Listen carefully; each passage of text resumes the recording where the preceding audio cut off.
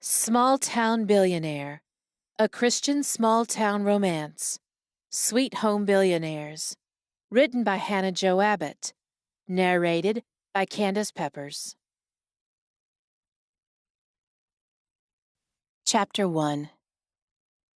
Shannon Kendrick gulped down a hot cup of coffee as fast as she dared before she turned to put on her apron that read, Southern Pines Country Club.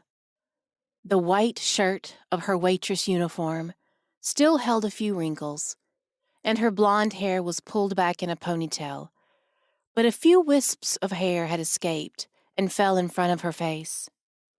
She tucked the pieces behind her ear and prepared herself to walk out of the restaurant kitchen and into the dining area to greet any customers.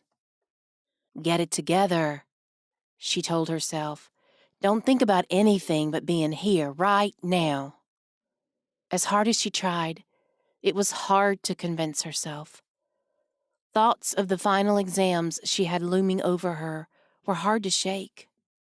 In the dining room, she put on a fake smile and tried to act cheerful. Smiles and cheerfulness earned better tips, and she wanted as much as she could make. Good morning. How are you today? Her southern accent only added to her charm. Just coffee and scrambled eggs. The dark-headed man handed her the menu without looking her in the eyes. Yes, sir. Her blue eyes searched his face. Busy morning? She asked in an effort to get him to look her way. It didn't work. He only uttered a grunt that she took as an answer. She glanced over his black, pinstripe business suit and expensive-looking shoes before answering. All right, coffee and eggs coming right up. Back in the kitchen, she handed in the order to the cook, then reached for a coffee cup. Good morning, Shannon. Paige, the restaurant manager and Shannon's friend, carried a clipboard and checked off her list of supplies. Nice to hear someone thinks so. Oh? Yeah. Shannon filled the mug with hot coffee. Our one and only guest in the dining room doesn't seem to find this a very good morning. I wonder why. Don't know. And I'm sure he's not going to tell me. He barely said 2 words. And I put on my super friendly smile, too. Paige said, as she peered out the small window in the kitchen door. I don't recognize him, she said. I don't either. Oh well, maybe that means he hasn't been here before, and he won't be again. Shannon. Paige gave her a look. What? Shannon shrugged. I don't mind waiting on people. I can smile and be nice. But if you can't even say good morning back to someone, I think there was a problem with your raising. Paige laughed. No matter what, he's here, which means he's a member, and we treat all our members with the same courtesy. So how about you just take him his coffee and keep smiling? Aye, aye, Captain. Shannon smiled at her friend with a little salute. She carried the coffee cup on a saucer in one hand and a small bowl with cream containers in the other. Here you go, she said, as she placed the coffee on the table. Would you like cream? She asked. No, he replied quickly. He did manage to look up to glance at her as he said it. All right, no problem, she smiled tensely. Your eggs will be out in just a minute. He looked up at her without a word, then drank his coffee and looked the other way. Taking advantage of the golf course on this sunny day? Shannon tried again. The man looked at her and furrowed his eyebrows in a disapproving look. No. That's a shame. It's a perfect day for it. He looked her in the face and snapped at her. Look, I'm just here for breakfast, not to chit-chat or play golf. Shannon tried to maintain her composure as she said, "Yes, sir." She cleared her throat to keep from saying anything she would regret. "Well, enjoy your breakfast." She flashed her best smile. When he didn't say anything, Shannon turned to the kitchen. Only one word came to mind: jerk. She had dealt with plenty of rich people in her work at the country club. Most of the members were kind to her, and they usually spoke with her happily. But there were always a few people who treated her more like a servant. She had gotten used to that. Money wasn't everything to her. Sure, she needed it to pay for school, and she liked having enough to buy groceries, but she wasn't one to turn her head at a fancy suit. Her parents had brought her up in a simple life in this small town, and she was happy with it. And Shannon had worked hard for everything she had, and that made her proud. So what if a dude is rude to me at breakfast? Shannon thought to herself as she headed towards another table, where an elderly couple was now seated. That's nothing unusual. I deal with difficult customers all the time. So then why was it bothering her so much? Maybe it was the way he spoke to her, or just the fact that her coffee hadn't kicked in yet. But she knew it had more to do with the suit and attitude that told her he was a wealthy man that didn't care about people he thought beneath him. Hudson Jennings took his keys from the valet and climbed into his black sports car. He loosened his tie and unbuttoned the top button of his collared shirt. His head pounded with the headache that had started early this morning, following the conversation he had with his father. "You will be taking over the company, and that's final," his father had said. There was no use arguing anymore. It was all they had done for months, maybe even for years. Ever since he had told his father he wasn't interested in taking over Jennings Enterprises. "I guess there's nothing to do about it now," Hudson said out loud as he pulled away from the country club. Wanting to live your own life was one thing, but trying to do it without any financial assistance wasn't something he could do. But he knew he was letting his anger take over, and he needed to calm down. He hit the button on his steering wheel to tell his phone to call his office. "Hi, Alice." "Hello, Mr. Jennings." "I'll be out of the office the rest of the day. I'll be available on my cell or by email if I'm needed. And if my father calls, tell him I'll be at the board meeting on Friday as requested." "Yes, sir." "Thank you, Alice. Enjoy the quiet office today." He hung up the phone and focused on driving. He didn't know where he was going, but he knew it would take him all day to come to grips with the decision he had made. As he drove through the countryside, he should have been noticing the scenery. That was part of why he had come to Pine Haven, Alabama. He had grown tired of the city, bustling here and there all the time, the constant meetings, phone calls, and more than anything, dealing with his father. When Hudson had graduated from college, he had hoped to head off on his own path, but Walter Jennings would hear none of that. He had an office set up for Hudson before he finished his last final, and he was to report Monday morning following his graduation on Saturday. Now Hudson shook his head to clear his mind of thoughts of the past. He hit another button to call the other number on his speed dial. "Hey man, what's up in the middle of nowhere?" his friend Pete answered on the first ring. "Just driving through nothing and enjoying the scenery." It was partially a lie, but Pete already knew how Hudson felt about his father's work.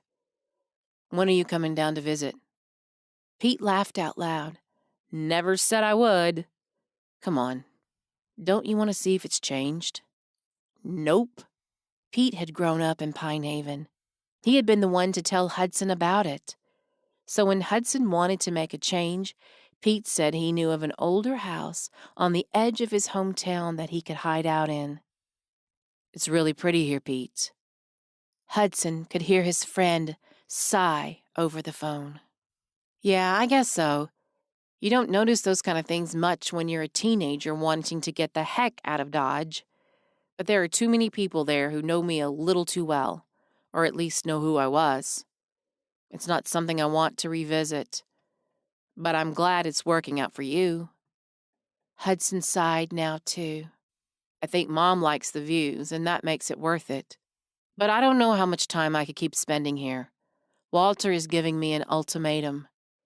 Hudson referred to his father by his first name whenever possible. Oh, yeah?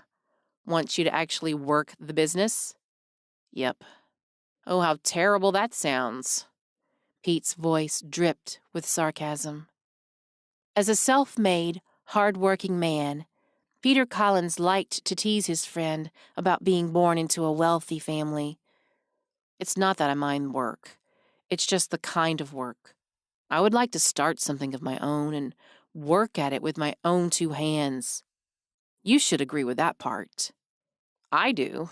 It's pretty satisfying to start something from scratch and see it grow. But still, you can't complain too much about having this handed to you. Hudson thought that he could complain about it, but he wouldn't right now. All right, man, I know you've got work to do. You just let me know if you change your mind about visiting. We've got plenty of room. I'll think about it, but I'm sure you'll be back here soon, so let's see each other then. You got it. Talk to you later. Later, Pete said. Hudson focused on the road and rolled down the window. It even smells different here, he thought. Not dirty and smoky like the city. Here it's... He tried to think of how to describe it. Fresh. Yes, it just smells fresh and real. He passed by an elementary school where the kids were playing outside. He saw a young boy climbing a tree on the edge of the playground. Hudson had never climbed a tree. He couldn't even remember playing outside as a boy. I'm sure I did, he thought, but I don't remember any of that. There were plenty of other things he did remember, like fancy dinners where he had to dress up in little suits and sit still, and weeks going by where he never saw his father. He also remembered his mother. She was there for him through all of it. She didn't complain, but Hudson saw how hard it was on her, raising two boys on her own. It was that thought that made him turn the car around and head towards home. 40 minutes later, he pulled into the long driveway of the old Southern home. He parked in front of the two-story, white, colonial-style house. He walked through the large, decorative front doors, and his shoes clicked across the hardwood floor.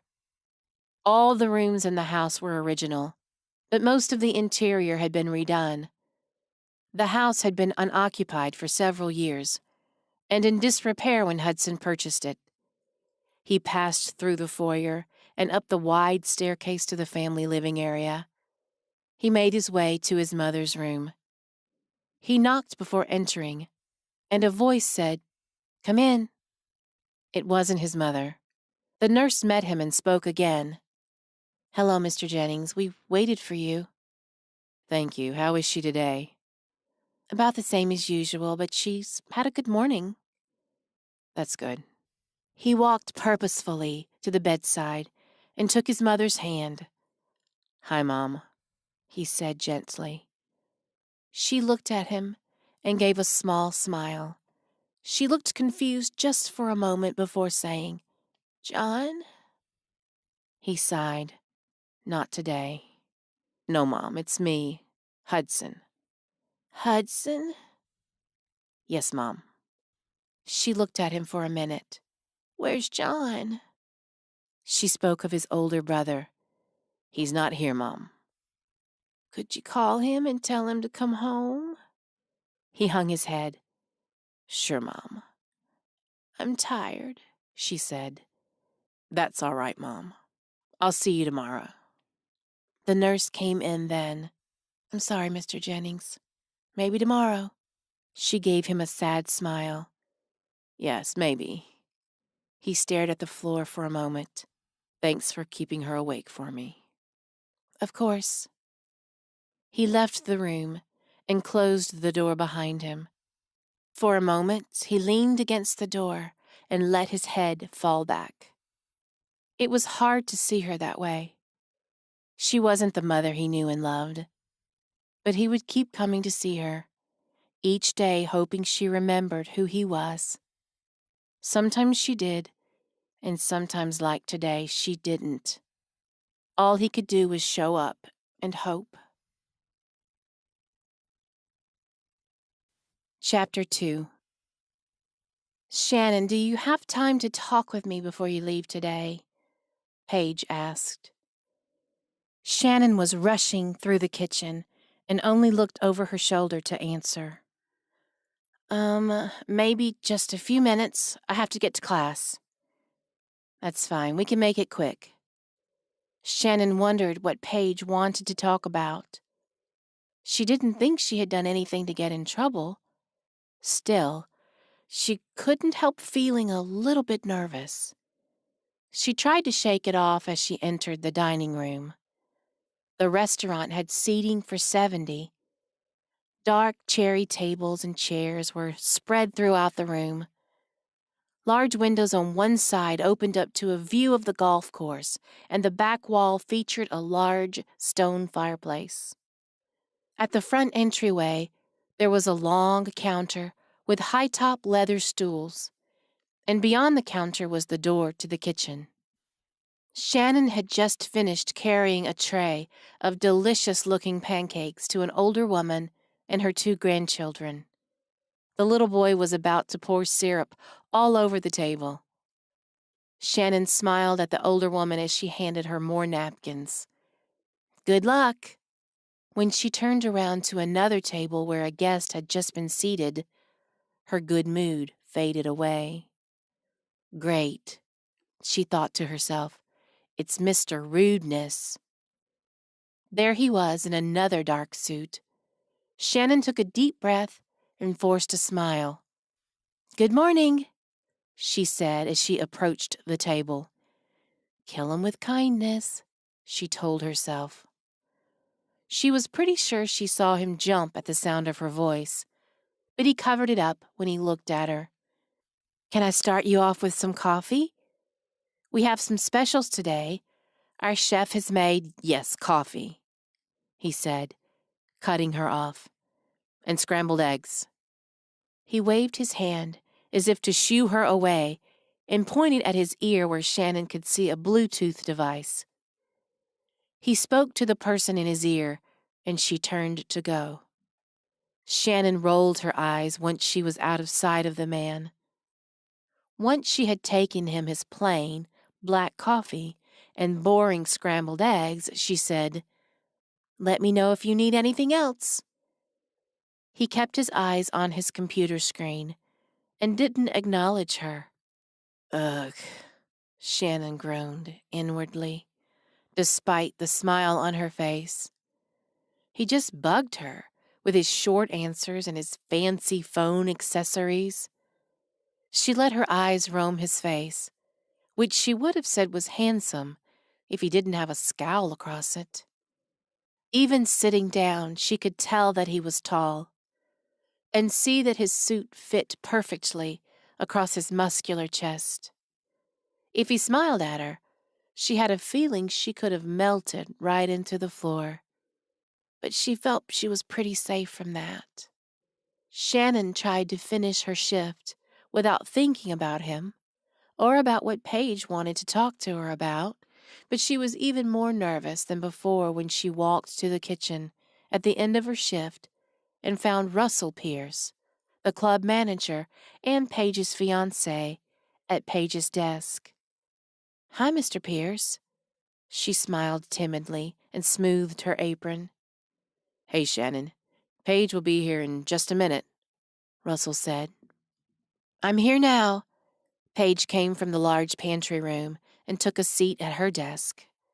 She had pulled in 2 chairs, and she motioned for Shannon and Russell to sit as well. I asked Russell to join us, but I did promise we would keep it short. Okay. Shannon put on a smile and hoped they couldn't hear her heart pounding. Shannon, you have faithfully served as a waitress here for a long time, both in the restaurant and assisting with events at the club. We've taken notice of your help at several of the recent weddings, especially as Brooke has found it harder to be hands-on with events during her pregnancy, and we're very grateful for you, Paige said. Shannon breathed a little easier. Oh, that's nice of you to say. I just wanted to help out. And you've done a wonderful job. You've shown that you're very familiar with how things work around here and helped in a way we didn't even know was needed. Russell spoke now. As you may know, Brooke has been planning to resign when she has the baby. Oh, I didn't know. We've interviewed a few candidates, but we haven't found anyone we feel is a good fit to take over as event coordinator. Oh? Shannon's heart started to pound again. Paige has told me that after graduation you plan to move. Yes, I've been talking with a kids' camp for foster kids in Louisiana. They need a director for their girls' program, and I'll be going there to work. But I don't start there until the fall. I've always wanted to work with kids and make a difference. Of course, we're glad for you to pursue your dream, but we wanted to offer you the position of interim event coordinator so that we can take longer to find a permanent replacement. Brooke will be here until the middle of May, so you would start after graduation, and it might give you more time to plan your move in the fall. Oh, wow. Paige laughed. Is that a good wow? Oh, yeah. I'm not planning to move until after your wedding anyway, so if you could find someone by then, that would be great. But the timing sounds perfect. So you'll do it? Russell asked. Yes, of course, she said, but then paused and cleared her throat. Well, I guess I should ask about the pay and benefits and such. You will move to a salaried position for the duration of your time here. You can accrue paid vacation time, but if you're here less than 6 months, that might not apply. Shannon nodded. That's fine, as long as it pays more than waitressing. I'll be thrilled. And my parents will be pretty happy, too. Great, Paige smiled. Russell stood. We won't keep you from class. HR will draw up the papers with the details and need some information and signatures from you, but you can do that at your next shift. We'll also want you to start working with Brooke over the next few weeks, but you and Paige can work that out with your schedule. All right, thank you. She shook Russell's hand as she stood. I have to run now, but I appreciate this opportunity, and I'm just glad to be able to help with the transition. Shannon took off her apron, gathered her things, and went to leave. She felt proud for being asked, and she hoped she would do a good job. And she couldn't help but smile at the tiny thought that she wouldn't have to serve scrambled eggs to Mr. Rudeness anymore. Chapter 3. What's on my calendar for today? Hudson stood over his desk and spoke to his secretary who sat in the chair opposite him.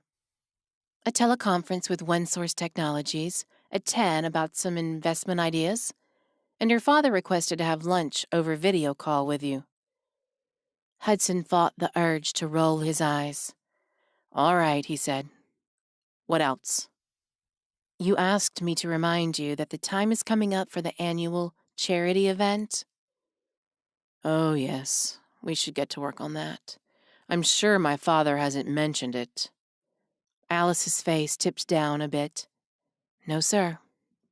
Was a venue already chosen before? He didn't finish the sentence. No, sir, your mother hadn't secured anything. Hudson stared off for a moment, and a thought came to him. Alice, I think it would be nice if we changed things up this year. Alice's eyebrows rose slowly, and Hudson knew she was getting nervous, even though she tried to hide it. "Yes, sir. What ideas do you have?" He stood and went to the window. The office, any office, made him feel stifled from any creativity. Looking outside the glass seemed to help. When my mother first started doing a charity event when I was a teenager, it was always a local affair. Staring out over Main Street, he thought about his mother. She wanted to help people in the community around her, but that had been before Walter Jennings got involved. Once he got his hands in it, he wanted it to be a big publicity deal, but that was never my mother's goal. Hudson thought about this little town he had moved to. Turning to his assistant, who was patiently waiting in the silence, he said, "I think we need to host an event to help the community here." Alice's face showed her surprise, but she didn't argue. "Yes, sir. Do you know of any needs in the community?" "No, but I think I know someone who does. I'll work on that today." "And where would you like to have the event?" Hudson already had an idea about that too, the country club. She raised her eyebrows again. "Do you think it's large enough for an event for Jennings Enterprises?" Hudson shrugged. "I'm sure we could make something work. Maybe it won't be the same as in past years." He paused. "But maybe that's a good thing." "Very well, I'll call and set up a meeting for you." "All right, thank you, Alice. That's it for now." Once his assistant was gone, Hudson took a seat at his desk. He tried to focus on the papers in front of him, but he couldn't. He stood back up and walked over to the large picture window. The view of the mountains in the distance made him think of his office in New York. His office on the top floor of the high-rise building gave him a view of the city. Some might have thought it very pretty. Just a bunch of buildings, he thought. It had been a few weeks since his father's ultimatum, "Take over or get out." And while Hudson was going through the motions, his heart was elsewhere. Staring out the window now, he almost wished he shared his father's dream of business, but he didn't. "Maybe one day I'll find a way to combine my business with my passion," he thought. But that would have to wait. He picked up the phone and made a call. "Russell, it's Hudson Jennings." Russell and Hudson had met the first time Hudson had visited the club. Since then, they had had lunch together a few times.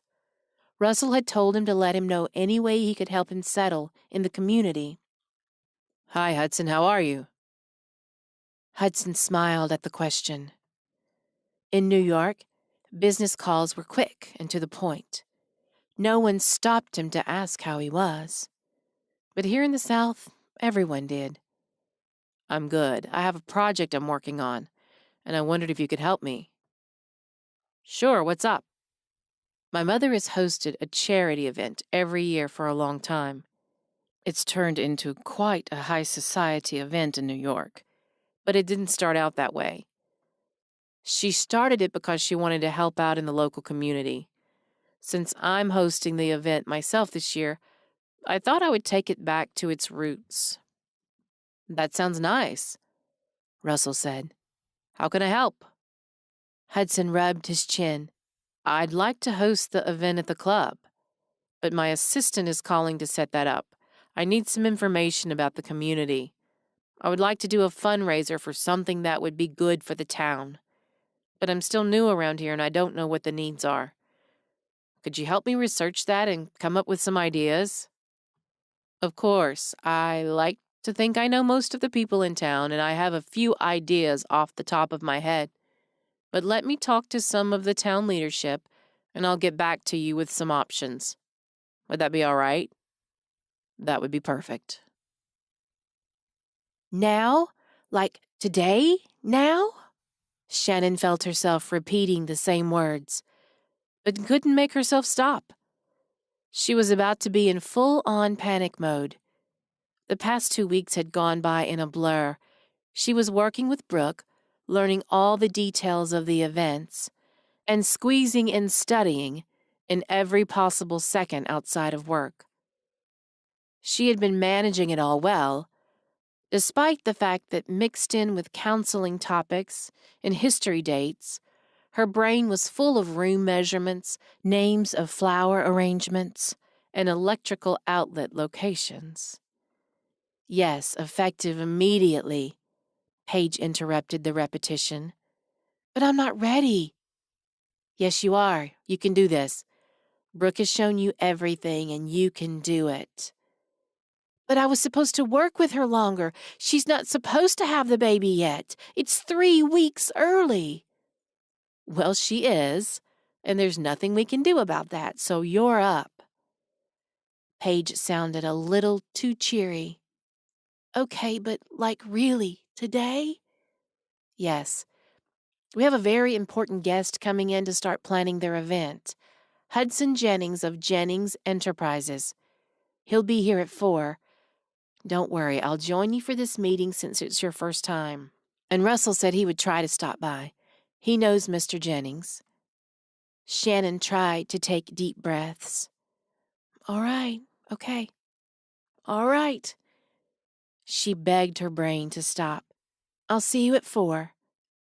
At 3:55, Shannon sat down at the table in the small conference room. Normally, guests planning events might meet with the event coordinator in her office, or even the restaurant. But from what Shannon had gathered, Mr. Jennings, whoever he was, wasn't just a normal guest. Shannon fiddled with the collar of her shirt and tried not to clench her teeth. She wanted to be ready to jump into the position, but she hadn't been ready to dive into the deep end right off the bat. More like the ocean, she thought to herself. Paige sat to her right, cool as a cucumber. Shannon laid out her notebook and calendar and an assortment of color-coded pens.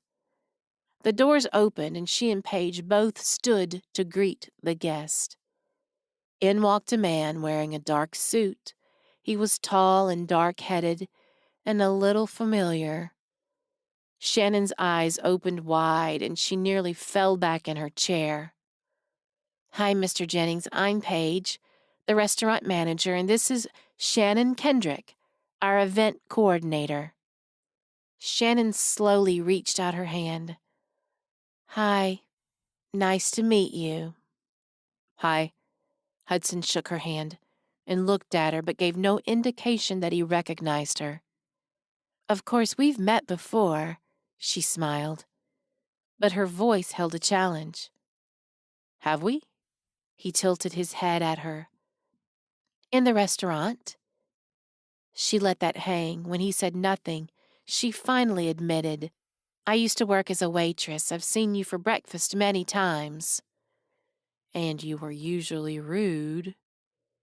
Oh, my apologies. I guess you look different outside of the restaurant. Shannon gave a half laugh. I guess so. She told herself to let it go. Please have a seat. I'm interested to see what you have planned, he said. Shannon tried to mask her shock. Well, we really don't have anything planned. Paige interjected. What Shannon means is we have a lot of options you can choose from, but no decisions are set in stone yet. I see. Hudson rubbed his chin. I don't really know much about these things. You see, the charity event has always been my mother's affair, but she's unable to do it this year. But it means a lot to our family personally, so I wanted to oversee it myself. I see. Shannon smiled the best she could. No worries. We will walk you through every step. We host many events every year, and while no one event is the same, we pride ourselves on making the planning of the event smooth and easy for you. Sounds great. I'm happy to see what you have to offer.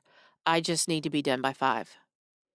Then we better jump right in, Shannon said. To the ocean, she thought to herself. She proceeded to show him pictures and diagrams of the ballroom with options for table placement, followed by entertainment and music options that the club could book. Paige stepped in to discuss food and servers for the event. An hour later, they had made a good head start. Hudson had mostly nodded as they showed him things. To his credit, he had asked some good questions about table setup and entertainment, but things like decor and food seemed out of his league. He looked at his watch and rose to leave. "This has been very helpful. Are we good then?" Shannon and Paige looked at each other and back at him wide-eyed. Shannon took it on herself to answer. "We have made some headway, but there are still plenty of things to decide. Why don't we plan to meet again in a few days? Paige can have a sample menu for us to look at, and I will make notes of the things we talked about today and what we need to continue to discuss." He looked at his watch again. "All right, I need to run. Could you please contact my assistant to schedule something?" "Thank you, ladies. Nice to meet you. See you again." With that, he headed for the door. Shannon watched him go, and then turned to Paige and shrugged. At least he said please. Chapter 4. "I couldn't believe it." "Call my assistant," she imitated in a deep male voice. "Who does this guy think he is?" "Well, he is Hudson Jennings of Jennings Enterprises." "Well, yeah, there's that." She rolled her eyes, but then smiled at Paige. "I know he's kind of a big deal." "Yes, he is. He's got enough zeros in his bank account to buy the whole town and not blink an eye. But he could be more polite." Paige shrugged. "Maybe. Maybe. Maybe he's just shy or something." "Huh. It's possible, but not probable. Anyway, I've got a meeting with him tomorrow morning for breakfast. Will you be able to have the food options for us by then?" "Of course." "Do you think we could do a little spread with the breakfast special? Maybe get the guy to eat something besides scrambled eggs and black coffee?" Paige smiled. "Sure, I can put that together." "Thanks. I'd better get back to my office and put the finishing touches on my presentation for tomorrow, since he's kind of a big deal." "And not too bad on the eyes, either." Paige wiggled her eyebrows. "Excuse me?"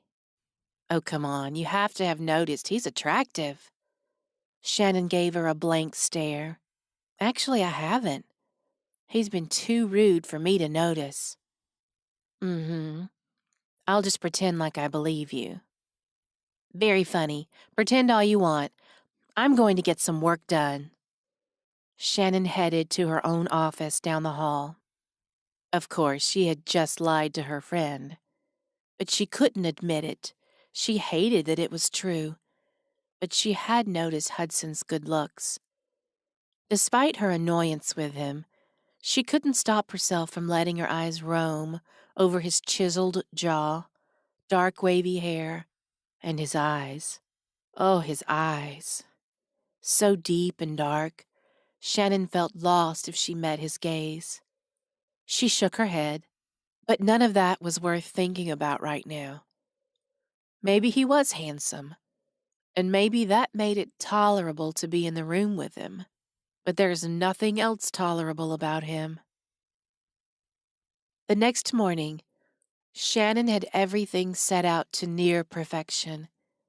She chose the conference room again for their meeting, and Paige had brought over breakfast as promised. Today's special was French toast topped with berries and whipped cream. There were 2 plates of the dish, plus a large side of scrambled eggs. There was also a carafe of hot coffee and a tray of cream and sugar. Shannon set up all the food to one side of the table, and the other side had photos of decorations from previous events to show Mr. Jennings. She glanced at her watch. 2 minutes until their appointment time. Her stomach growled, and she was tempted to start eating the meal without him, but she resisted. At exactly 7 o'clock, the doors opened, and Russell entered with Mr. Jennings at his side. "Hey, Shannon, I guess you've met Hudson. We've had a meeting this morning, so I thought I would walk him in. Sorry, I have to run off." "That's all right. Thank you for all your help." Hudson reached out and shook Russell's hand. "Let's get together soon." What was that on his face? A smile? Shannon almost didn't recognize him. "Absolutely. I'll leave you with Shannon now. I'm sure you have plenty to talk about." As soon as the door shut, Hudson turned to face Shannon, and it nearly knocked her off her feet. His smile was still in place, and his eyes looked different than before, somehow not as dark and gloomy. "Good morning," he said happily. "Good morning," Shannon smiled. "Nice to see you smiling today," she said. Immediately she regretted that. Her eyes widened, and she tried to think of something to say to cover up her comment. Hudson laughed. "I guess I'm in a good mood today." "Any reason why?" Maybe. Just a good day, I suppose." "Well, I'm glad to hear it," Shannon said. "I took the liberty of having our chef prepare some breakfast for us. He made today's special, French toast with berries. It looks delicious." "I'll just have coffee." Shannon's blood boiled. "Are you sure it's no trouble?" "I'm sure." "Very well, then." Shannon had hoped to eat at the same time, but now she was irritated and hungry. "Let's jump in, then." Shannon showed him all the pictures and pointed out options of flowers, centerpieces, and went over the menu options. Hudson did little more than nod and mumble a few mm-hms throughout her presentation. She knew this event was a big deal, and she was trying her best, but finally she could take no more. "Mr. Jennings." Her voice rose slightly, and she tried to sound firm. Obviously that got his attention. His eyes met hers for the first time. "Yes?" He sounded surprised. "I can't help but feel you aren't very interested in these options. Am I on the wrong track? Have I disappointed you in some way?" His eyes opened wide in shock. "No, I just really don't know what to pick. This was my mother's thing, so I'm a little lost." "But that's what I'm here for. I can offer suggestions, and honestly, they are all good options. So mostly you just need to pick one." "Could you just do it?" Now it was her turn to be taken aback.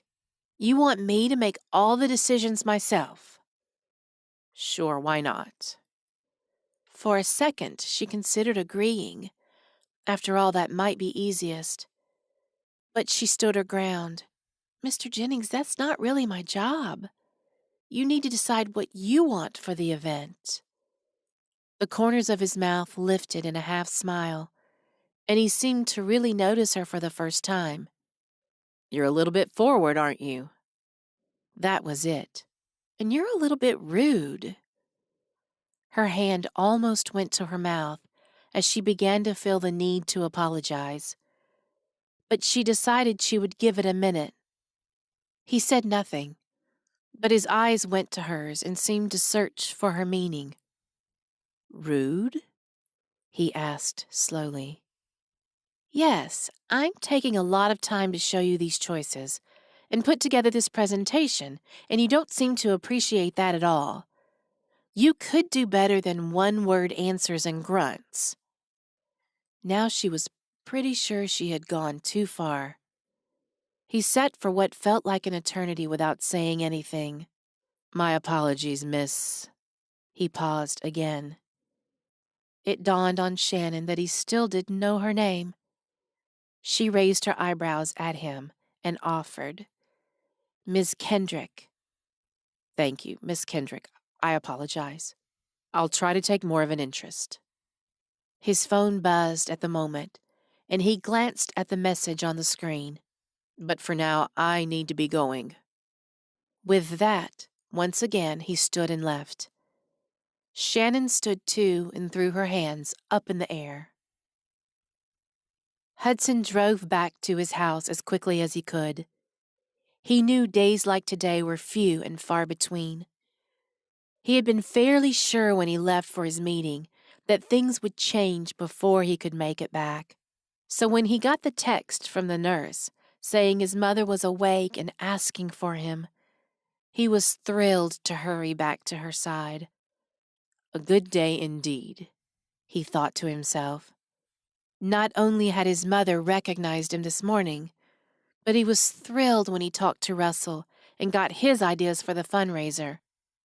"I've learned about a few needs in town that I think might be a good fit," Russell had said when they met in his office before Hudson's appointment with Shannon. "The first is that the library could always use donations. A lot of the collection is older and needs to be updated." "All right," Hudson nodded as he listened. The library was a good idea, but he didn't know if it was the best. Of course, there's the food pantries at a few of the local churches. The school playground is in need of some new equipment. But I also talked to the mayor, and he said they've been trying to find the funds to buy a new fire truck. Hudson's face lit up. "A fire truck?" "Yes, I know that might be a big order, but it's something the town has needed for a while." "That's perfect." "Really?"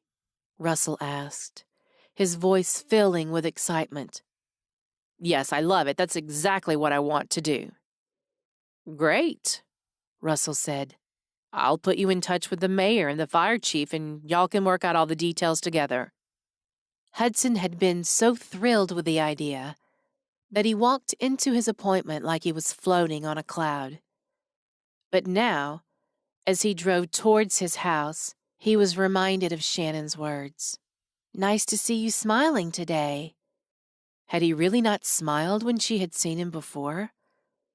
He could admit that his life situation wasn't currently something he was thrilled about. But was he walking around looking miserable? He did smile when he thought of the way she told him off. "She's got spunk," he said out loud to himself. "I like that." He sighed as he thought about what she must think of him. Before his thoughts could get too far away from him, he decided to pray. "God, I know I'm still getting used to talking to you, but I know I read that I'm supposed to be more joyful than this. I don't really like what's going on in my life right now. I don't want to run the company and be in this business for the rest of my life. I don't want to deal with my dad. And I can't handle what's going on with my mom." He paused and swallowed hard to push down the emotion rising. "I want my mom to be better, and I want her to know me every day. But I can't change any of those things. So God, would you please help me to have joy anyway? And please, don't let me become one of those bitter, grumpy people. I certainly don't want to be rude. Please help me, God." Hudson felt a little lighter as he ended his prayer, and even maybe a little joyful too. He smiled as he thought again of the cute, little blonde woman who tucked her hair behind her ears every 60 seconds. But now he pulled up in the front of the house and bounded up the front steps and through the house to his mother's room. He practically held his breath, and he took slow steps towards the bed where she sat propped up. She smiled at him as he approached and quietly said, "Hi, Mom." She squinted her eyes and patted the hand he reached out to her. She stared at him for several moments before she said, "Where's John?" Hudson dropped his head. He kept his hands firmly wrapped around his mother's as he glanced at the nurse sitting on the other side of the bed. She shook her head. "I'm sorry, Mr. Jennings. She just slipped away again." Hudson sighed. "It's all right. It was a good morning anyway." Chapter 5. The next day, Hudson had plenty of work to do in the office. But he made a decision that he wanted to remedy a situation before he got to any of his tasks.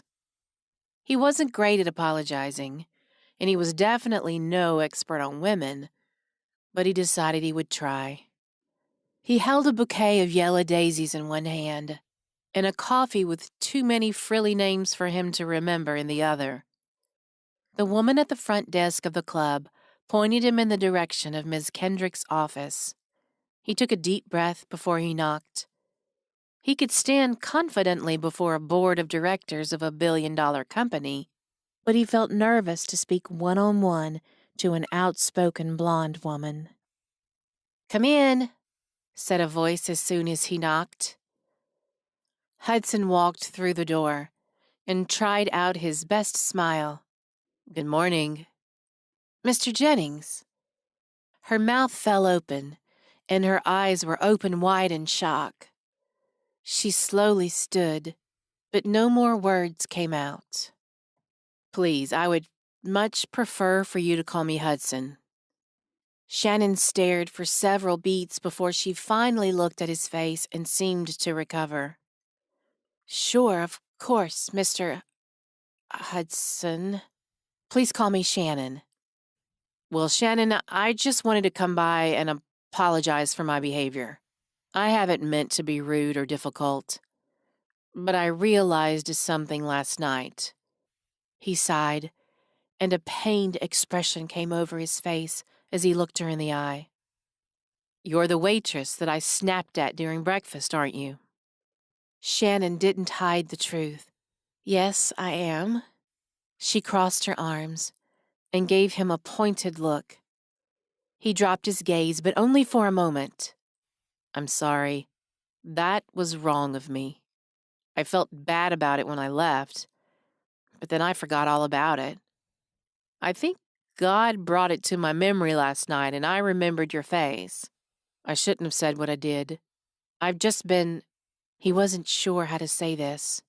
"I've just been going through a rough patch. That morning I'd been given some news that I didn't want to hear, and I let it get to me. But that's no excuse. And I'm sorry that you saw that negativity in me. I hope you'll forgive me and we can move forward." Uh, of course, that's very kind of you," Shannon said, her eyes still wide. Hudson watched as her gaze went to the flowers he held. "Oh yes, these are for you. A little peace offering. I've heard that daisies are the friendliest flowers, so maybe I will remember to be more friendly." Shannon slowly reached out and took the flowers gingerly, as if they were made of crystal that she was afraid to drop. "And I don't know how you take coffee, but this smells good, and it's made with some kind of vanilla and cream and cinnamon, I think." Shannon took the coffee and seemed to come around a bit. "Thank you. This really wasn't necessary." "I know, but it was necessary for me to apologize." "Please, would you like to sit down?" Shannon asked. She looked as if she might fall over if she didn't sit herself, so Hudson agreed and took a seat. "I've been thinking about the options for the event. As you know, my mother has always planned this event, so I thought it might help if I brought you some pictures from past events, and that would give you an idea of her style. I also decided that when you ask me to choose an option, I can think about what she would like, and then pick one. Since you've worked so hard to come up with all the good options, I can't go wrong with that, can I?" Shannon shook her head slightly. "No, you can't. That seems like a good idea, and I think that will help us move forward. Would you like to talk about the event now? I have some time this morning." "No, actually, I've got to go, but I have some time tomorrow morning or this afternoon." They set a time to meet later that afternoon, and Hudson stood and left the room. After he closed the door behind him, he wondered if he had been awkward or made things worse. He also thought that he probably should have said goodbye. He covered his face with his hand and determined to work on his social skills. Shannon sank back into her desk chair and blew out the breath she was holding in. What in the world? She asked out loud. Her hand flew to her forehead, and then her fingers ran down the length of her hair. She began to twirl a lock of her long blonde hair as she tried to wrap her mind around what had just happened. Is he for real? She thought. Did someone tell him he was rude? Oh, right, I think I did. She bit her lip now and regretted those words. But if it made him realize his behavior, maybe it wasn't so bad. She stared again at the flowers. No one has ever brought me flowers. She knew one thing. She was glad she had until 2 o'clock to gather herself and prepare to meet with the handsome man who might be Mr. Not-So-Rude after all. At 1:55, Shannon sat in her office with her desk perfectly prepared. She had a photo album of table centerpieces with sticky notes on pages she wanted to show Hudson. She also had a list of food options for him to go over. On the corner of her desk was a vase now holding the daisies. She had gone to the event storage room to find it. Exactly at 2 o'clock, there was a knock on the door. "Come in," Shannon called out, her nerves rising to her throat. She had dreaded meeting with Mr. Jennings before. Now she was nervous to see him again. Which man would show up? Mr. Rudeness or Mr. Friendly? "Hi."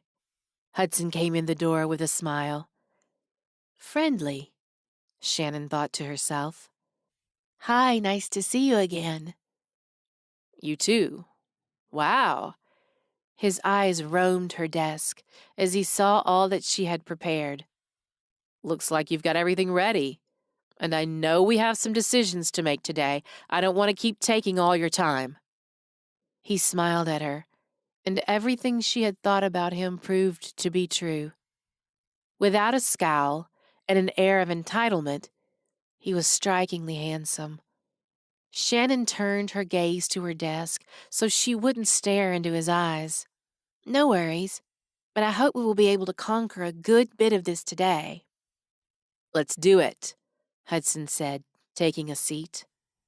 "All right, let's start with the flowers. I've marked a few pages." "I've thought about flowers," Hudson interrupted her, "and I think I've made a decision." "All right," Shannon swallowed, trying to hide her frustration that he was changing things again. "I don't know if I've mentioned, but my mother grew up in the South." "Oh, really? I didn't know." "Her favorite thing she always used to mention is magnolias. And since the event is here for the first time instead of New York, I think we should make it look Southern. So I would like to do magnolias for the centerpieces." Shannon watched him as he spoke about his mother. She couldn't help feeling just a bit of awe. "That sounds lovely," she said. She picked up the album and flipped a few pages to find some magnolias. "Something like this?" She pointed to a picture with magnolias placed around the table. "Or this?" She pointed again to an arrangement in a tall vase. "The vase one, I think. It looks very classy." "I agree," Shannon said. She smiled as she wrote down the information on her planning sheet. "Well, that's one decision." Hudson smiled. "Yes, only 700 to go?" Shannon laughed. "Something like that." They moved on to tablecloths and table arrangements, and things seemed to move more quickly now. Shannon would ask a few questions, show Hudson 2 or 3 options, and he would pick one. Shannon couldn't help but feel that the inspiration from his mother was driving him, and that it made him that much more attractive. When it was time to talk about food, Shannon asked, "What kind of food does your mother like?" Hudson laughed. "Cheeseburgers and hot dogs, but I don't think that works for this event." She enjoyed planning events where people could enjoy themselves, but fancy wasn't really her thing. "We could do heavy hors d'oeuvres and choose an assortment of things, unless you want to do a sit-down meal, and then we could pick 2 entrees for guests to choose from." I think hors d'oeuvres is a good idea, so people can have choices. What about some kind of big dessert table? Now you're talking my language, Shannon said. She turned to her laptop and began clicking through a folder of images. We did a wedding recently where we had an entire dessert bar. There were cakes and cookies, even ice cream and toppings, pies, cake truffles, all kinds of stuff. That sounds amazing. Hudson's eyes were wide. Oh, Shannon turned and met his eyes with a serious look. It was. I'm trying to find a picture. I don't even need to see a picture. That's what I want. My mother loves desserts. He stopped to smile. And so do I. Done, Shannon said, writing in her planner. Dessert bar. So, she looked up at Hudson. Will your mother be able to attend the event? To see all your hard work? Hudson dropped his gaze to the desk, and his countenance fell. No. Shannon panicked on the inside. Oh, I shouldn't have said that, she thought. I'm sorry, I didn't mean to upset you, she said. Hudson shrugged. It's all right, it's just that... He sighed heavily. Well, it's just that my mother isn't able to plan the event or attend because she's very ill. Shannon's hand went to her chest. I'm so sorry. Me too, Hudson whispered. He cleared his throat and seemed to want to change the subject. So, have you always wanted to be an event planner? Me? The question shocked Shannon. Oh, no, well, I mean, I'm really only here as the interim event coordinator. I've been helping out with events with the coordinator until she left and had her baby. I'll just be here until the fall. Oh, and then what will you do? I'm going to Louisiana to work for a camp for foster children. Hudson stared at her, and she didn't know if it was disapproval or interest. That's different, he said. Shannon laughed. Different than what? Than what most people say. I usually hear things like, find a career where I can make good money or start my own company. Shannon shrugged. That's not something I've ever been interested in. I just want to be happy in my job and I want to help people. You know, make them feel like they're worth someone's time and effort. He furrowed his eyebrows again. That's admirable. Thanks, Shannon said. Do you like what you do? Hudson seemed to take a minute to answer that. My responsibilities aren't really about liking my job, but I've spent long enough being negative about it, as you witnessed by my actions in our last few meetings, so I'm trying to make the best of it and have a more positive outlook. Shannon wasn't sure whether to feel impressed or incredibly sad for him. I guess sometimes that's the best thing you can do. Yes. His voice was quiet, and when Shannon looked up to meet his gaze, he seemed resolved to the idea. Something flickered inside her when their eyes met. A brief moment of connection, and it made her wonder if he really wasn't just a rich guy in a suit. She cleared her throat and refocused on her list in front of her. I think we've covered most everything now. Did you have any other special requests for the event? You'll be there, right? Yes, I will. Then I'm sure you will handle everything beautifully. Shannon felt her heart flutter at the compliment. Thank you. I will certainly do my best. I'm sure you will. Hudson's eyes sparkled. The main thing left is the invitation and poster design. I will be sending all the details to our designer for that, but I will need you to proof and approve it. Sure. Will I need to come back in, or can I do that over email? Email is fine. Hudson stood, reached in his pocket, and pulled out a business card and handed it to her when she stood as well. Here's my info. Please email it to me, and you can call with any other questions that come up. Great, Shannon said, feeling that she sounded a little too cheery. I'll be in touch then. Thank you again for all your help. It means a lot to my family and to my mom. Of course. I'm happy to help. And I think we have put together an event that your mom would be really proud of. Hudson closed his eyes just briefly before he looked at her again. Thank you. I'm sure we'll talk soon. Goodbye.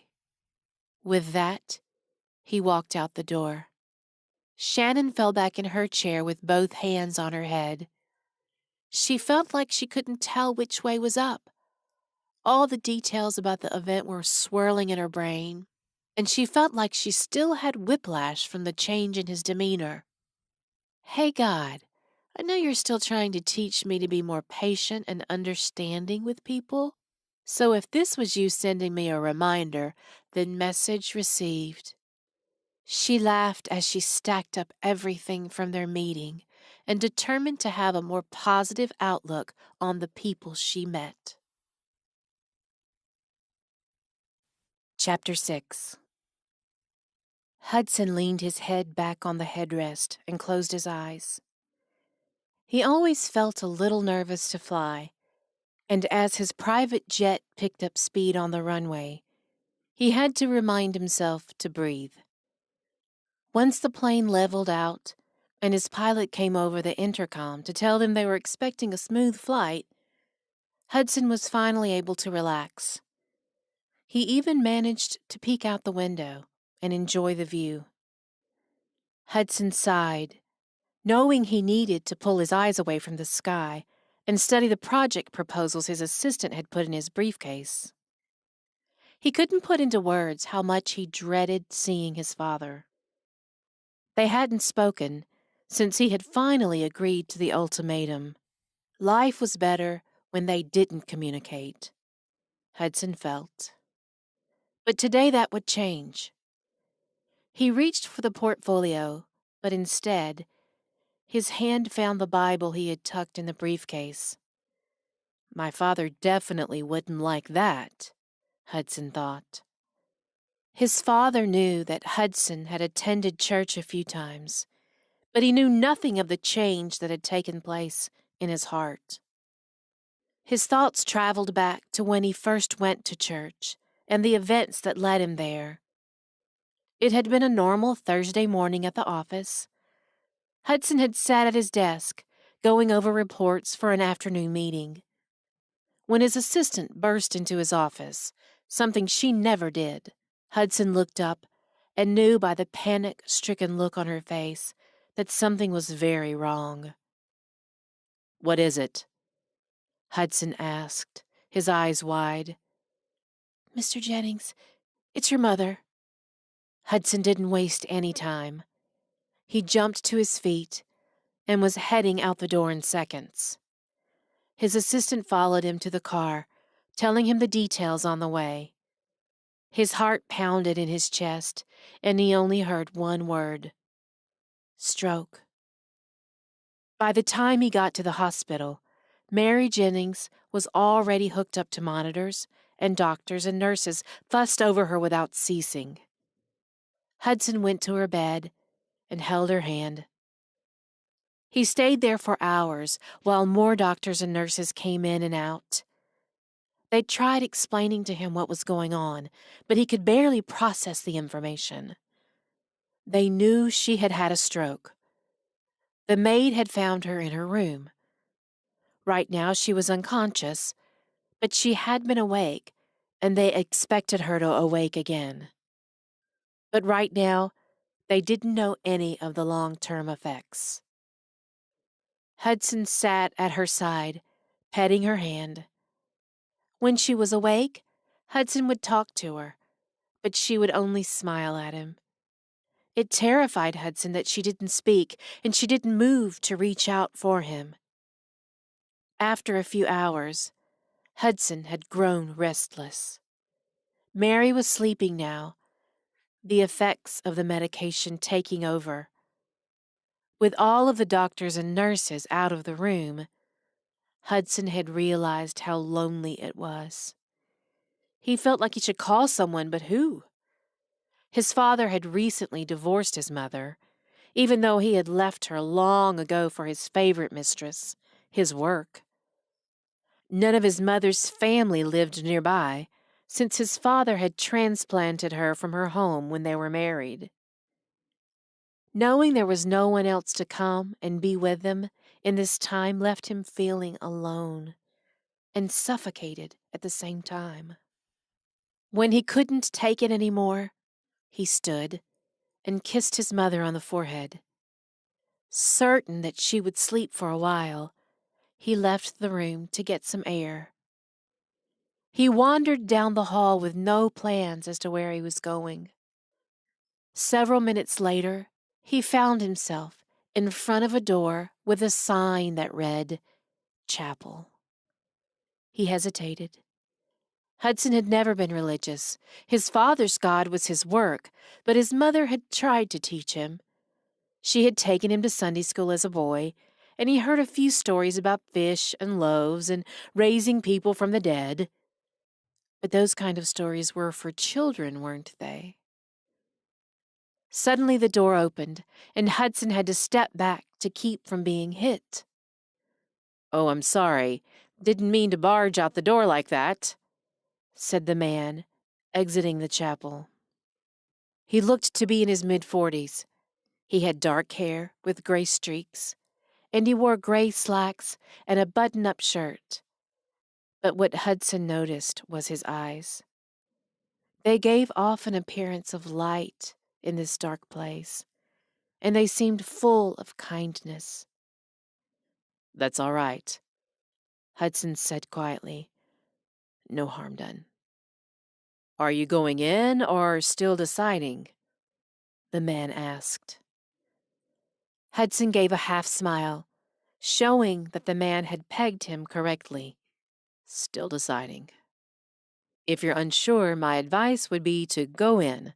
It can't hurt, and you just never know if it might help."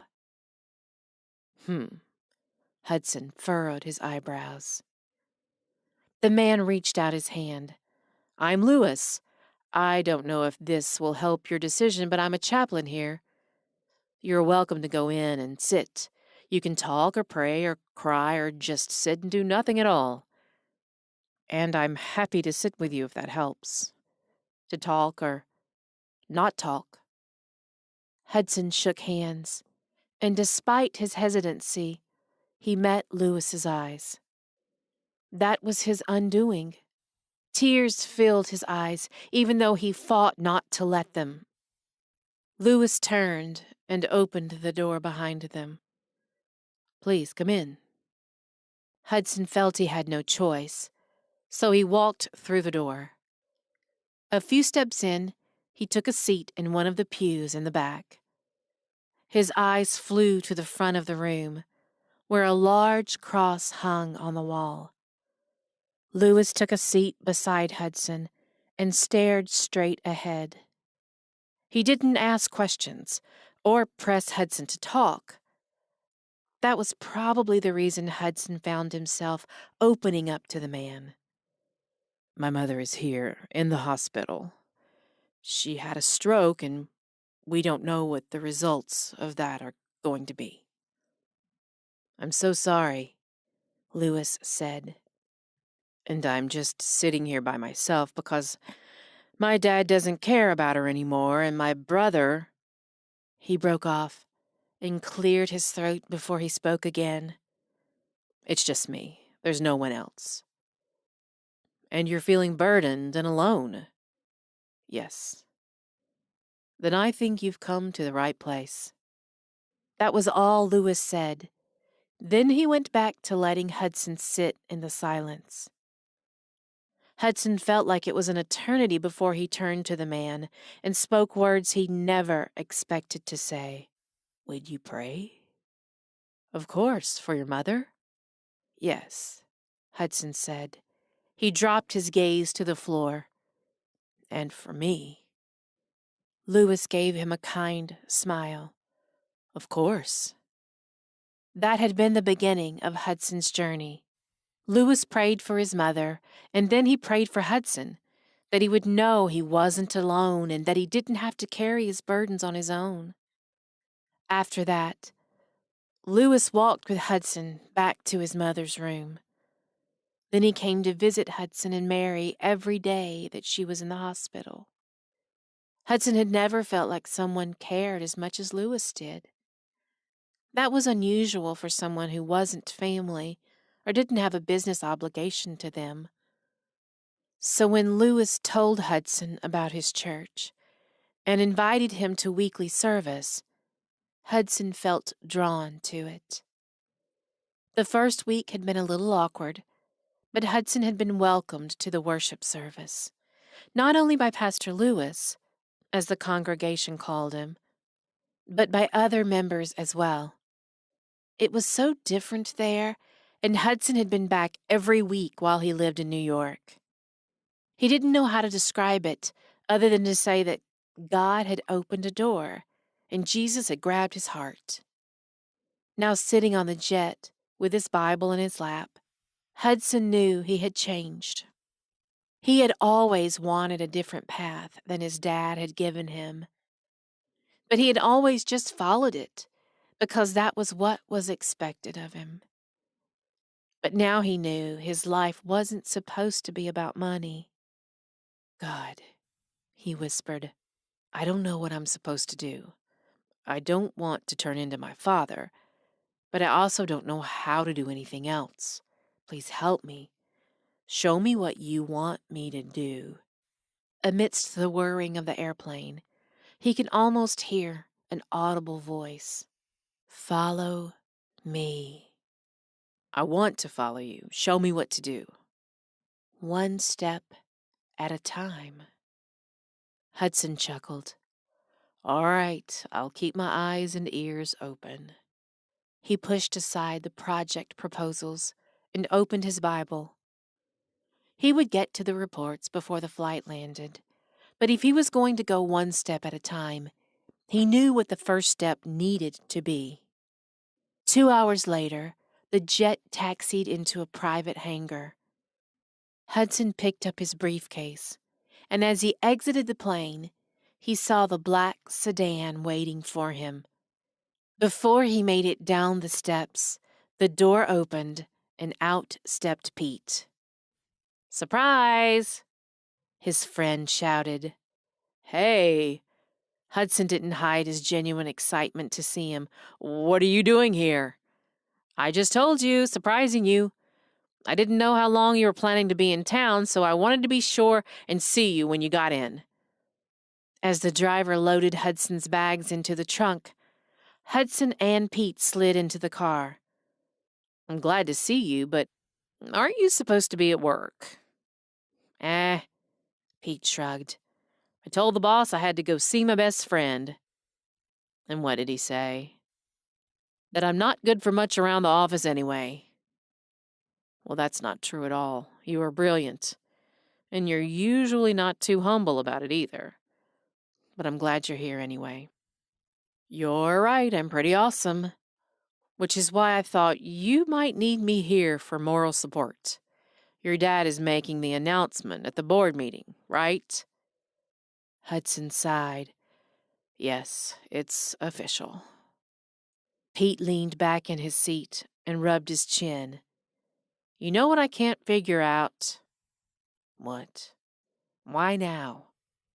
What do you mean? Why does he want you to take over now? Don't get me wrong. I think you can handle it, but your dad?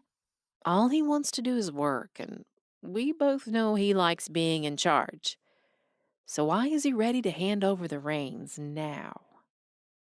Hudson turned to stare out the window as they pulled into the busy city streets. He didn't say anything for a few minutes. When he spoke, his voice was gruff. I don't know. Part of me thinks maybe he's finally realizing there is more to life than work. Or maybe even that my mom's illness showed him he needed to slow down. But I don't really believe any of that. My real guess is that he's afraid I'm going to run off and leave the business, so he wants to tie me down to it as soon as possible. Hudson's eyes narrowed as he spoke. Yeah, Pete said slowly. I just don't know if I buy either one of those. But we'll see. I think he's hiding something. Maybe. Hudson agreed. With him, you never know. Hudson waved his hand, wanting to change the topic. Anyway, what's been going on with you? Nothing interesting. Oh, come on. Surely you've gotten yourself into some kind of mess while I've been gone. Pete furrowed his eyebrows, but then laughed as he spoke. All right, you caught me. But this time it wasn't my fault. Hudson laughed, a deep belly laugh. He listened intently as Pete shared his latest escapades, and then he laughed some more. The time passed quickly as the driver navigated the city. Before Hudson knew it, they pulled up in front of the building that was home to Jennings Enterprises. He and Pete both stepped out of the car and walked toward the skyscraper's front doors. Just before he went inside, Hudson turned to Pete. Are you coming in? Nah, this is where I leave you. But I can do dinner tonight. You up for that? Sure, Hudson said. I'll text you later. Good luck. Pete patted him on the shoulder and held the door open for Hudson with a flourish. Inside, employees greeted Hudson as he passed. Hello, Mr. Jennings. Welcome back, Mr. Jennings. Hudson smiled and nodded to each one on his way to the elevators. When he stepped out on the 14th floor, he could hear voices from down the hall in the conference room. He checked his watch to see that it was 15 minutes before the meeting was scheduled. He took a deep breath and prayed a silent prayer. God, give me strength and kindness, and a good attitude. Hudson turned the corner and stood in the doorway. He saw his father and two of the board members talking at the head of the long table. They looked up when he cleared his throat.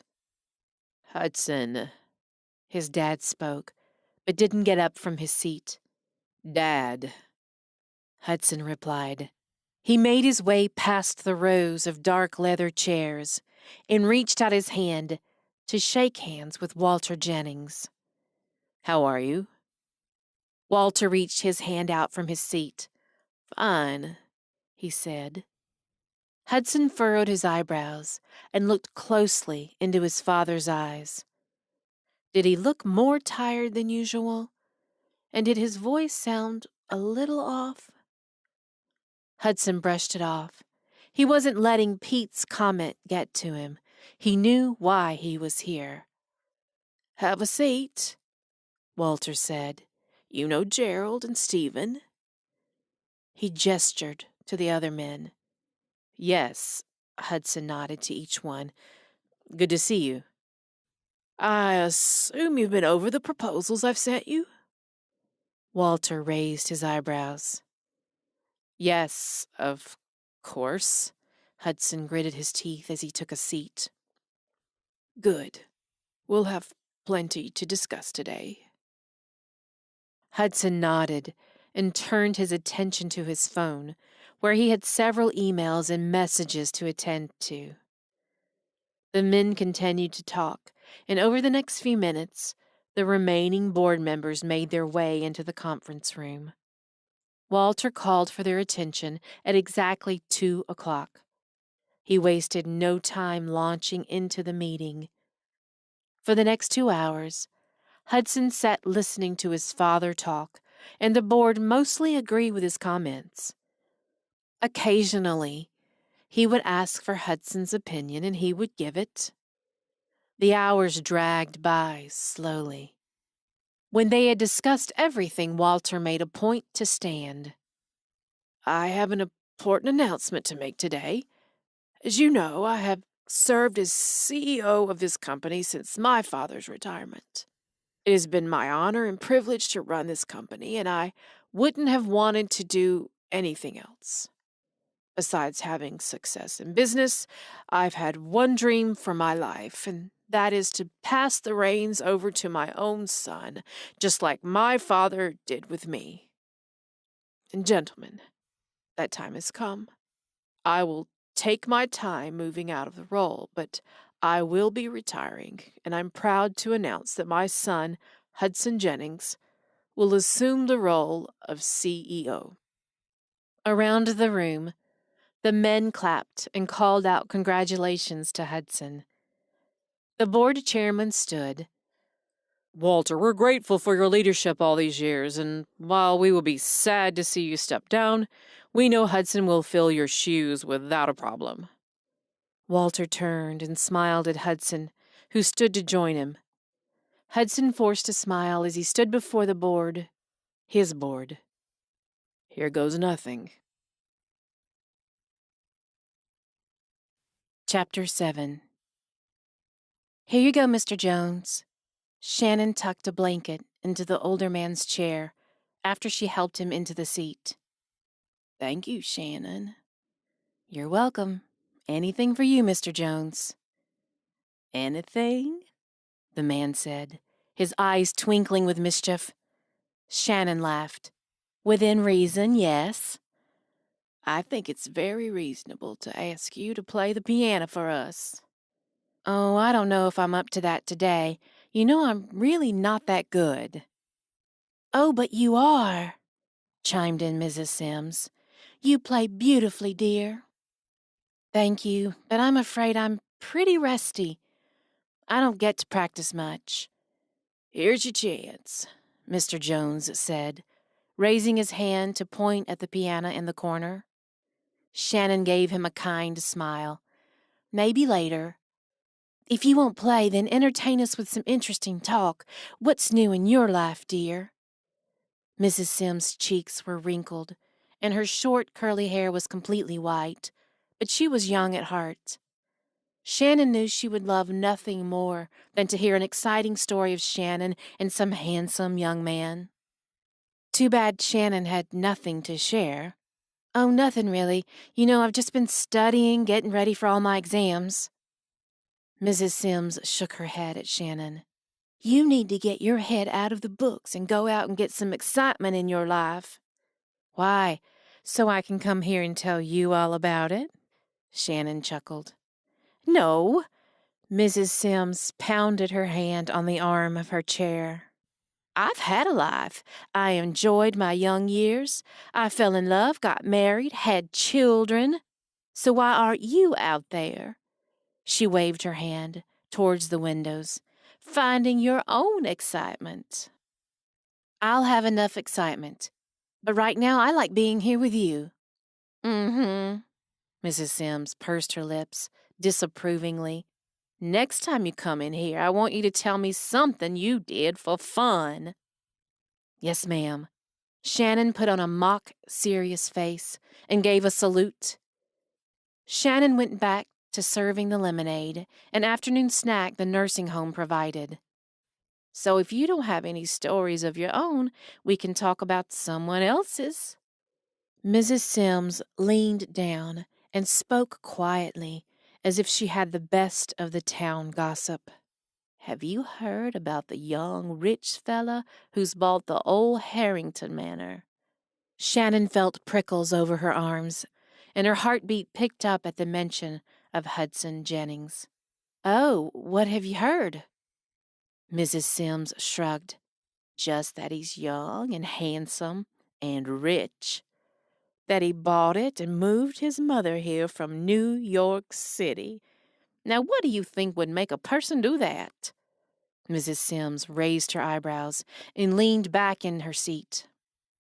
Shannon didn't look in her direction as she handed a plate to another resident. I don't know. Maybe he was looking for something different, something quieter. Maybe, said Mrs. Sims. Still, it seems strange to me. How would he find a little old town like Pinehaven? Shannon shrugged. Google? Google? Mrs. Sims tilted her head and scrunched her eyebrows. Shannon laughed. Never mind. I'm just saying with the computer and the internet, you can find just about anything these days. Mrs. Sims scoffed. You young people, sitting behind screens all day, I'm telling you, get out from behind that screen and go do something fun with your life. You know, I think I will play the piano now, Shannon said as she picked up the empty tray and set it aside. She walked to the piano. It was rarely played, but the nursing home kept it in good condition. Shannon hadn't planned to play today and didn't have sheet music with her, so she would play something she knew from memory. As she took a seat, she ran her fingers over the keys to get the feel of them. She closed her eyes and took a deep breath before letting it out and focusing her eyes in front of her. She began to play, and the music began to flow through her. She lost herself in the tune and played one song after another, blending the ending of one into the next. It was several minutes before she came to the end of a song and lifted her hands from the keys. Applause and cheers rang around the room from the 20 or so residents in the gathering room. Shannon blushed and turned to nod and thank them. She rose and made her way around the room, checking to see if anyone needed anything. Shannon, that was beautiful. Paula, the nursing home director, had come out of her office to hear the music. I hope you know that the day you volunteer is always one of the residents' favorites. It's one of my favorite days, too, Shannon said. I don't know what we'll do when you leave, Paula frowned. I'm just not thinking about it right now. How long have you been volunteering here? I know it was before I started working here. Since high school, Shannon said. So about 8 years, I guess. Wow. I don't know anyone who has been here that long. Shannon smiled. I love it here. I never had grandparents around, so it was fun to be here and pretend that I had lots and lots of grandparents. And it hasn't been all happy days. But if I can talk to someone or just sit and listen and make their day a little brighter, I'm happy with that. I think you have done much more than that, Paula said. Please give me plenty of warning before your last day. I will. I need to get back to the office. All right, nice to see you. Shannon turned from her conversation and picked up the snack tray to take it back to the kitchen. As she passed by, Mrs. Sims caught her arm. Thank you for playing the piano for us, dear. You're welcome. Now, don't forget what I said. You, my dear, are a wonderful young lady with heart and talent, too. I know there's a young man out there just waiting to find you. Who knows, maybe even a handsome, rich man from New York. Mrs. Sims winked. Shannon laughed at the woman and headed to the kitchen. She would have to admit that he was handsome, and she had spent enough time with him to turn her head. But she doubted that she would ever catch the attention of Hudson Jennings. And even if she did, she had seen what money could do to someone. And she knew enough to know that the life of wealth and business was not a life she would ever live. Ever. Chapter 8. Shannon tapped her fingers on the keyboard of her computer. It had been a busy morning, and her brain was feeling foggy and full of information from an upcoming wedding. A dinging sound alerted her that she had an email, and she absent-mindedly clicked to open it. She skimmed the details and then clicked the attachment. The invitation to Hudson's charity event. Trent, the club's graphic designer, had done a great job, and Shannon was pleased. Within minutes, she had clicked a few buttons and emailed the proof to Hudson. Shannon went on with her work. For the next 30 minutes, she typed up notes with details about the wedding planning meeting she had had that morning. Her office door was cracked open, and she jumped when a male voice said, "Can I come in?" Her hand flew to her chest as she looked up to see Hudson standing in the doorway. "Oh, hi, yes, of course, come on in."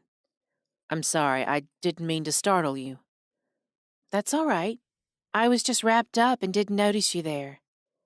I guess I should have called or maybe just emailed back, but I was nearby when I got your email and I just thought I would stop by. Sure, that's fine. No worries. What can I do for you, Mr. Jennings? You forgot, I said it's just Hudson. Shannon had not forgotten, but she was worried about being casual with him. Right. What can I do for you, Hudson? I was driving through town this morning and thinking about how I want this year's event to be different. Shannon couldn't help how quickly her eyebrows went up. Great. We finally made plans and now he wants to change things. Hudson held his hands up. Don't worry, I'm happy with the plans we have, he said, reading her mind. But I would like to get the community involved somehow. We usually have a lot of big corporate sponsors, and we still will. I wondered if any of the local businesses would like to be a part. Well, Shannon said slowly, I'm sure they would be interested, but I've seen the price of sponsoring a table. I don't want to burst your bubble, but I don't know if a whole lot of businesses around here will be able to do that. Yes, I understand that. I was thinking of something else. I would like to have a silent auction, and that's where the local businesses come in. Uh-huh. That's an idea. The problem is, I don't know many people in town, and I don't know any of the business owners. He rubbed the stubble on his chin and dropped his gaze to the desk. I don't really know the town at all. He paused only for a second and looked up at Shannon. So I was wondering if you would be willing to show me around town, give me the full tour, and introduce me to some of the local business owners. What makes you think I know the local business owners? Shannon asked, with a challenge in her tone. Hudson stared back at her. Let's see. You grew up here? Everyone we pass in the hallway says hello to you by name? And you just seem like the kind of person everyone likes. Shannon fought as the edges of her lips tried to curl into a smile. Was all she said. So will you do it? Shannon narrowed her eyes at him. He drew his eyebrows down and gave a little pout. It's for charity. Shannon rolled her eyes. Oh, all right. I guess if it's for charity.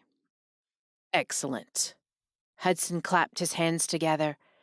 Should I have my assistant call to schedule something? Shannon laughed. Is that really necessary? Can we just pick a time now, since you're here?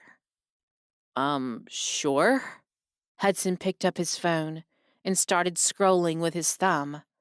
Actually, I'm free this afternoon. He looked at Shannon in expectation. No, I'm sorry. I have to study this afternoon. Study? He asked. Yes, I have my last ever college final tomorrow morning, so this afternoon and tonight I have to study. Oh, wow. Congratulations on finishing. Don't congratulate me yet. I still have to pass this class. Hudson studied her for a moment. Is there a danger that you won't? Shannon pressed her lips together in a smile. Well, no. Then congratulations. Thank you. I could meet with you tomorrow after lunch.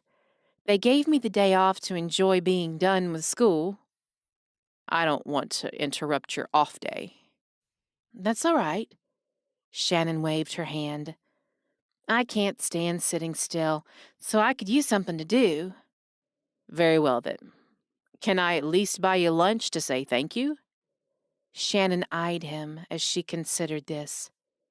Sure, why not? Would you like to meet here in the restaurant for lunch? No. You've seen the club restaurant. If you want to get to know the town, the place to eat is the Depot. Let's meet there, say 11:30? Sounds good. I'll have my assistant block off my afternoon. Great. I'll see you there then. The next day, Hudson sat in a vinyl booth, staring out the glass window onto Main Street. He glanced over the menu and took note of the offerings, mainly hamburgers, sandwiches, and fried foods. He had never been an adventurous eater. He liked to stick to what he knew. Hamburgers weren't exactly out of the ordinary, but eating them in a small-town diner was an experience he'd never had. He glanced at his watch. He had arrived right on time, but now he had been sitting in the booth for more than 10 minutes. The diner was beginning to fill with people, and the line at the counter was growing. He was about to pick up the phone to text Shannon when he saw her run past the window and open the door. She glanced around and hurried over when she saw him. "I'm so sorry I'm late. I finished my final and had extra time. Since I didn't want to go home, I stopped by the nursing home, and Mrs. Sims, one of the residents, kept me chatting much longer than I intended to be there." Hudson stared at her as she spoke faster and faster. When she stopped and took a seat, he waited to make sure she was done. When she didn't continue, he finally spoke. "You went to the nursing home." Shannon laughed out loud. "You should see your face. You act like that's the strangest thing you've ever heard." "And you act like it's the most normal thing you could ever do." She shrugged. "That's because it is. I've been volunteering there since I was in high school. The people are very sweet, and they just need someone to stop in and show they care."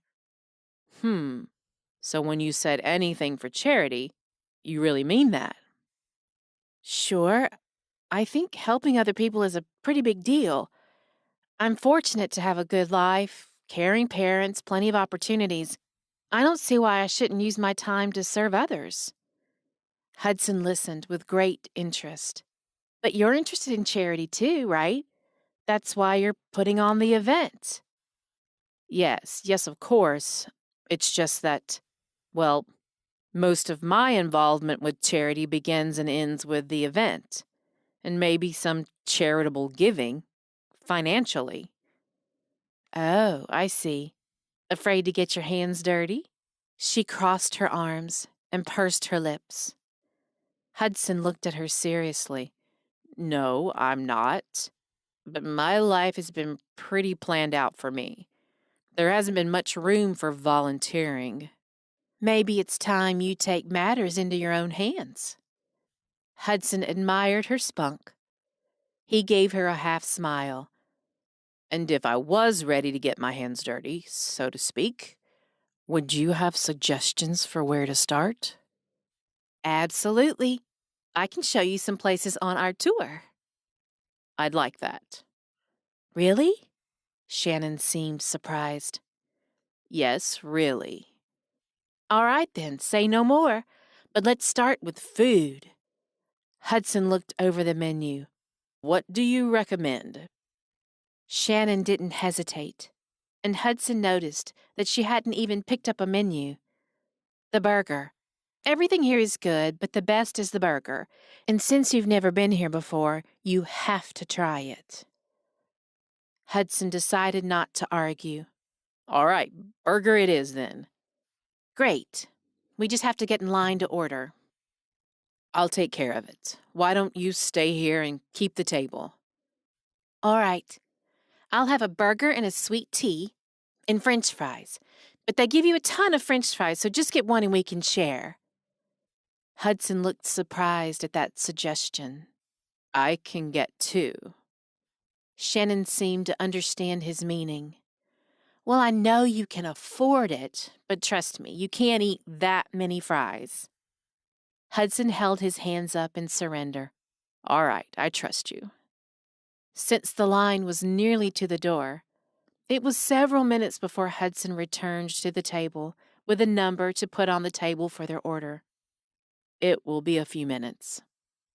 "No worries," Shannon said. "Did you meet Kyle?" Kyle? "The owner.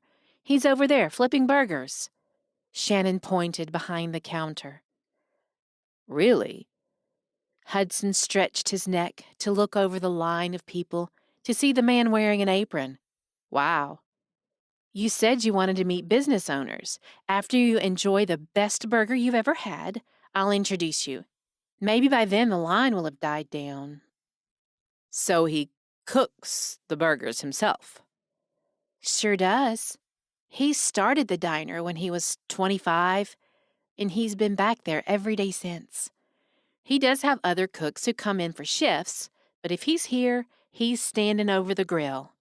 Shannon propped her elbow on the table and let her chin fall into her hand. What do you think of that? I think that's very admirable. You do? Shannon asked. And what else? He could see the point she was trying to make. You want me to say he's getting his hands dirty in his line of work? No, I don't want you to say anything. I just want to know what you think of people in this small town.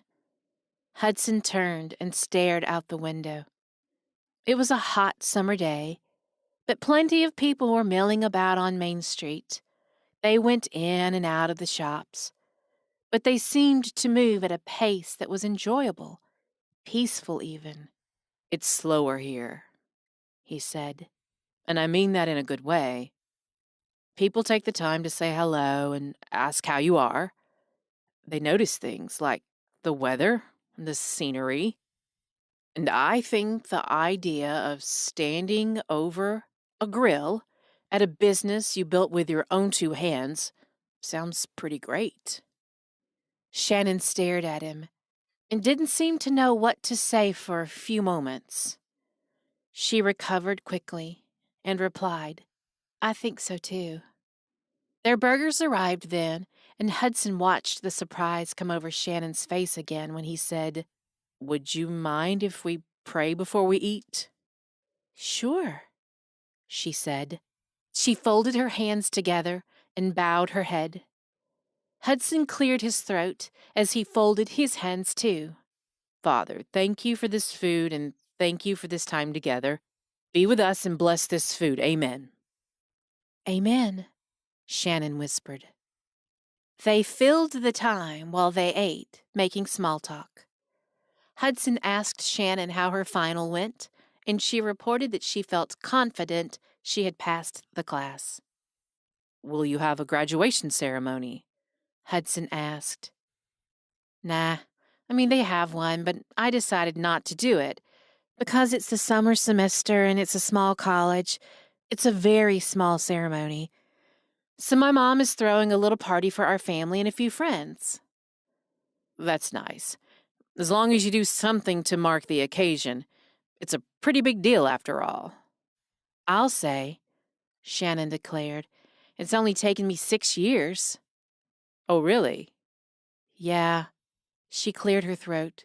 For a second, it seemed like she might not explain, but then she continued. My parents are great, but they didn't have extra money to put me through school, so I've been working and going to school and paying my way through. Hudson gave her his full attention and made sure she looked at him before he spoke. Shannon, that's very impressive. She shrugged. It wasn't easy, but once I made up my mind to do it, I had to see it through. I'm sure that took a lot of dedication. You should be very proud. Shannon grinned. I really am. I just hope I can do something with my degree and make my parents proud, too. I'm sure they're proud of you.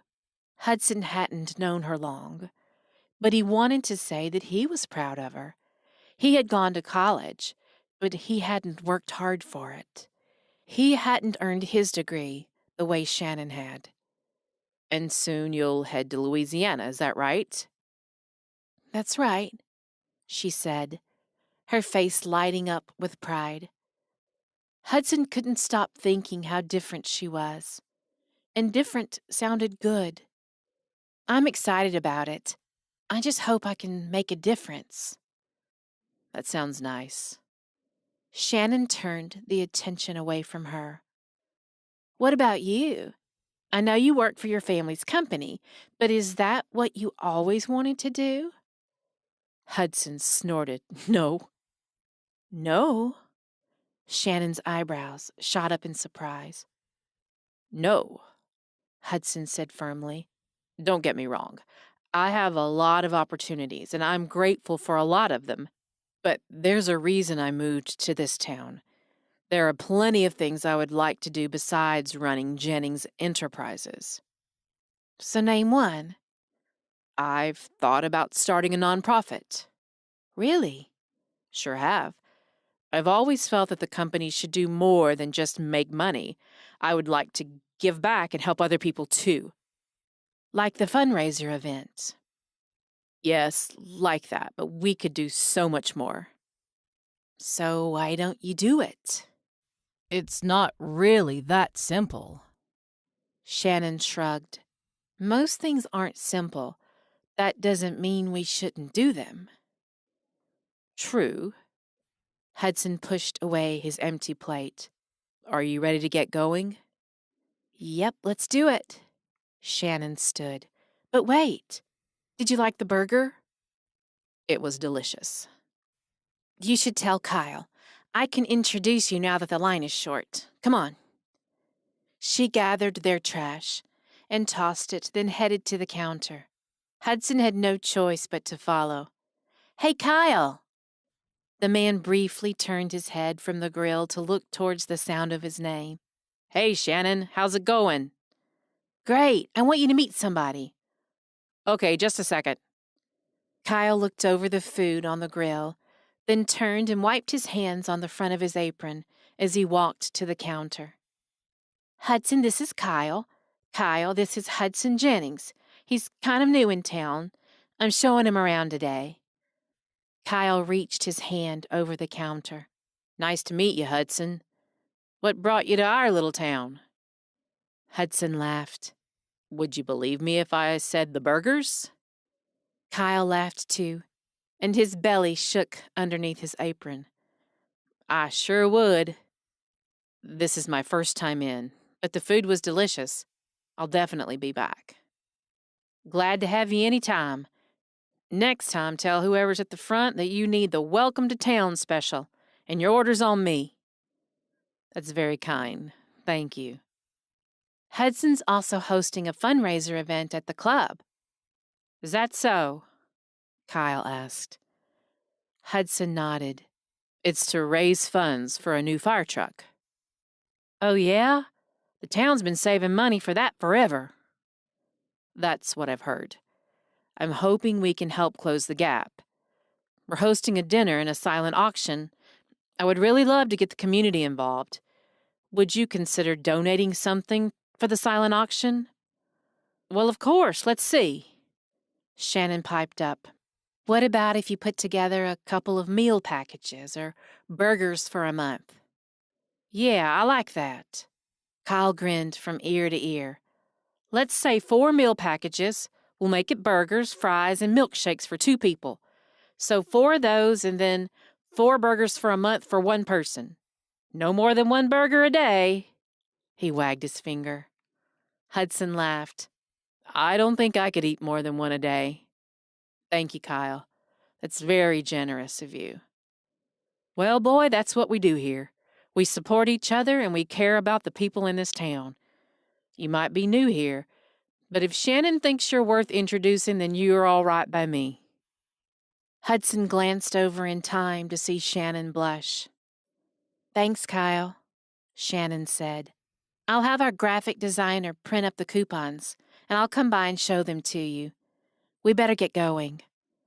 Thanks for coming in. And if you're going around to other businesses, you just tell them that Kyle already donated and they better do the same. Hudson smiled. I sure will. Chapter 9. So, that's the last shop on Main Street. Shannon felt exhilarated from talking with all the people, but she thought Hudson might be getting tired. I think we did pretty well, he said. I didn't even realize how many businesses there were downtown. And I can't believe everyone we talked to donated something. That's our town for you, Shannon smiled. There are some other businesses around we could go to, but it would require driving. She fully expected him to say no. Hudson looked at his watch and then said, I think I've got time for a few more. Do you want to ride together? I can drive. Shannon couldn't imagine climbing into whatever mega expensive car he drove to go around asking local business owners for donations. Why don't I drive? I know where we're going. That will be easier, she said quickly. Sure, Hudson shrugged. Together, they walked back down Main Street to where her car was parked in front of the diner. She was glad that she kept her car clean so she didn't have to move things out of the seat for him to get in. Where are we headed? Hudson asked. There's a boutique clothing store a few minutes away. We can start there. And there's an auto body shop, too. Maybe they can give coupons for oil changes or something. All right. Hudson stared out the window and watched where they were going. You've really never been to any of these places? I can't believe you had never eaten at the depot. Where have you been eating? Sometimes the club, as you know, but mostly I eat at home. Do you like to cook? Hudson glanced over at her. No, he said. So what do you eat at home? He cleared his throat. Whatever the chef cooks. Shannon looked over at him and then burst out laughing. You're serious? Oh man, I can't believe that's your real life. So have you ever cooked anything? I took a cooking class one semester at boarding school.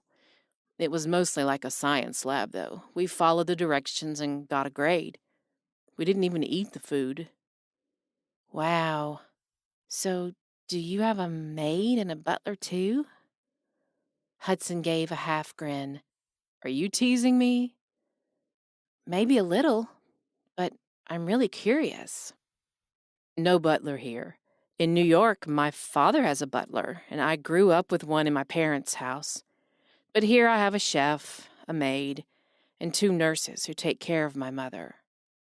Oh, Shannon said quietly. And how long have you been here? Let's see. Hudson counted on his fingers. I guess about 7 months. The real question is why? Why? Hudson turned to her, with his eyebrows raised. Yeah, why did you come to Pine Haven? He sat silently for a long moment. Shannon almost opened her mouth to tell him he didn't have to answer if he didn't want to, but she wanted to know. I wanted something different, he finally said. He sighed. All my life, my father has worked, just like my grandfather worked before him. Business is the most important thing to them, but it's not to me. Shannon waited for him to say more. When he didn't, she let the silence hang. He watched the scenery passing out the window. It's beautiful here, he said. I love all the trees. When you grow up in a city, the only place there are trees is in a public park, and then there are only a few. He gave a chortle. My father would probably take one look at all the trees and find a way to invest in a company that would cut them all down and sell them for profit. But not you. No, not me. I needed to get away from it all. Every day in the office felt like I was suffocating. Financial reports, investment portfolios, buying and selling banks. My father wanted me to sit in on meetings, mergers, company acquisitions. He shook his head. I don't mind business. But I didn't want it to be all my life was about. And I didn't want my father's business. I hoped to maybe start my own company one day and break away from it. I almost left and never came back the day my father told my mother he wanted a divorce. Shannon glanced over to see that his jaw was set, and he looked truly angry. I'm sorry, she whispered. My mother talked me out of telling him I quit. She said to take a break, get away, and think about it. So I bought the house here and had it fixed up. But then, his voice trailed off. Shannon had pulled into the parking lot of the clothing store. But she didn't make a move to get out. Then what? My mother had a stroke. Shannon's hand flew to her mouth as she gasped. Hudson seemed on a roll now, spilling his story out. The doctors said there could be any number of causes, but stress was one of them. And I know my father caused that stress. He left her alone. All he cared about was work, and my mother had given him her whole life. I know the cause of the stroke, and it's him. I'm so sorry, Shannon said again. Her words seemed to wake Hudson from the telling of his story. I'm sorry, too, but I don't know why I spilled all that out to you. I didn't mean to burden you with that. Shannon lowered her eyebrows in confusion. Burden me? She asked. It's not a burden to tell someone your story. I'm sorry that all those things happened, but I'm not sorry that you told me. Without thinking, she reached out and put her hand on his arm. Tingles shot through her fingertips. I told you I care about people, and I like to help any way I can. If it helps you for me to know why you came here, then I'm happy to know. He met her gaze and seemed to take in her words. Thank you, he said, his voice deep and quiet. And she felt that he appreciated what she had said on a level she didn't even understand. Shannon pulled her hand back. How is your mother now? Hudson's brow creased. She requires around-the-clock care. She never regained movement on her left side, and she has memory loss. Some days she doesn't even recognize me. I'm sorry. Shannon didn't know what else to say. Hudson smiled, seeming to understand her difficulty. Enough about me. Ready to go into a frilly women's dress shop? She laughed as he wiggled his eyebrows up and down. Yes, for sure. I'm certain these ladies with their southern charm and leopard print shoes have never seen the likes of you. Shannon was right, of course. They entered the shop, and she watched as Hudson took in the brightly colored clothing items, jewelry, shoes, and every kind of leopard print accessory on the planet. His face was priceless as he looked around the shop, but even more priceless when the owner called out, "Good afternoon, y'all. What can I help you find today?"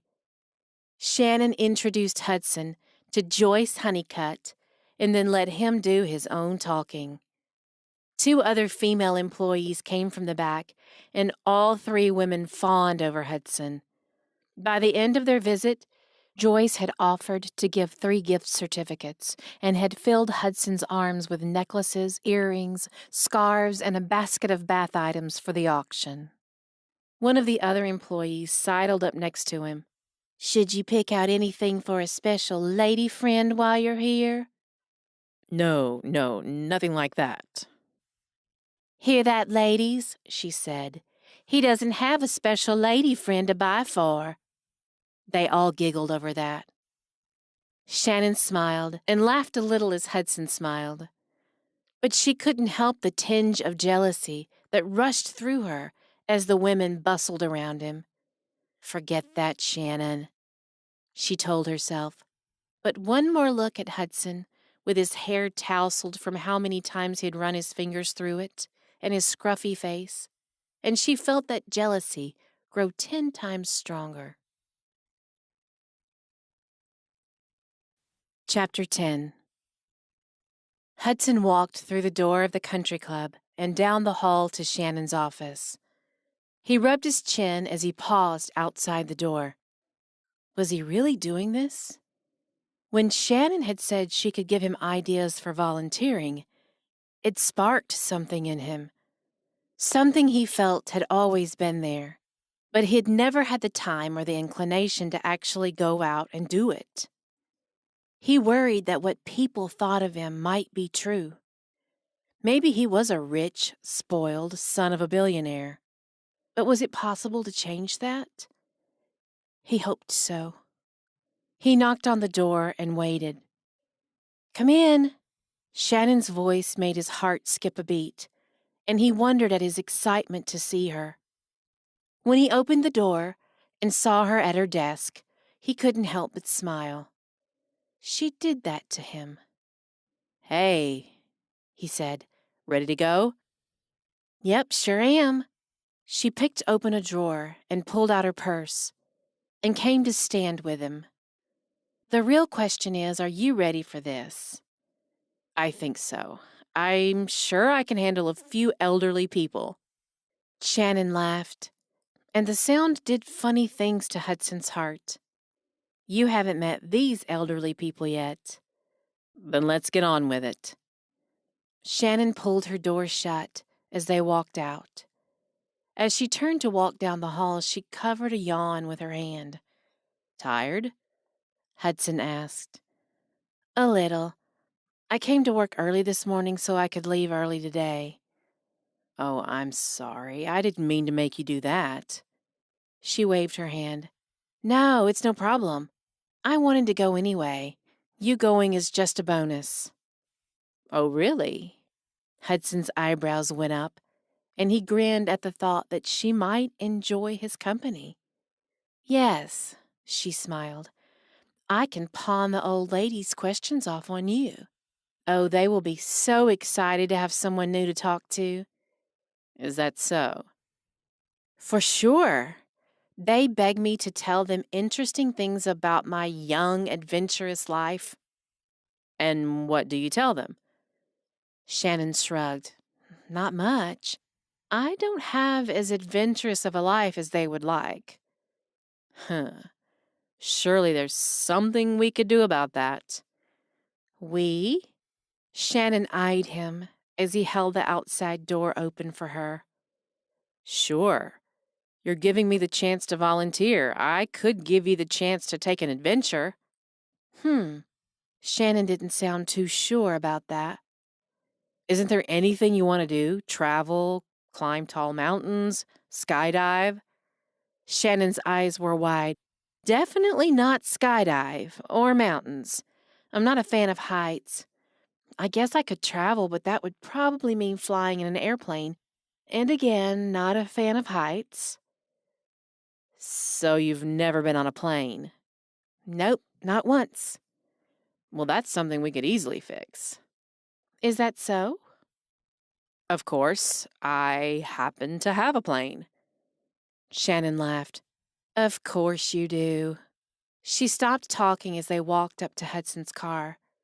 She had reluctantly agreed to let him drive to the nursing home. "Wow," she said, looking over the vehicle. "I've never seen this kind of car before." "Does that mean you like it or not?" She lifted one shoulder. "It looks nice. I guess it's impressive. I don't really know much about fancy cars." Hudson fought the urge to laugh. He could drive this car anywhere in the country and turn people's heads, but not Shannon Kendrick. "It drives all right. I promise I'm a safe driver." "I trust you," she said as she climbed in the passenger seat. Did she really? And should she? Hudson climbed behind the wheel and hoped he might be worthy of her trust. Once they arrived at the nursing home, Shannon put him to work right away. She set out trays and pulled drinks from the fridge.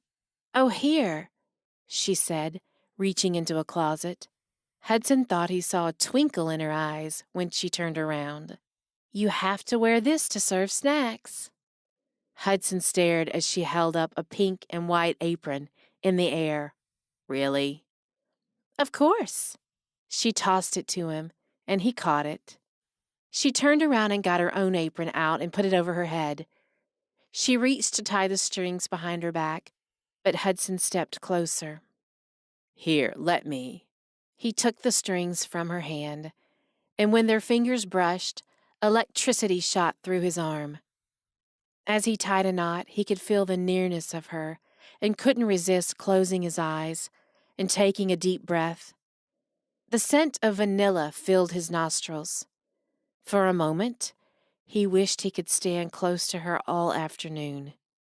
There was something warm and kind and intoxicating about her. He opened his eyes and cleared his throat, and he stepped back. He pulled his own apron over his head and managed to tie the strings behind his back himself. Shannon had turned around and gave him a curious look. It seemed like she wanted to say something, but then changed her mind. She grinned as she looked him over in his apron, then turned her attention back to the food. "I'll set out the cups and arrange the snacks if you'll pour the drinks." "Sure, I can do that," he said, still trying to clear his head. They worked together in silence for a few minutes, but in the small kitchen, they were in close proximity. Hudson bumped into Shannon more than once. "Sorry," he said each time. But he found himself feeling not very sorry about being close to her. "All right, that's everything. Ready to meet everyone?" Shannon smiled as she spoke. "Ready as I'll ever be." "Great. Carry that tray. When it's empty, you can come back for the other one. The recreation room is through here." She lifted a tray of fruits and vegetables and walked across the kitchen to a different door than the one they had come in. Hudson picked up his own tray and followed behind her. "Hello, Mrs. Sims." Shannon's voice was cheery, and Hudson might have thought she was just putting it on for show, but he had been around her enough to know that it was real. She found joy in serving other people. "How are you today?" "I'm fine, dear. How are—" Mrs. Sims' gaze moved from Shannon to behind her when Hudson appeared and she stopped mid-sentence. "Well, my dear, who is this?" Her eyes were wide, and so was her smile. "This is Hudson Jennings. He's here to help out today." "And he came with you?" Mrs. Sims looked back to Shannon, and she looked ready to rise from her chair and give a standing ovation. "Yes, he did. He's new in town, and I'm showing him around." Mrs. Sims gasped. "Are you the fella that bought the Harrington place?" "Yes, ma'am." Hudson smiled as he handed her a drink. "Nice to meet you." Shannon had said the ladies would pepper him with questions, but his introduction seemed to shock them into silence. Shannon turned from passing out snacks and spoke again. "Mrs. Sims, you said you visited New York several years ago. Hudson is from New York. I'm sure you two have a lot to talk about." That seemed to wake the woman back up, and for the next 30 minutes, she didn't stop. She told Hudson her favorite things she had seen in the city and asked him question after question about his life there. She took her time getting to the one thing she must have really wanted to ask. "And Hudson Jennings from New York, are you married? Engaged? Dating anyone?" Hudson gave her a half smile. He was used to that question. It was a regular occurrence as an eligible bachelor of his financial situation, but it seemed different coming from her. "No, ma'am, I'm single." Well, I hope you won't be that way for long." Mrs. Sims paused and reached out and took Hudson's hand in hers. "Life is full of exciting adventures, but falling in love is the best one by far." She patted his hand. "You just remember that." "Yes, ma'am, I will." He straightened and turned to find Shannon behind him. She had a look of awe, and he knew she had heard every word of his conversation with Mrs. Sims. "It was nice of you to talk with her." Shannon spoke quietly. As if she knew what Shannon was doing, Mrs. Sims spoke loudly. "What are you saying? I can't hear when you talk like that." Shannon smiled. "Yes, I know." She didn't say anything more, but stacked up the trays and continued walking around checking on some of the other residents. Hudson took the trays from her and carried them back to the kitchen. When he returned, He leaned against the wall and watched Shannon. She spoke to every person in the room and called them by name. He heard her ask about their family members and other ailments they were dealing with. She's incredible, he thought. Shannon chose that moment to look over at him. When their eyes met, she smiled. Hudson felt that smile deep in his chest. He had wanted to volunteer and to maybe help the people in the nursing home have a bright spot in their day. He had no idea it would be like this, but he knew that Shannon was the bright spot for him. Chapter 11. Shannon walked down the hall towards her office, holding her mug of coffee. It was a drizzly day, and she could hear the rain pelting down on the roof. In her office, she set down her coffee and straightened up her desk that was covered with notes and lists. Hudson was coming by in just a few minutes, and she wanted to be ready when he arrived. They were going over a checklist for the fundraiser. She smiled, thinking about how hands-on he had been for the event. Of course, they had had a rocky start to the planning, but once he had the inspiration to pick some of his mother's favorites, it had been smooth sailing. And now he wanted to help put together the centerpieces. She shook her head, thinking what a surprise he was turning out to be. Seeing him at the nursing home had been quite an experience. She couldn't erase the image of him wearing the apron and handing out drinks as he chatted with Mrs. Sims. She chuckled as she remembered just before they left the recreation room. "That's quite a festive apron you're wearing, Mr. Jennings," Mrs. Sims had said. "We haven't seen these old things pulled out in quite a while." "Oh, you haven't?" Hudson glanced down at the apron and then over to Shannon, who had told him it was required. He raised his eyebrows and pointed at her as she covered her mouth to hide a giggle. "Gotcha," Shannon said with a wide smile. She thought she noticed a slight blush, but he took it all in stride. He winked at Shannon and then turned back to Mrs. Sims and held out the bottom of the apron with both hands. "Pink is my color, don't you think?" Shannon smiled now in her office. When he winked at her, she could have fallen over on the spot. His eyes and that smile were a powerful combination, and when he added kindness and compassion to the list, she shook her head, trying to regain control. "Get it together, Shannon. You need to be professional."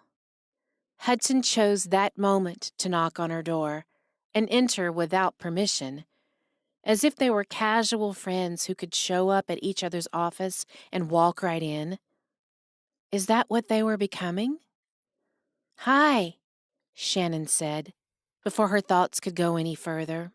"Did you manage to stay dry out there?" "Almost." He flashed her that winning smile. "I left my umbrella at the door." "Oh, good." She felt her face flush as he looked at her, so she cleared her throat before she spoke. "Want to sit? I'm just pulling up the list to go over." She pointed at her computer screen from where she sat. "Perfect," he said, but he didn't sit down. "I was hoping I could get a cup of coffee. Would you mind if we walked down to the restaurant?" "Oh, I don't mind. I already have coffee. I'm sorry, I should have brought you some too." He held up his hand. "That's fine, I don't mind walking down there." He paused and met her eyes before he said, "With you?" Shannon's heart threatened to pound out of her chest. Did he really mean that? He wanted to spend more time with her? Surely not. He was just being nice. "All right, let's go." She spoke to interrupt her own thoughts. Hudson carried the conversation as they walked toward the restaurant. But on the way back, he turned the attention to Shannon. "So I know that you work here at the club. that you've just finished college and that you've lived here your whole life. But that's it. That's pretty much all there is to know, Shannon shrugged. Tell me about your family then. It's just me and my mom and dad. My mom grew up here in Pine Haven, too. But Dad's family moved here when he was in college. They met when he came to his parents for Christmas his senior year. They had reached Shannon's office again, and she walked around to sit behind her desk. Hudson took a seat as she spoke. Was it love at first sight? Actually, it was, for Dad anyway. My mom was pretty standoffish for a while, but eventually she gave in. What was holding her back? Shannon sighed and looked down at her desk. Me? Hudson lowered his eyebrows in confusion. You? Yeah, I was a baby then. Oh? Hudson said, his voice showing he still didn't understand. Shannon took a deep breath. She hadn't planned to share this story today, but now she could see that it was necessary. My dad. I call him Dad because he's the only dad I've ever known, and he legally adopted me and changed my name when he and Mom got married. Oh, Hudson said again.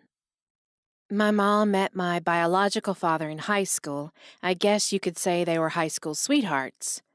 They planned to get married, but both of their parents said they needed to wait until after college. My mom didn't want to go off to school, and my grandparents couldn't really afford it. So she went to community college and worked at a shop in town. But he went off to school. I don't even know where. Mom has never liked to talk about the details. The plan was for him to get his degree and then they would get married, but he always said he wanted to get out of Pine Haven. My mom liked it here but said she would go anywhere with him. But he met a girl in college. Her family had a lot of money and owned a big company. Shannon stopped and shrugged her shoulders. Her tone was flat when she said, I guess he decided money was the most important thing to him. Her family would set him up for life if he married her. So he told my mom it was over. But Mom was already pregnant by then. Hudson's face showed his shock. did he know? Mom told him. He said he didn't believe her and that it was just a trick to keep him. She glanced up and looked at Hudson as she spoke. She didn't argue with him. She would never trick someone like that into staying with her. I'm so sorry, Shannon. She sent him a picture after I was born. He sent her some money back, but she's never heard from him since. She scoffed, as if money fixed the problem. That's terrible, Shannon. I'm so sorry you and your mom went through that. Thanks, it's all right. We've done all right. Sounds like your dad, your real dad now, is a stand-up guy. Shannon smiled. Yes, he's the best. I'm lucky to have him. He's always taken care of us. We've lived a simple life here, but it's a good one. Money just doesn't mean that much to him or to us, and we're grateful. Hudson seemed pained by her story and by her last statement. But fundraising for a good cause is a great use of money, in my opinion. She sat up straight and smiled at him. So, ready to go over this list? He gave her a strained smile and seemed like he wanted to say something. What is it? Shannon asked, worried that she had upset him. Shannon, I just want you to know. He looked up and met her eyes, and the sincerity in his look and voice were evident. Money has always been a part of my life, so people look at me and sometimes that's all they see. But that's not all there is to me. What your biological father did to your mother was wrong. Money should never be more important than people. At least it isn't to me. Shannon held his gaze as he spoke, and something in her heart shifted. Maybe it was because of the look in his eyes, or the intensity of his words. Maybe it was because she felt like she could melt into the floor when he looked at her. All she knew for sure was that at that moment, she believed him. Chapter 12. Shannon glanced outside the window of her parents' house and thanked the Lord that it was a nice day. The rain had held off and the sun just peeked through the clouds. She smiled as she saw the tablecloths on the tables in the backyard blow in the breeze. Yes, it would be a perfect day. She turned back to her mother, who was putting finishing touches on a 3-tiered cake. "Mom, are you sure I can't help with anything?" "Yes, I'm sure." Kristen Kendrick smiled at her daughter. "This is your day. We're celebrating you. And I just want you to relax and enjoy it." Shannon took a seat on the stool near the counter where her mom was working. "I would probably relax more if I had something to keep me busy. It makes me anxious to sit still." Her mother smiled at her again, but didn't give in. "Just sit there and talk to me. You know we won't have many more chances once you go off to Louisiana." Shannon looked and gave her mother a sad look. "Don't say that. I don't want to think about that. And besides, we'll still talk plenty. That's why they invented phones." I know. Kristen waved a hand in the air, but Shannon thought she saw the hint of tears in her eyes. Shannon didn't want to encourage that. She knew if they gave in to those emotions, they would both be blubbering. "I do have quite a list of things I need to get before I move. Clothes, things for my apartment. We should do a shopping trip soon." "That sounds nice. I'd like that." "Me too," Shannon said. "Now tell me more about this mystery man that you've invited to our family gathering." Shannon hoped her cheeks weren't as pink as they felt. "Mom," she groaned, "he's just new in town and doesn't know a lot of people. I thought it would be nice for him to meet some friends." "And is that what you are? His friend?" Kristen raised her eyebrows and waited expectantly for an answer. "Yes, of course." Kristen narrowed her eyes at her only daughter. "But maybe soon you might be something more?" Shannon put her arms on the counter and let her head fall onto them. She had never kept secrets from her mom, and she didn't want to start now. "He's a nice guy, and the more I get to know him, the more I think about him. But he's not like us, Mom." "What do you mean?" Well, to put it bluntly, he's rich. Like, really rich. And he moved here to get some peace and quiet, but he's still going back to New York to work for his family's company." I see." Kristen paused as she waited for Shannon to say more. When the silence lingered, she went on. "And what's the problem with that?" "Ugh!" Shannon stood and paced the kitchen. "Come on, don't encourage this. I know it could never work between us. I've never wanted money. I chose a career to help others who don't have a lot, not to make a lot. I just think we're too different." "Different can be good," Kristen shrugged. "You know, your dad and I were pretty different when we met. The town they moved here from was very different, and his parents raised him very differently than mine raised me. But instead of focusing on how different we were, we focused on what we could be together, and together we worked. I just don't know what we could be together." Kristen smiled. "That's why you have to give it a chance and find out." She walked around to the counter and hugged Shannon. "I'm sure I'll have more to say after I actually meet him, but—" She stopped speaking as she took Shannon's shoulders and turned her to face the counter. "It's all done. What do you think?" Shannon forgot all about Hudson as she looked at the cake her mother had made. It was a labor of love, since this wasn't her mother's specialty, but it was beautiful. "Mom," Shannon gasped, "I love it." She turned around to see the look of pride on her mother's face. She was beaming. Shannon turned again to look at the cake. It stood 3 tiers high, and the white icing was dotted with gold and black polka dots. The top held a plastic graduation cap, complete with a tassel, and in gold letters around the middle layer were the words, "Congratulations, Shannon." Kristen had found a picture of the cake online and been determined to have it for the party. But when they found out the cost of that kind of cake, Kristen decided to give it a shot herself. She watched dozens of cake decorating videos and practiced with icing for weeks. Shannon loved the cake, but more than anything, she was proud of her mom for the accomplishment and overcome with the amount of work and love she had put into it. Tears filled her eyes, and she turned to hug her mom once more. They stood in the kitchen, hugging each other, and Shannon felt sure she could hear her mom sniffling. "What's all this?" Jeremy Kendrick burst into the kitchen. "Wow," he said, signaling that he had laid eyes on the cake. "Honey, this is fantastic." "Isn't it, Dad?" Shannon released Kristen and turned.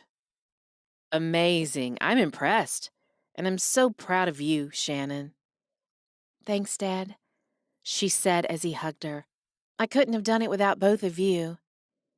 "Hello, anybody here?" Paige's voice called out just before she and Russell came into the kitchen. "Hey," Shannon said. "Come on in. We're just about to head outside to put out the rest of the food." "Perfect, let us help." 20 minutes later, Shannon glanced around the backyard. It was perfect. The cake had been moved outside, and the rest of the table was filled with fruit and vegetable trays, sandwiches, potato salad, and tea and lemonade. Shannon smoothed her hands over her white sundress, dotted with purple flowers. She had gone back and forth about wearing dressy, wedge sandals to the party, but she had finally opted for comfort and wore flat sandals with white straps. Guests had begun arriving, and she felt a surge of joy at those who had come to celebrate with her. Shannon stood chatting and gazing over the table of delicacies when she turned around and her breath caught in her throat. There stood Hudson in the entryway to her parents' backyard. He wore khaki pants and a light blue collared shirt. His dark hair was tousled in the breeze, and for a moment he looked so casual and carefree that Shannon forgot he was a high-powered business executive. And when he smiled at her, she felt warmth wash over her. "Excuse me," she only barely remembered to say to her friend as she walked towards him. "Hi," she said. "I'm glad you could join us." "Thanks for inviting me," Hudson said, with another smile for her. "I wasn't sure if I should bring a gift, but I wanted to give you something." He held up a small bouquet of daisies. Shannon laughed.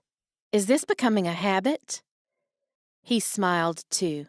"The first ones were an apology, but these are a gift of celebration." "Either way, they're lovely." Shannon reached out and took the flowers. "Come on, let me introduce you." Her voice sounded calmer than she felt. Her nerves rose to the surface, and she felt like her heart might pound out of her chest. As she turned to walk, Hudson followed her, and his long stride caught up with her in 2 steps. She could feel the nearness of him.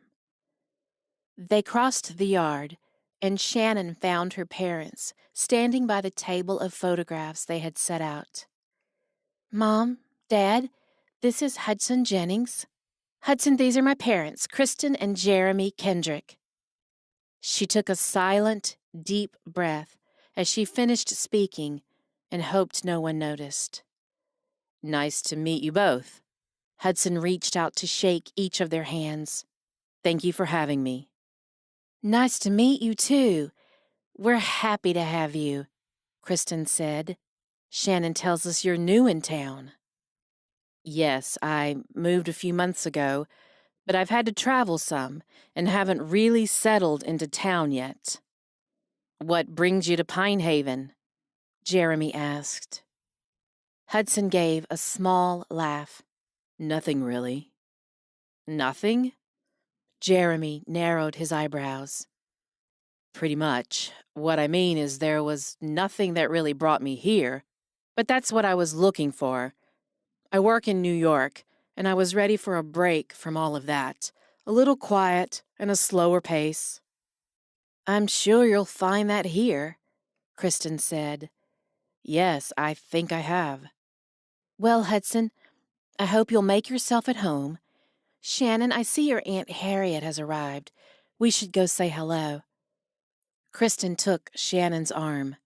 "Jeremy, you and Hudson can get to know each other."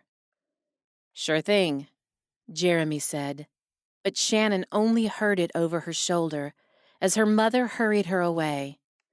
She glanced back to give Hudson a smile that she hoped said, "I'm sorry." But Hudson looked calm and collected as he smiled back at her. "Mom, I shouldn't have just left him. He just got here. And do you really see Aunt Harriet anyway?"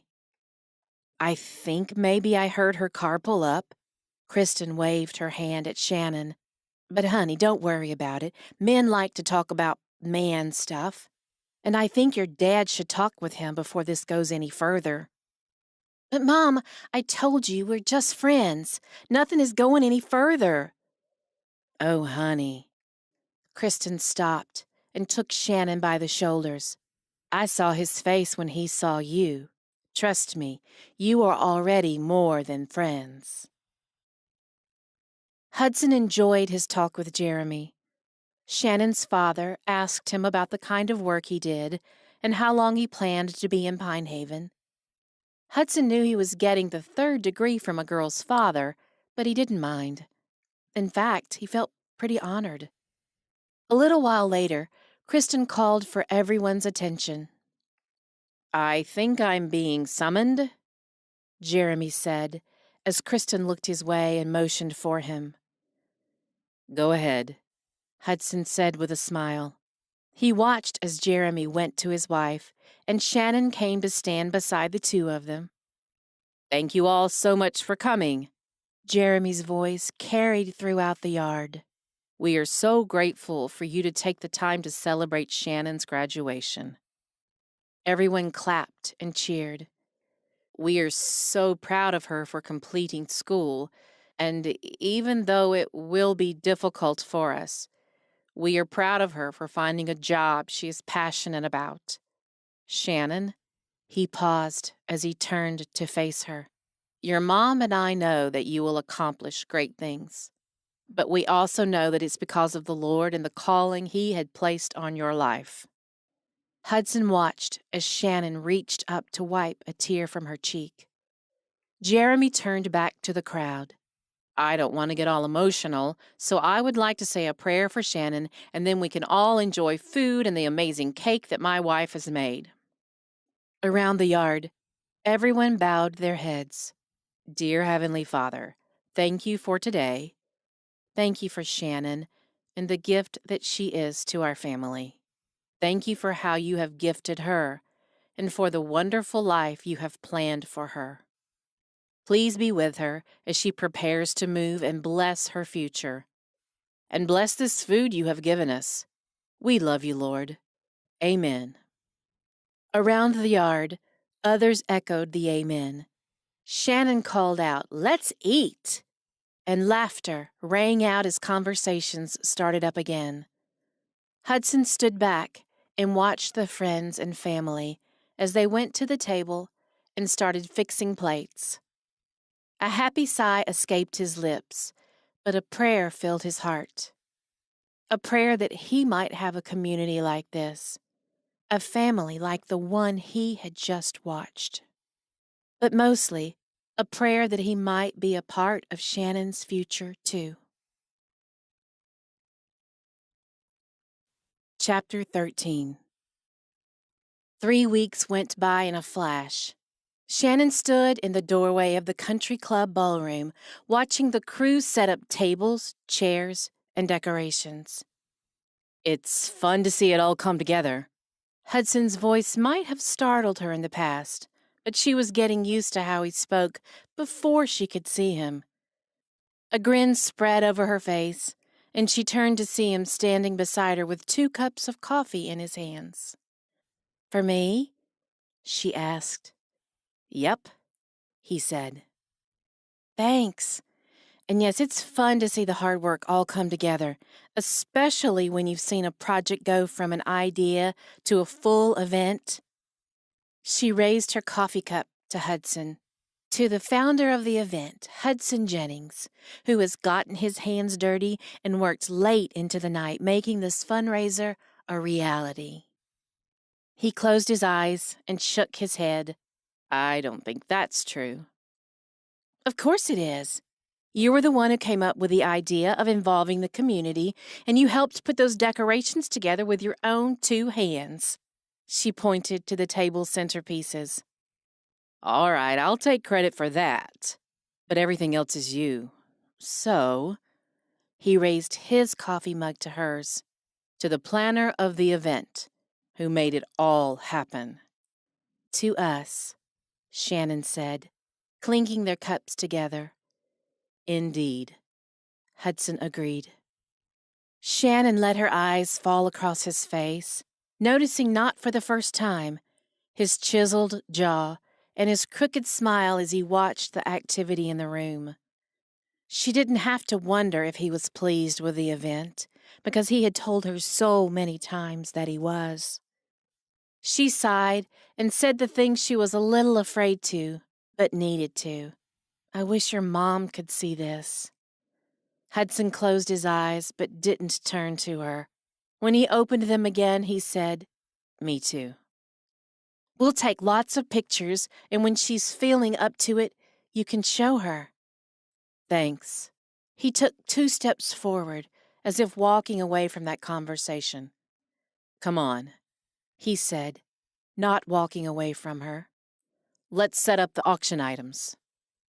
They spent the next hour and a half setting up each item and placing the correct labels and bidding sheets on the tables. Shannon had offered to have the staff do this, but Hudson wanted to handle it personally. Shannon was overwhelmed by the number of items that had been donated, and she was afraid they might run out of time or room on the tables. When it was all said and done, they had managed to squeeze everything in. "I can't believe all of this," Shannon said. Why? Hudson looked at her. You're the one who said the town likes to come together and help each other. "Yes, that's true, but this is even more than I could have imagined." I imagined it, Hudson said. She smiled.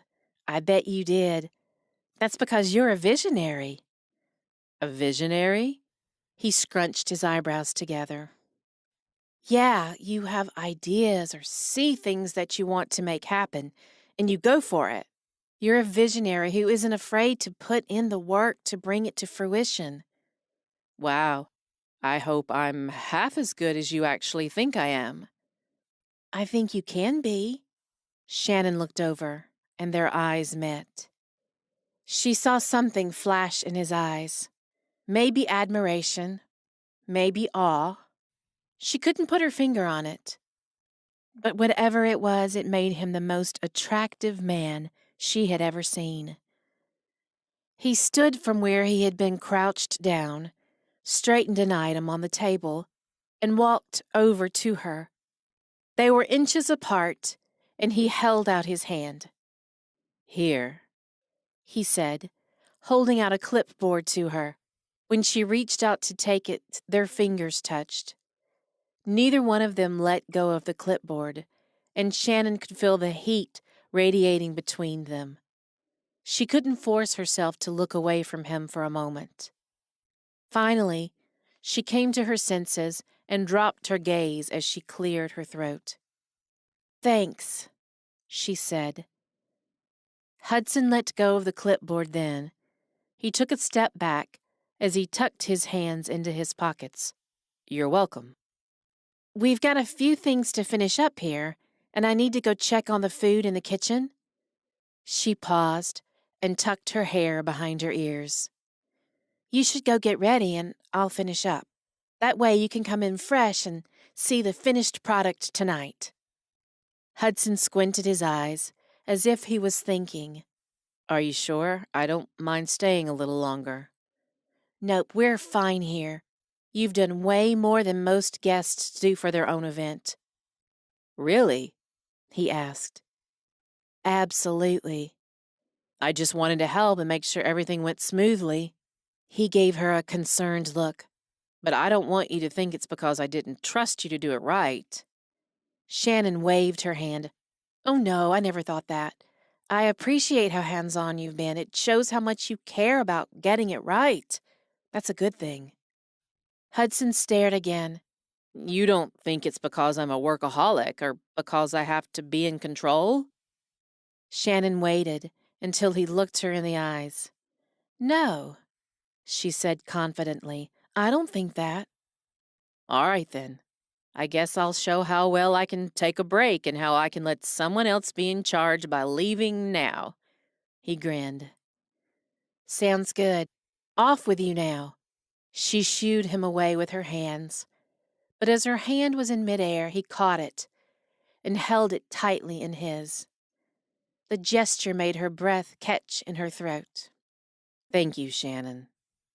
"You're welcome," she said breathlessly. Then Hudson turned and left. She watched him go and enjoyed the view as he turned back to smile at her one last time. When he was out of sight, she pressed her hand to her chest and begged her heart to return to a normal rhythm. His smile, his voice, the way he cared so much about every detail of the event, it all made her stomach do a little flip-flop. But when he touched her hand, she went weak in the knees.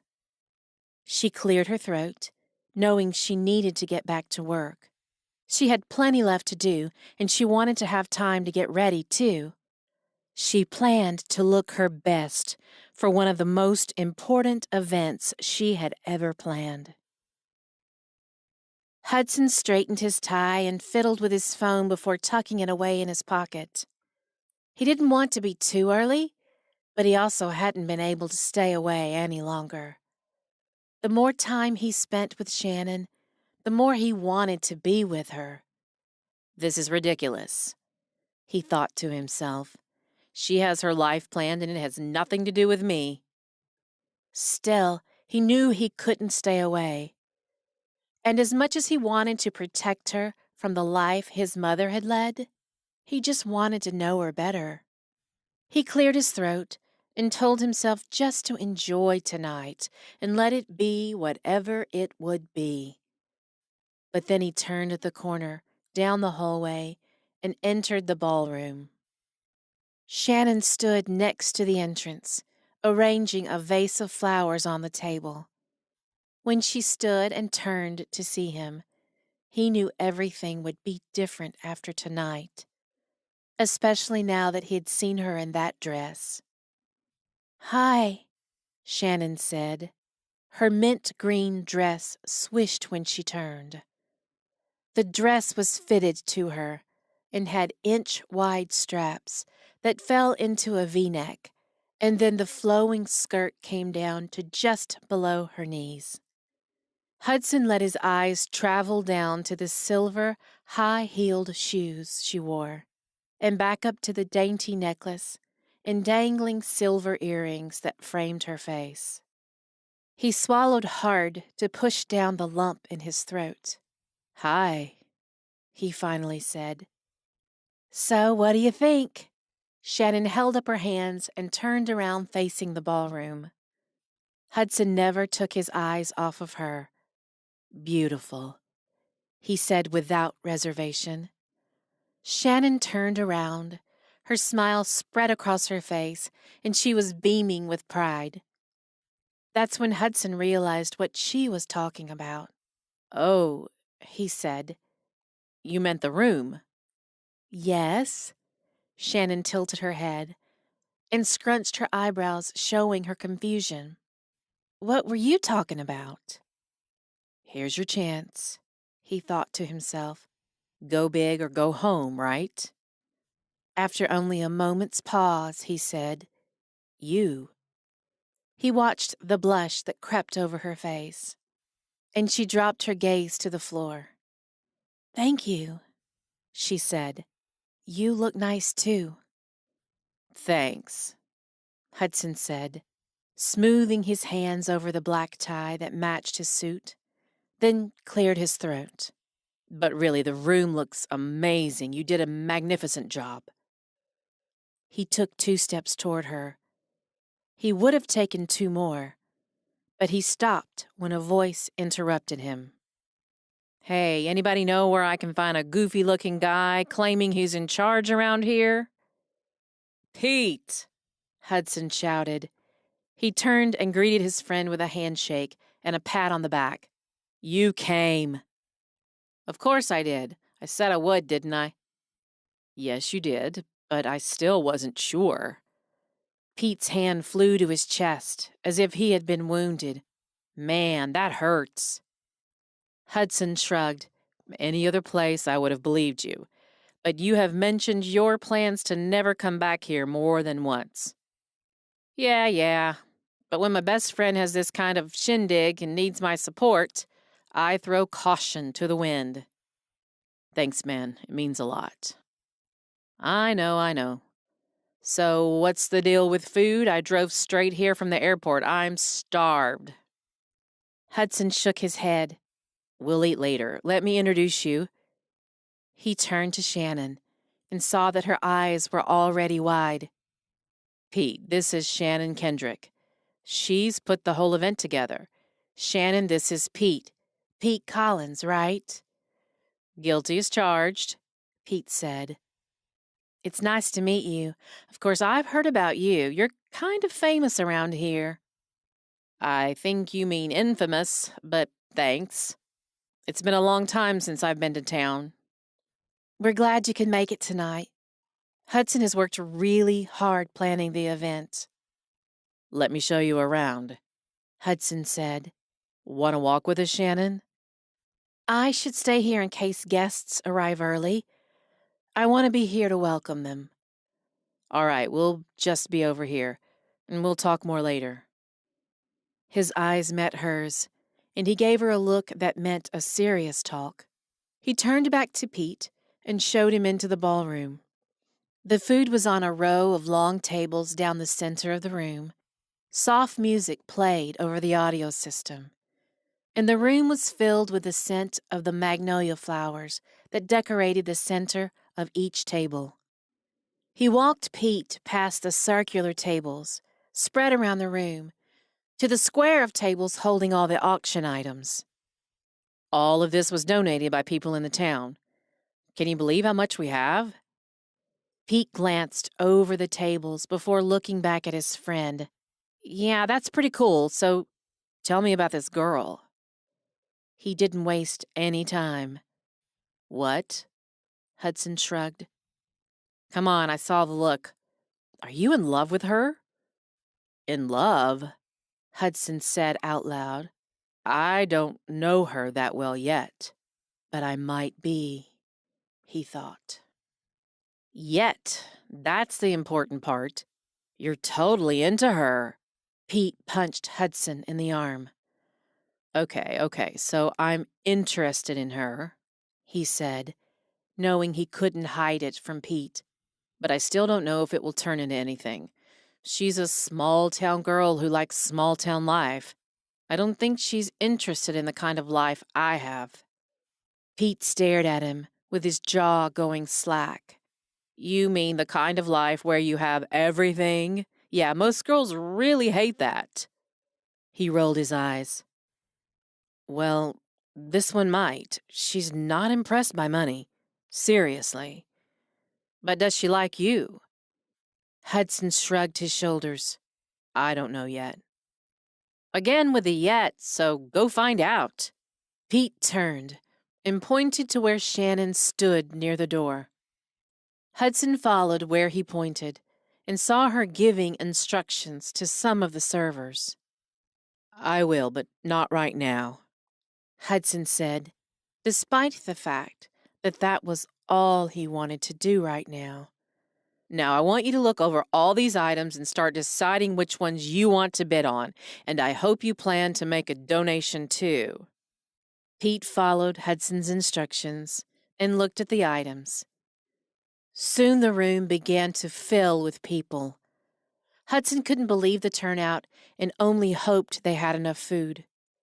He made his way around the room, introducing himself and saying hello to people he had met over the last few weeks. He lit up when Kyle approached him and gave him a hearty handshake. I'm really hoping to win those hamburgers for a month, Hudson said, rubbing his stomach. Although I'll have to join a gym if I do. Kyle laughed, his own belly shaking. I hope you win too. It'd be nice to see you in my place every day. As the last few minutes of the auction approached, Hudson went to the front where he took the microphone and announced that everyone should get their final bids in. He couldn't help the smile that spread over his face, knowing how well the fundraiser was going.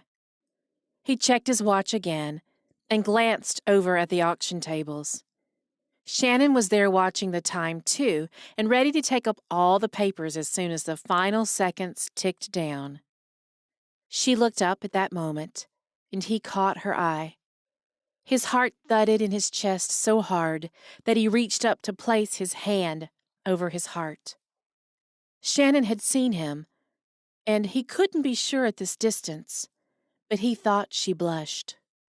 When a bell ringing sounded from the timer on the table, she broke their gaze and started making her way around the table, picking up the papers with bids.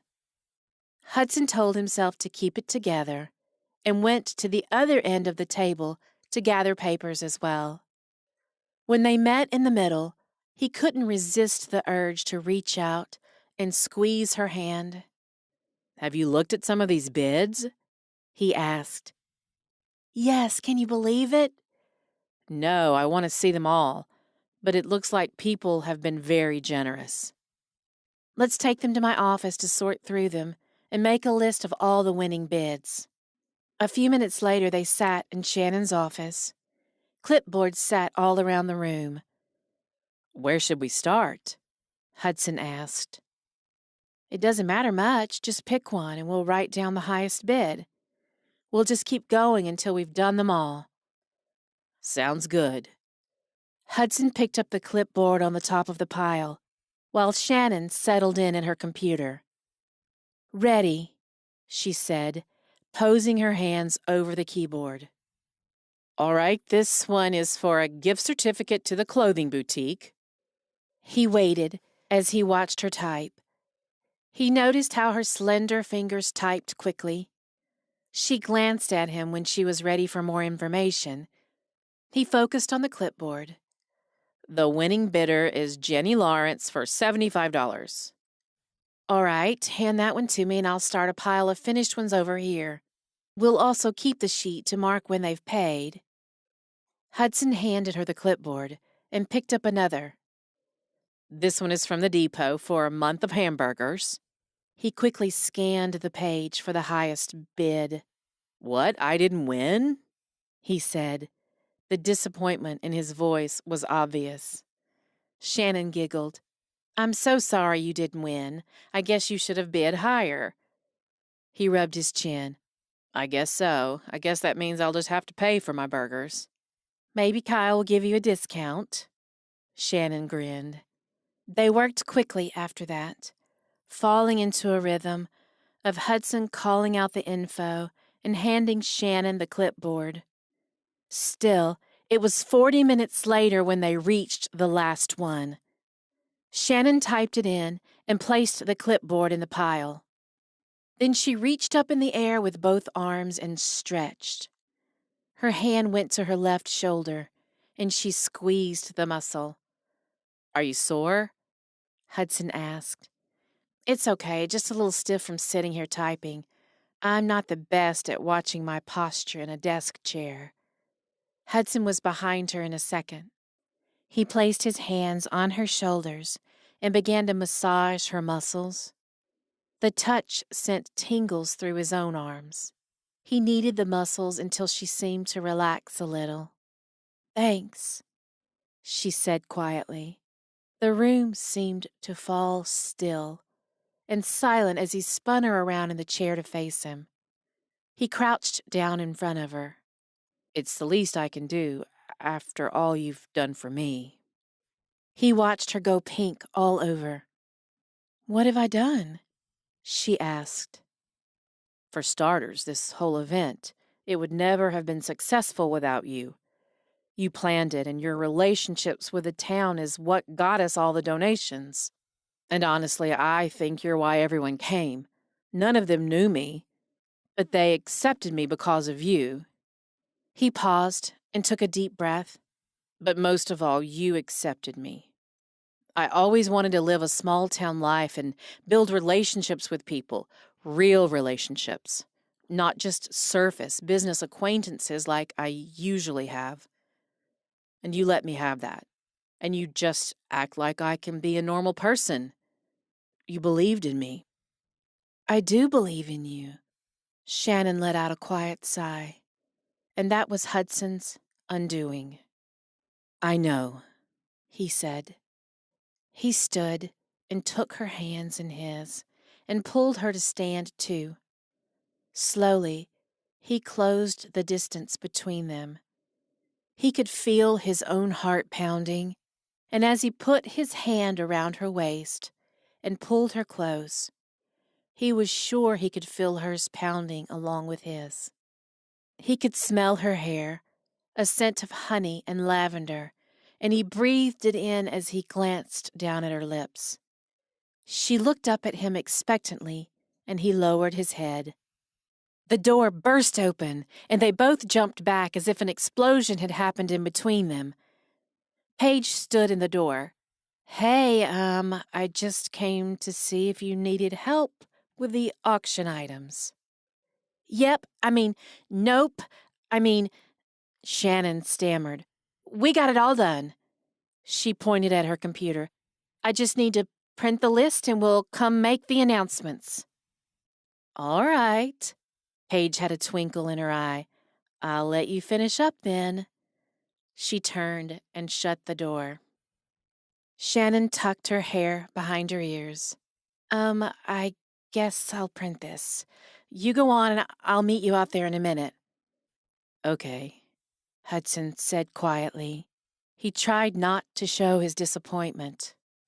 He walked to the door and opened it, but he stopped when he heard her voice. "Hudson?" "Yeah," he said, turning to meet her gaze.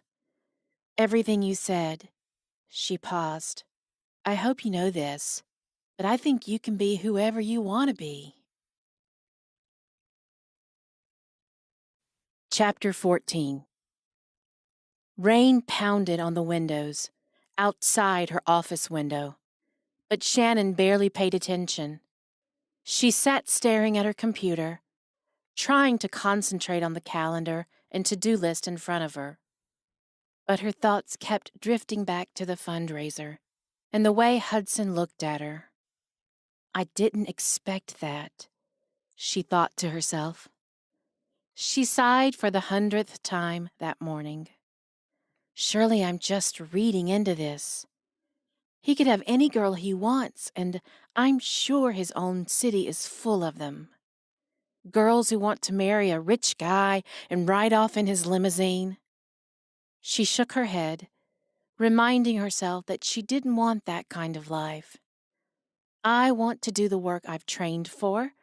I want to help people and make my life useful."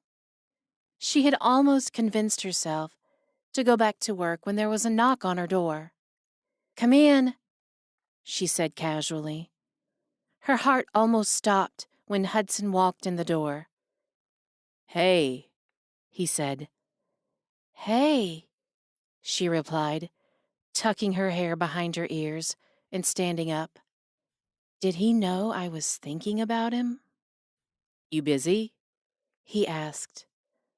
Well, she waved a hand over her computer. I'm supposed to be, but I'm a little distracted today. He raised his eyebrows as if waiting for her to say more, but she didn't. Do you have time for more distraction today? I was wondering if we could get lunch together. The word together seemed to hang in the air. Shannon stared at him for a moment. Did he really want to spend time with her? Sure, I can do lunch. Did you have something to talk about? Planning another fundraiser? She asked with a tease in her tone. No. Hudson met her gaze and held it, his own eyes looking serious. I just want to have lunch with you. Shannon's heartbeat pounded in her ears. Oh, she practically whispered. All right. Is now good? I can wait if you need time. No, that's all right. I can go now. I'm not accomplishing anything anyway. Let me just send this email. She sat down and typed furiously at her keyboard for a moment before clicking send. Then she stood. Done, let's go. Do you want to go somewhere or just in the restaurant? Hudson shrugged. I'm good either way. It's your choice. Do you mind if we just eat here? Then I can get back to work. Sure, sounds good. She came around her desk, and he opened the door and waited for her to walk out. They fell in step beside each other as they walked down the hall towards the restaurant. What's your morning been like? Shannon asked. Fine, I've been reading over some proposals. It sounds like our mornings have been similar. I've been pretty distracted. He looked over at her and smiled. That's why I came to see you. You've been distracted by me? She asked. Absolutely. You're very distracting. Shannon tried to hide her blush by changing the subject. When will you order the fire truck? I mean, how do you even order something like that? Hudson grinned. It's a complicated procedure, but I've spoken to the station chief about the details. He and I have a meeting tomorrow to decide on all the features and details. It may take about a month to 6 weeks before it comes, though. Will you still be here in a month? What? Shannon started to reply, but they had walked into the restaurant.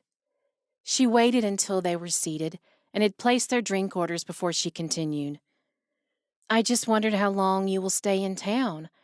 I know your father wants you to be in the office in New York, so... She let her sentence hang. Hudson cleared his throat. That's something I've been wanting to talk to you about.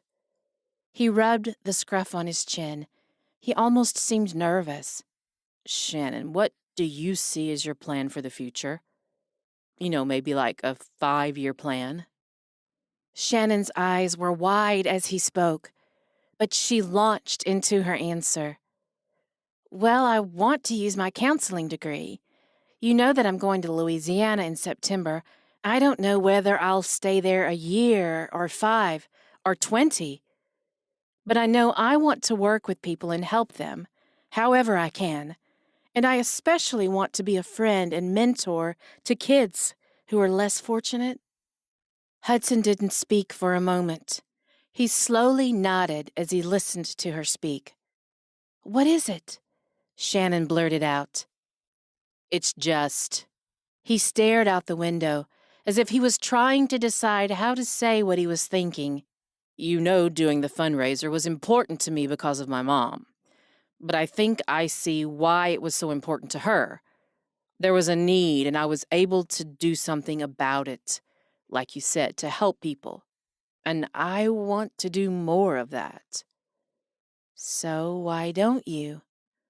I want to, and I wish I could go somewhere like you and work and do that full time. Shannon repeated her sentence. So why don't you? Hudson huffed. It's not that simple.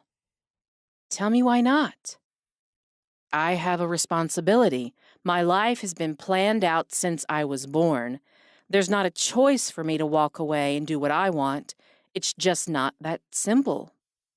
So what does 5 years look like for you then? He shrugged. Working for the company, taking over as CEO, and spending my life there.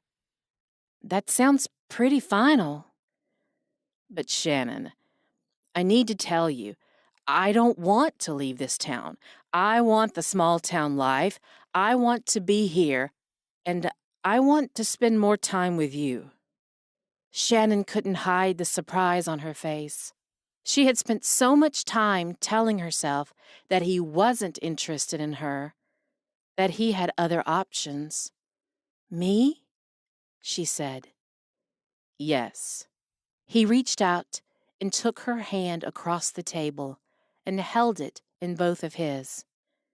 You have accepted me and shown me around this town and introduced me to a life I've only dreamed of. I wish I could stay in Pine Haven always. He sighed as he looked away.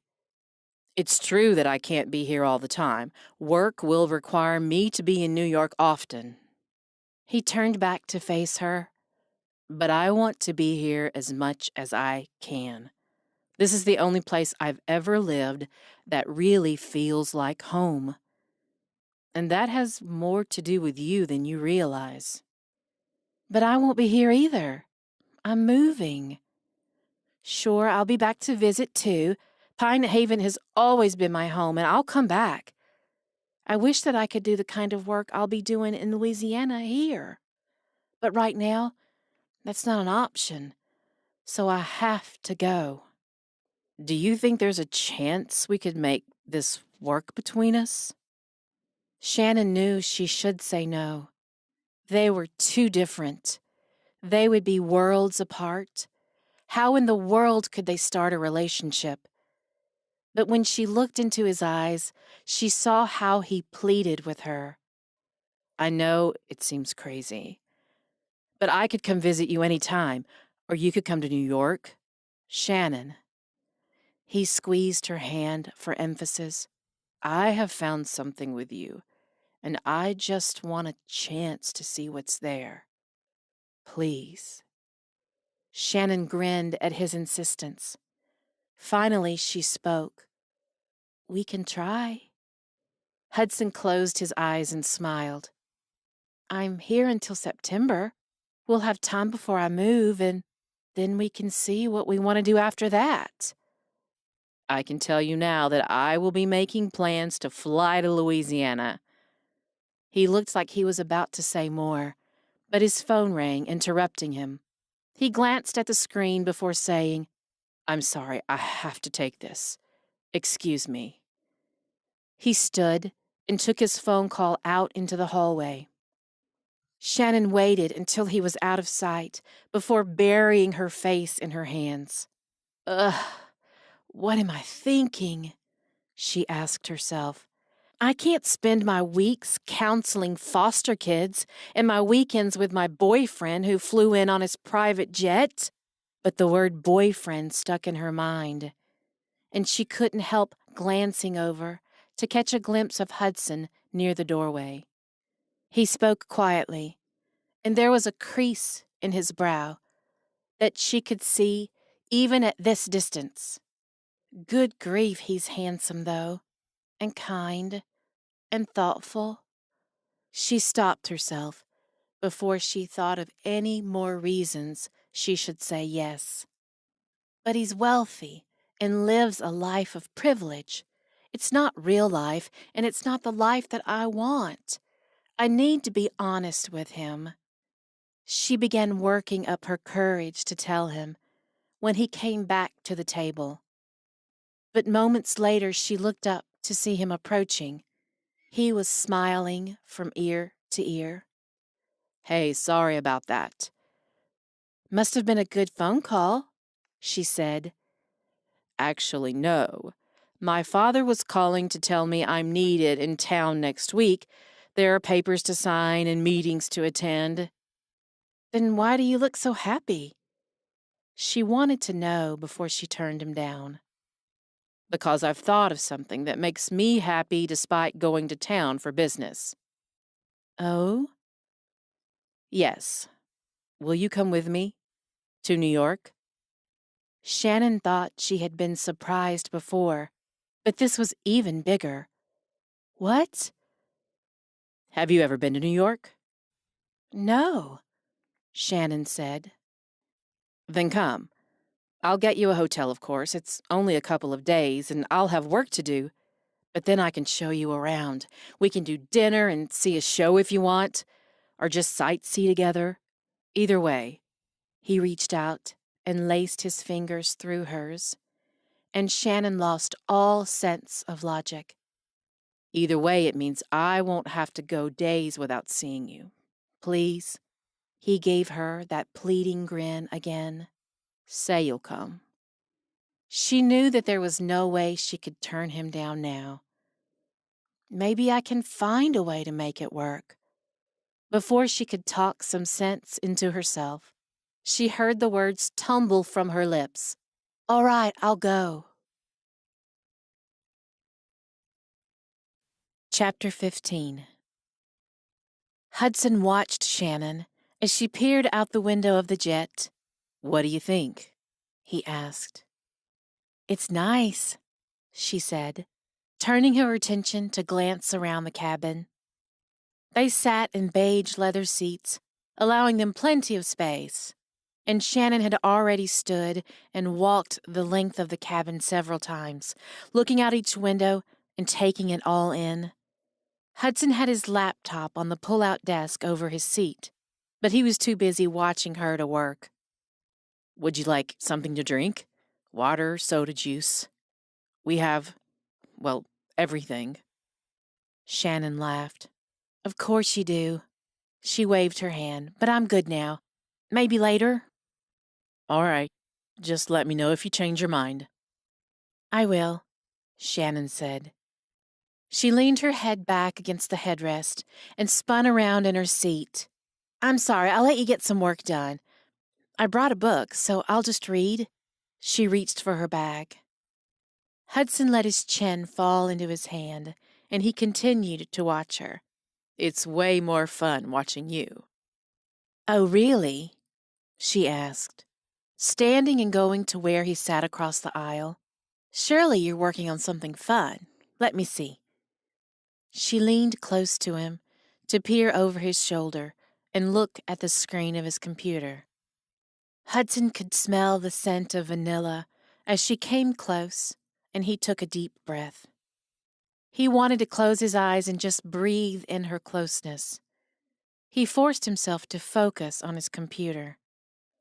But he had been ignoring it so long, it had gone to sleep. Shannon pointed at the blank screen. I think I see the problem here. Hudson grinned and snapped the computer shut. He set it aside and took Shannon's hands in his. I told you, it's so boring, even the computer can't stay awake. She laughed. It can't be that bad. Tell me what you're working on. Hudson stared at the ceiling, remembering the details of the one of many business proposals his father had sent. It's a business investment. Basically, a large company wants to buy up a couple of smaller companies in their area, so they need an investment to do that. Huh. So that smaller businesses will go away, and bigger businesses will get bigger? She scrunched her eyebrows. Let's not talk about work. Before he could think about it, he pulled her down into his lap. He wrapped his arms around her, thinking how much he enjoyed being close to her. Is there anything you would like to see in town? Shannon seemed hesitant to be sitting with him, but she settled in and faced him as she spoke. It's your town. I showed you around Pine Haven, so you can show me without suggestions. Hudson narrowed his eye and smiled a sly grin. So I'm in charge. Yep, you're in charge. All right, I can handle that. But don't forget that it was your decision, so no complaining. Shannon met his eyes and scooted closer. Her gaze turned serious as she looked at him. I'm not complaining. Hudson felt his senses kick into high gear as he looked from her eyes to her lips. Her face was just inches above him, and he looked up at her. Slowly he reached his hand up and cradled her neck. His heart pounded as he began to close the gap between them. He could just feel her breath on his face, and he was just about to kiss her when the plane shook. Shannon's face went white, and her eyes opened wide in panic. She ducked her head and clung to Hudson. He wrapped both arms around her tightly. It's all right, he said. Just a little turbulence. But it was more than a little, and the plane continued to shake, off and on for several minutes.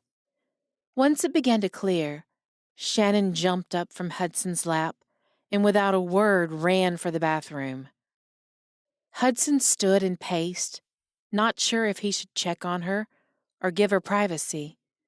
He decided on the latter and stood awkwardly waiting for her to come back. A few minutes passed before she came out. Are you all right? He went to her side and reached out to touch her arm. Yeah. She dropped her gaze to the floor and went to her seat slowly. But I think I'll take you up on that drink now. Maybe some Sprite or ginger ale. Of course. He pushed a button on the wall. When a woman appeared a few moments later, Hudson asked for a ginger ale.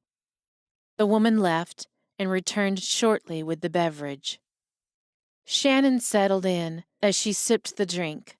Hudson was thankful that the rest of the flight went on without more turbulence, but neither of them initiated close contact again.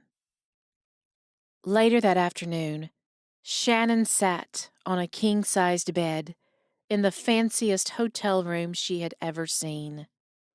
Hudson had gone to a meeting at the office, so he had checked her in and sent her to the room with instructions that Paul, his driver, would pick her up to meet him in a couple of hours. She opened the hotel room door and walked in to find a spacious sitting room with a couch, TV, and mini fridge. On the coffee table was a large bouquet of daisies. A smile spread over her face as she approached and lifted the card. It read, Shannon, welcome to my city, Hudson. She breathed in the scent of the flowers before she turned to take in the rest of the room. 2 double doors led to the bedroom, and she walked to the doorway to take a peek. Her stomach still felt a little queasy from the flight, or maybe just because she hadn't eaten since. But she took one look at the bed, with the white, billowing comforter, and more pillows than she could count. It looked like a giant cloud.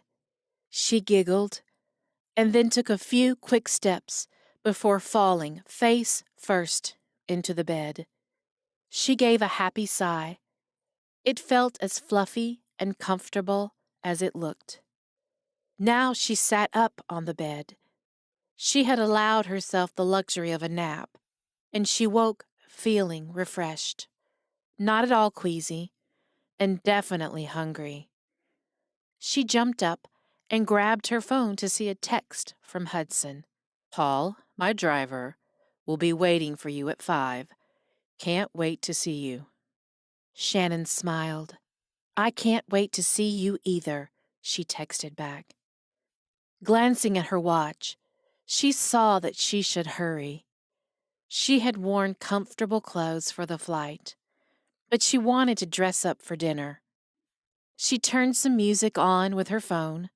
The screen prompted her to connect to the Wi-Fi, and then asked if she wanted to connect to Bluetooth speakers.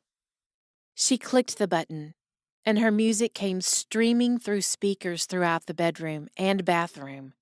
She laughed out loud. I could get used to this.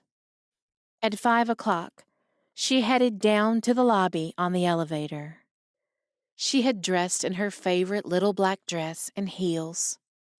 She wore silver earrings that moved as she walked and a single silver bracelet. She walked across the lobby, her heels clicking with each step across the marble floor. As the doorman opened the tall glass doors, she saw Hudson's driver standing beside the black sedan, waiting for her. She approached, and he opened the back door of the car. Miss Kendrick? He said with a nod. Thank you. Shannon climbed in and took a seat next to the window. She watched out the window as they drove. The tall buildings passed by, and she couldn't help but think she had never seen this much traffic in her life.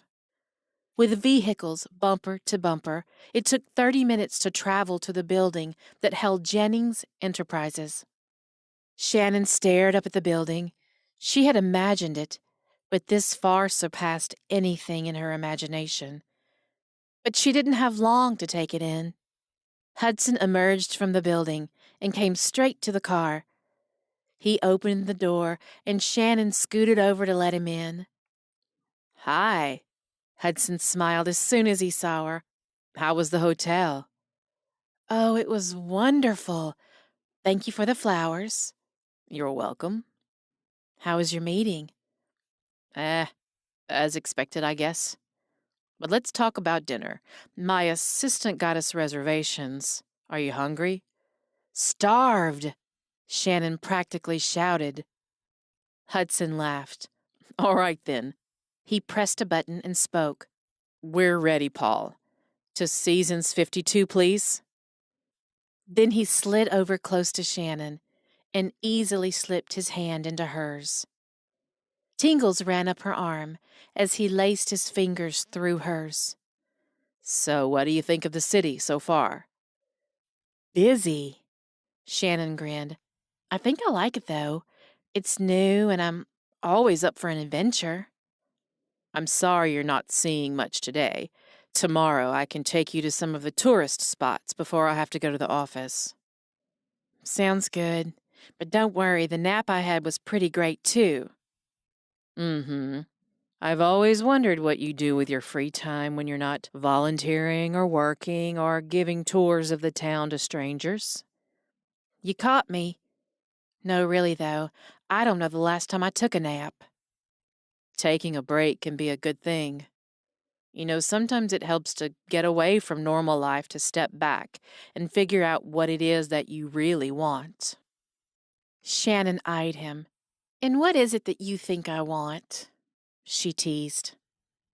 I can't say for sure, but I'm hoping you might be interested in a handsome big city boy turned small town billionaire. Shannon shrugged. Maybe. She didn't say more, since they had pulled up to the restaurant, and the driver came around to open their door. Hudson stepped out and turned back to offer his hand to Shannon. He kept her hand as they walked through the doors. He kept her hand all the way until they were seated at the table, and only let go when she needed it to look over the menu. I feel a little out of my league, Shannon admitted. What's good? Everything, Hudson said, but I'm partial to the seafood.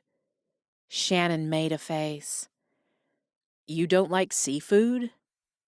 Not really. So what kind of food do you like?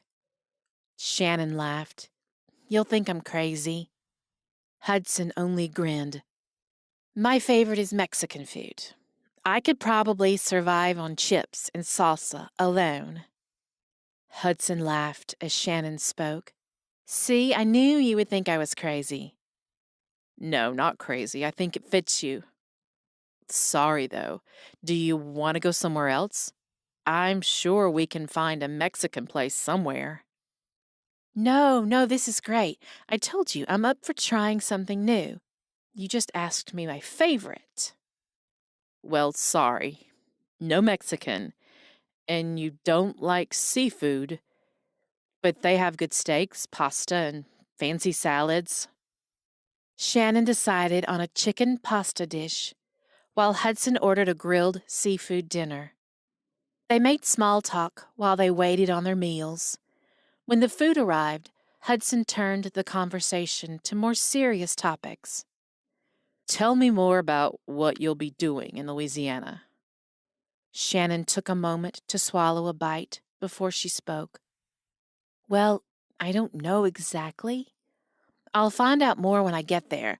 My official title will be the director of the girls' program for the camp. It's a camp for foster kids, and they have summer camps, weekend retreats throughout the year, and after-school programs. So I'll do planning for those and oversee staff members and things like that. But I'll also serve as a sort of guidance counselor, and that's what I'm most excited about. Did you always know you wanted to study counseling? Hudson leaned in to hear her.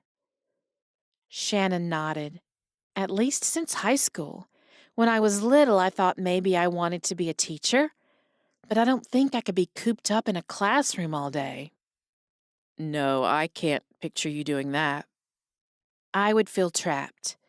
That's one thing I love about this camp. Sure, I'll have to work in the office some of the time, but right outside the door will be people and woods and activity areas. That will give me plenty of space to breathe. That sounds nice, Hudson said. Shannon noticed that he had looked away from her and stared at the table. She tried to think of something to ask him, but she knew about his job, and that wasn't something he wanted to talk about. She decided to change the subject. So what's your favorite place in New York? Hudson lifted his eyes and seemed to study her. He furrowed his eyebrows before saying, I don't have one yet. Yet? Why not? Because I haven't taken you anywhere in New York yet. Chapter 16. Hudson sat at his desk in the New York office after an afternoon full of meetings. His father had wanted him to sit in on meetings with current clients and a few new ones, trying to introduce him as a way of passing the baton. But Hudson had had enough for the day. All he could think about was getting back to Pine Haven. It was enough to make him want to walk out and not come back, but he knew he wouldn't. Walter Jennings chose that moment to walk into Hudson's office, which just about pushed Hudson over the edge. Hey, he said, trying to sound pleasant. Did you need something? I'm leaving in 5 minutes. Walter glanced at his watch, feigning surprise. I'm sorry, he said, his tone dripping with sarcasm. I didn't realize you were an hourly employee. Hudson scoffed. No, they work better hours than me. Listen to me, son, Walter began. Here it comes, Hudson thought, knowing he had pushed his father's buttons one too many times. You were born into a life of privilege and responsibility. You have enjoyed plenty of the privileges in your lifetime, and now it's time to accept your responsibilities. Hudson felt his blood pressure rise and his face growing hot. I have no problem with responsibilities. I am an adult who is responsible and competent. What I have never wanted was zero choices in what to do with my life. And what exactly is it you want to do with your life that's better than what I've done with mine? Hudson took a deep breath. He looked at his father and noticed that he looked a little pale. This was useless, and he knew it. Would explaining get him anywhere? No, he didn't think so. He stared in silence at his father for several moments before he quietly spoke. I want a say in my own future. You have a say. Walter pointed a finger straight in his direction. You can choose to accept the life and the position that has been handed to you on a silver platter, or you can choose to walk away and get nothing. I know you've mentioned that, Hudson said through clenched teeth. He stood and went to the window, his hands on his hips. So if you've made your decision, stop complaining. Hudson sighed. I have made my decision, but I don't have to like it. You need to get over yourself and stop thinking you're better than this job. What we do is important. We fund and start businesses. You think you want to help people? We help people do the work they want to do. And we help big companies buy out small businesses that support families. Walter's face turned red, and he took in a breath to start yelling, Hudson assumed. But instead, he began to cough. It came on so quickly that it took Hudson by surprise. The coughing turned violent and wrenched his body. He gripped the desk, trying to gasp for air. Dad, Hudson hurried to his side. Are you all right? He took 2 steps towards his desk. Here, I'll get some water. He went to the mini fridge and pulled out a bottle of water, unscrewed the lid, and handed it to his father. Walter waved it away, but Hudson pressed it into his hand. As the coughing finally slowed, he took a sip of water. Better? Hudson asked. I'm fine. Walter took a few breaths, still leaning on the desk with both hands. He raised himself up and looked Hudson in the eye. This company is our family legacy. I don't want to see it fall apart. So shape up and get your mind in the right place. He turned to go, but he stopped in the doorway and turned his head to look at Hudson. And I expect you to be in New York full-time starting in 2 weeks. Get that small-town idea out of your system. Shannon stood frozen in place. She had tucked herself behind the corner when she heard heated words coming from Hudson's office. She hadn't meant to eavesdrop, but there wasn't anywhere for her to go. Hudson had shown her around town during the morning, and when he had gone into the office, he had asked her to meet him there at 5. When the driver pulled up, Shannon knocked on the window and told Paul, I'd like to go in and see Hudson's office. Is that all right? Yes, ma'am. Mr. Jennings' office is on the 14th floor, 1407. Thanks, Shannon said, opening her door and jumping out before Paul could make it around. She smiled the whole trip up the elevator, excited to surprise Hudson. But her smile had faded when she heard the argument going on. She had pressed herself against the wall, her eyes wide when she heard the coughing fit. Now she couldn't move. She heard Hudson's father's footsteps walking the other direction down the hallway. She wanted to feel relieved, but his words echoed in her mind.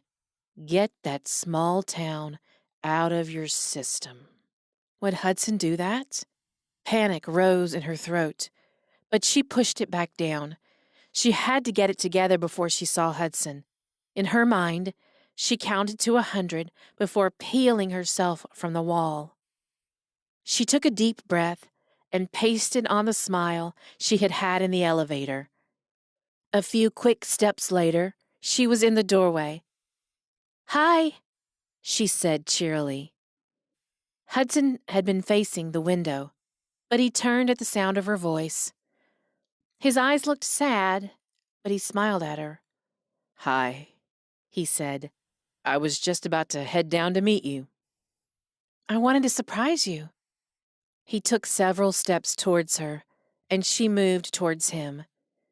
He held out his arms to her, and she went into his embrace. They hugged for a moment before she leaned back to look at him. He narrowed his eyes at her and looked thoughtful. Finally, he said, You hurt us, didn't you? Shannon lowered her head. I'm sorry, I didn't mean to. I was just coming to surprise you, but I stopped when I heard voices. Hudson sighed. It's all right. It's not your fault. You shouldn't have to hide that you heard, though. Well, I know you don't want to talk about it. Do you want me to? I wish you could tell me how you feel. Hudson stooped to her level to meet her gaze. Not here. But let's get some dinner and we can talk more then, okay? Shannon gave a half-hearted grin. Okay. What do you want to do for dinner? Hudson's smile returned. I was thinking we could get Mexican takeout. Sounds good to me. Do you mind if we have it delivered? I'd love to show you my apartment. It has a great view of the city and we can eat and talk without interruption. Sure, Shannon said. Hudson linked his fingers with hers. 45 minutes later, the car pulled up in front of Hudson's apartment building. They had spent the drive over looking for good Mexican places on Hudson's phone. The food would arrive not long after they did. That's one great thing about New York. You can have any kind of food delivered in no time. Yeah, not so much in Pine Haven. But you do have a personal chef there, so I'm pretty sure you can still get whatever you want in no time. You got me there, which seals the deal. I can just live in Pine Haven. Shannon laughed, but she knew that wasn't true. Her emotions battled inside her all the way up the elevator to the floor where Hudson lived. The whole floor, that is. The elevator door opened, and Shannon's mouth dropped open. Wow, she whispered. The living room looked bigger than her whole house.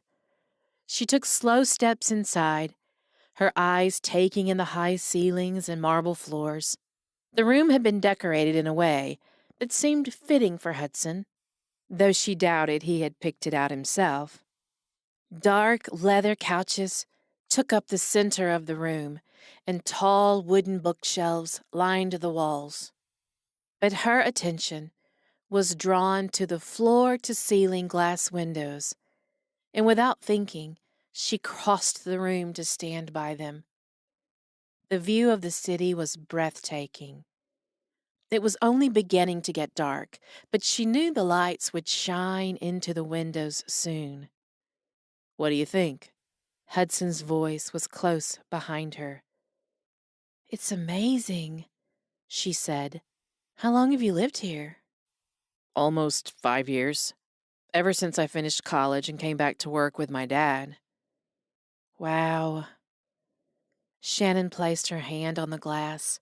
It felt cool to her touch, and she realized she was leaving a handprint. She pulled back and saw the imprint from her palm.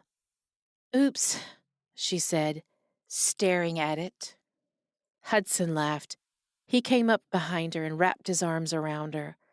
Don't worry, it's not permanent. But if it was, at least I would always think of you when I saw it. Shannon let herself cozy up into him, despite the gnawing inside that told her not to let him get close. That would be good? She asked. That would be very good. He cleared his throat, as if getting ready to say something important. So, do you think you could ever see yourself here? In New York? Shannon closed her eyes, not wanting to answer.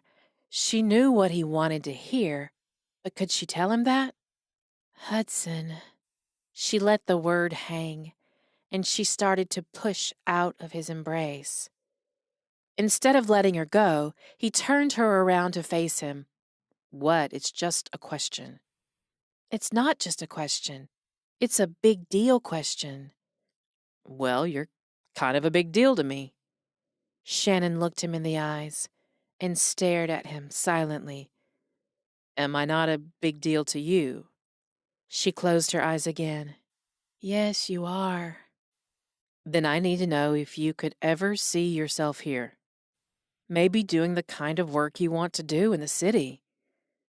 Shannon sighed. I don't know, Hudson. I don't know about New York, but I think I can see myself being with you. Hudson gave a sigh that sounded like a mixture of happiness and relief. With one hand still around her waist, he reached his other hand up to cup her face. He didn't waste time closing the distance between them. His lips met hers, tenderly but firmly. She returned his kiss and wrapped her arms around his waist. He kissed her slowly. Shannon breathed in the smell of him, the closeness, the safety of his embrace. She felt herself getting lost in the intoxication of it all when the sound of a bell rang. Hudson barely removed his lips from hers and touched his nose to hers. His eyes closed, he said, The food's here. Shannon let out a long, slow breath and took a step backward. All right. Hudson seemed reluctant to let her go, but he did and turned to go. She took the opportunity to try to compose herself, but she knew the smile spread across her face was too much to hide. When he returned, carrying 2 big bags, looking adorable, she couldn't help the giggle that escaped her lips. What? He said. Nothing. Where do you want to eat? Your choice, He said. There's a dining room table that seats 12, or we can camp out in the living room and watch TV. Living room sounds good. Living room it is. Hudson walked to the couch and began setting out food on the table. Would you mind getting some plates and forks from the kitchen? It's just through there. Sure. She headed through the door Hudson gestured towards and gasped when she entered the kitchen. It was huge and spotless and contained every kitchen device she could possibly imagine anyone ever needing. She began opening cabinets looking for plates and found glasses, vases, and more kitchen gadgets. Eventually, she found a cabinet with dishes, but they weren't the kind of plates she would expect to eat Mexican food on. She shrugged and pulled out 2 plates. It took opening 6 drawers before she found forks, and she hoped she wouldn't need to find anything else in the giant kitchen.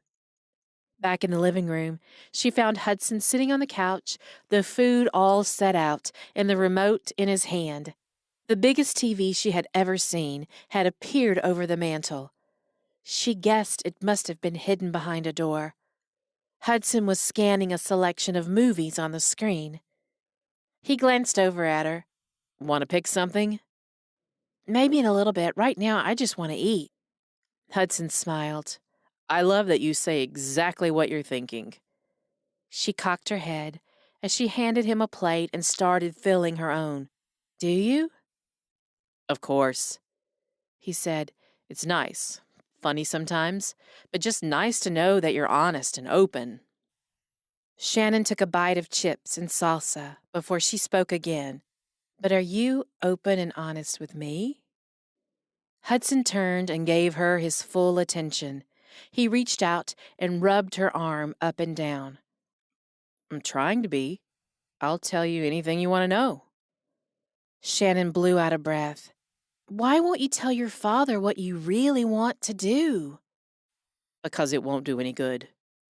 Why not? It won't change anything. Telling him won't mean that he understands. He has been clear. There is one path for me. And what would happen if you walked away? He would cut me off. Like no money. No money, no job, no help.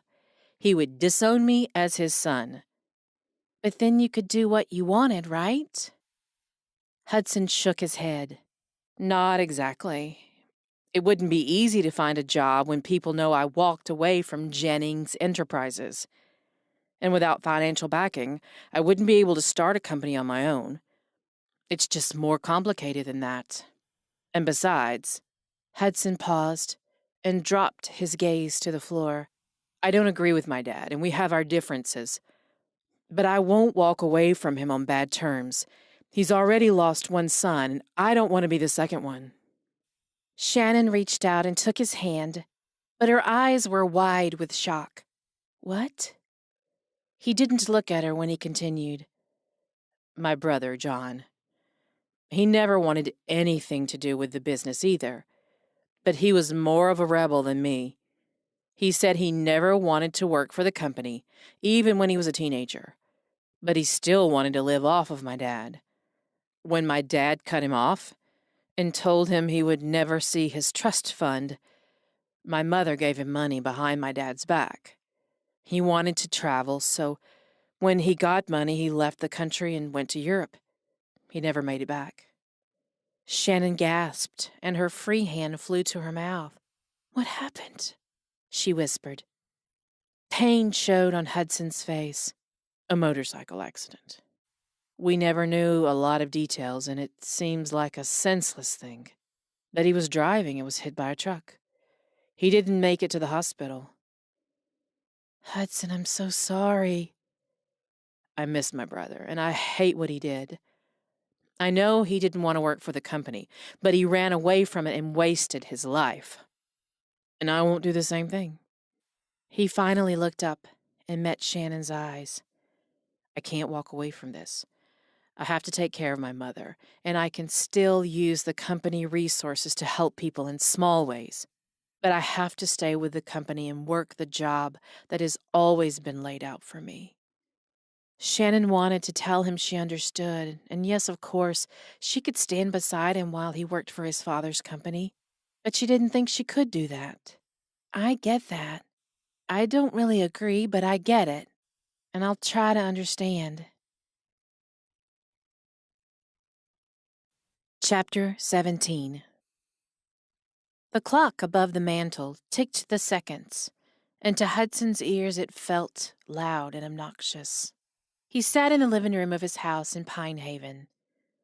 He rubbed his chin and tried to make sense of everything that had happened in the past few days. He touched his lips and remembered the feeling of kissing Shannon. It had been everything he had dreamed of, and he had wanted more. But things seemed strained between them after he told her he would never leave the company. Even the flight home had been awkward. They both tried to pretend things were fine, but he knew she was resisting being a part of the life he lived.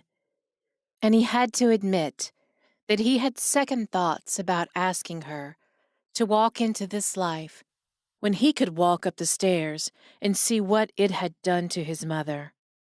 He had called Pete after he dropped Shannon off at her house without even a small kiss. I don't know what to do, he had told his friend.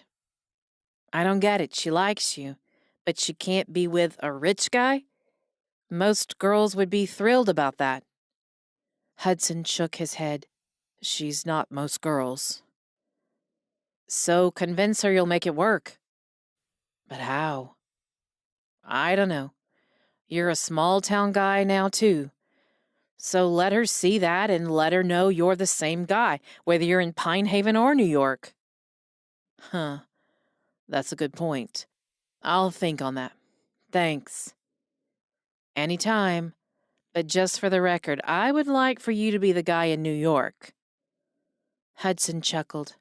I miss you too, man. Later, Pete hung up. Now Hudson sat on the couch, wondering how he could show Shannon that he was the guy for her. He had been trying to be a laid-back guy, ordering Mexican to eat in the living room in New York. That had seemed normal and casual, but it had turned out strained at that time. But maybe he could try again. He grabbed his phone and typed out a text to her. After he clicked send, he fell back on the couch and did the one thing he really needed to do: pray. God, he said out loud, I feel stuck in the life I have. Stuck in my father's company, doing work I don't really care about. But I care about Shannon, and I want a life with her in it. If I have to be in this life that my father has laid out, please show Shannon how she can be part of that life with me. I just don't know what to do, Shannon said. She looked over her coffee mug across the table to Paige. The two friends sat in the practically empty dining room at the club. Paige bit her bottom lip and sat thinking before she answered. Do you like him? Shannon let her face fall into her hands. Of course I do. He's kind and caring, and he's not scared off by my personality. I think he really cares about helping people. But I just can't see myself going off to be with a CEO in New York and living a life of wealth when I see all the hurting people around me. Why does that have to change how you care about people? Wouldn't his position be a great opportunity to help people? Paige asked. Shannon sighed. I don't know, maybe. But I don't want to turn into a rich person just handing out money to people who have less. I don't want to flaunt that. It's not flaunting it. Even the Bible says that to whom much is given, much is to be expected. So if someone has a lot, but he does good with it, that's not bad. Yeah, I guess. Shannon, I know it's not what you imagined. Paige paused to laugh. Although it's what plenty of people dream of.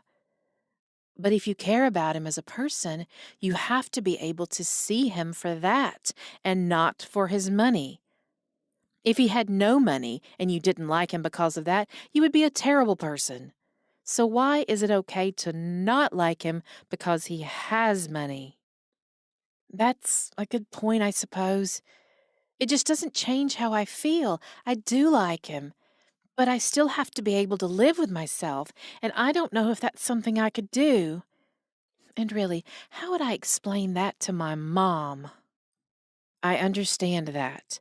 I'm sure that your mom would understand. He's not the same person as your birth father. But all I can tell you to do is pray about it. God will show you. Shannon sighed, dropped her shoulders. I know you're right. That just doesn't make it easy. Her phone buzzed on the table, and she reached for it. When she saw the name, she looked back at Paige without reading the text. It's Hudson. Great, Paige said, a little too cheerily. I've got to get back to work, so talk to him. You'll figure it out. She left Shannon at the table. Shannon took a deep breath and closed her eyes. God, she prayed silently, I don't know what to do here. You know I like him. I like him a lot.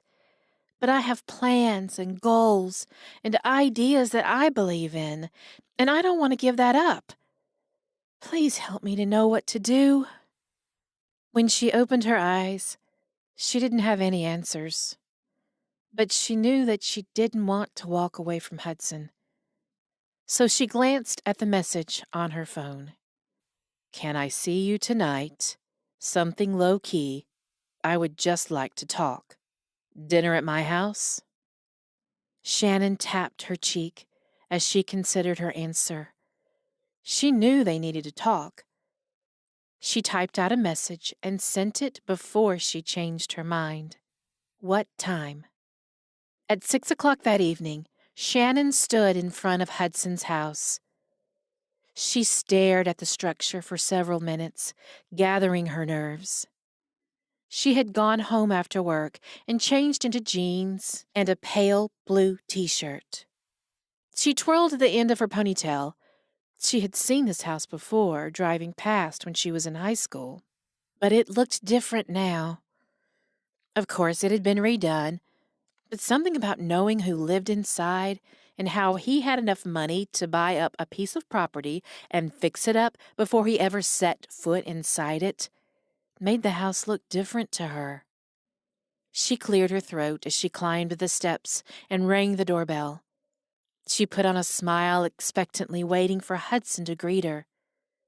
She waited a minute, then 2, then 3. Should she ring again? Was he home? She rang the bell a second time, and after what seemed like an eternity, the door cracked open. She put her smile back on, but when the door opened, her smile quickly fell away. "Are you all right?" Her voice was full of concern.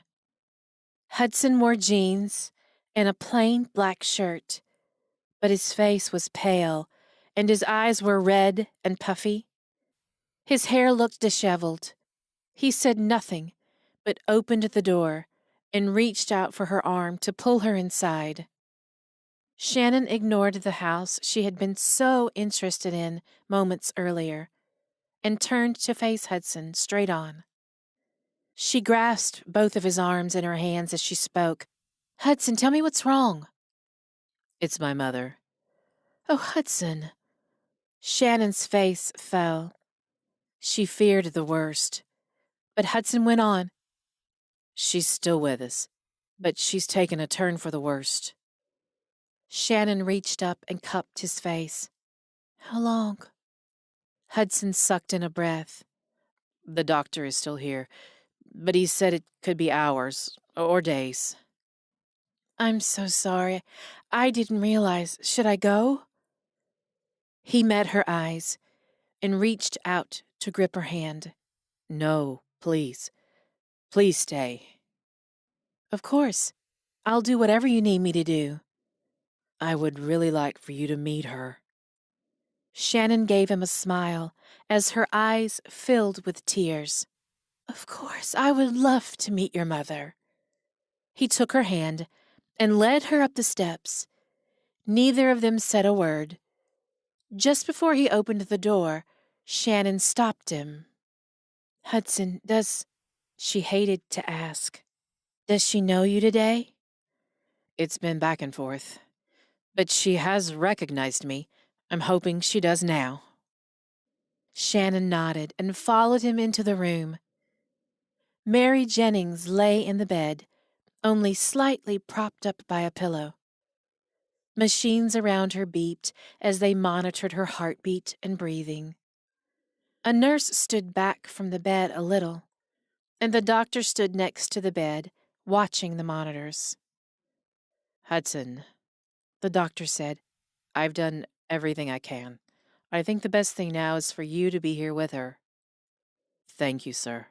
Hudson put on a brave face, but Shannon could hear the quiver in his voice. He walked to the bed and leaned over and kissed her on the cheek. Her eyes barely fluttered open. "Hudson." The word was practically inaudible, but enough to know she recognized her son. I'm here, Mom, he said. I'm not going anywhere. He reached down and squeezed her hand before turning to look at Shannon. Mom, I want you to meet someone. This is Shannon. She's very important to me, and I wanted you to meet her. Mary's eyes were closed again, but she almost looked like she smiled. Shannon felt unsure, but she stepped up to the bed and held Hudson's hand in hers. "Hi, Mrs. Jennings. It's so nice to meet you. I wanted to tell you that you have a wonderful son. You should be very proud of him." Her eyes opened once more, and she seemed to struggle as she looked from Hudson to Shannon. She smiled a little and then closed her eyes again. She took a great deal of effort to speak and said, "I love you, Hudson. I want you to be happy." I love you too. You taught me everything I know, and I'm so thankful for you. I love you, Mom. Hudson clung to her with one hand and to Shannon with the other. He leaned down and laid his cheek against his mother's for several moments. Mary didn't speak again. The nurse brought Shannon a chair, and she took a seat as Hudson sat up on the hospital bed. She held his hand as they sat in the quiet of the room. The only sounds were the monitors and the shallow, struggling breathing of his mother. Shannon and Hudson spoke on and off, and the nurse checked Mary's pulse and kept an eye on the monitors. "Would you mind if I played some music? Maybe a hymn or something?" Shannon asked, quietly. Hudson nodded. I think she would like that. Shannon pulled out her phone and began to select hymns. She played one after the other at a low volume. Some of them were musical arrangements, and sometimes voices sang the verses. Shannon quietly sang along to one she knew, but Hudson sat quietly, watching his mother. They remained like that for several hours.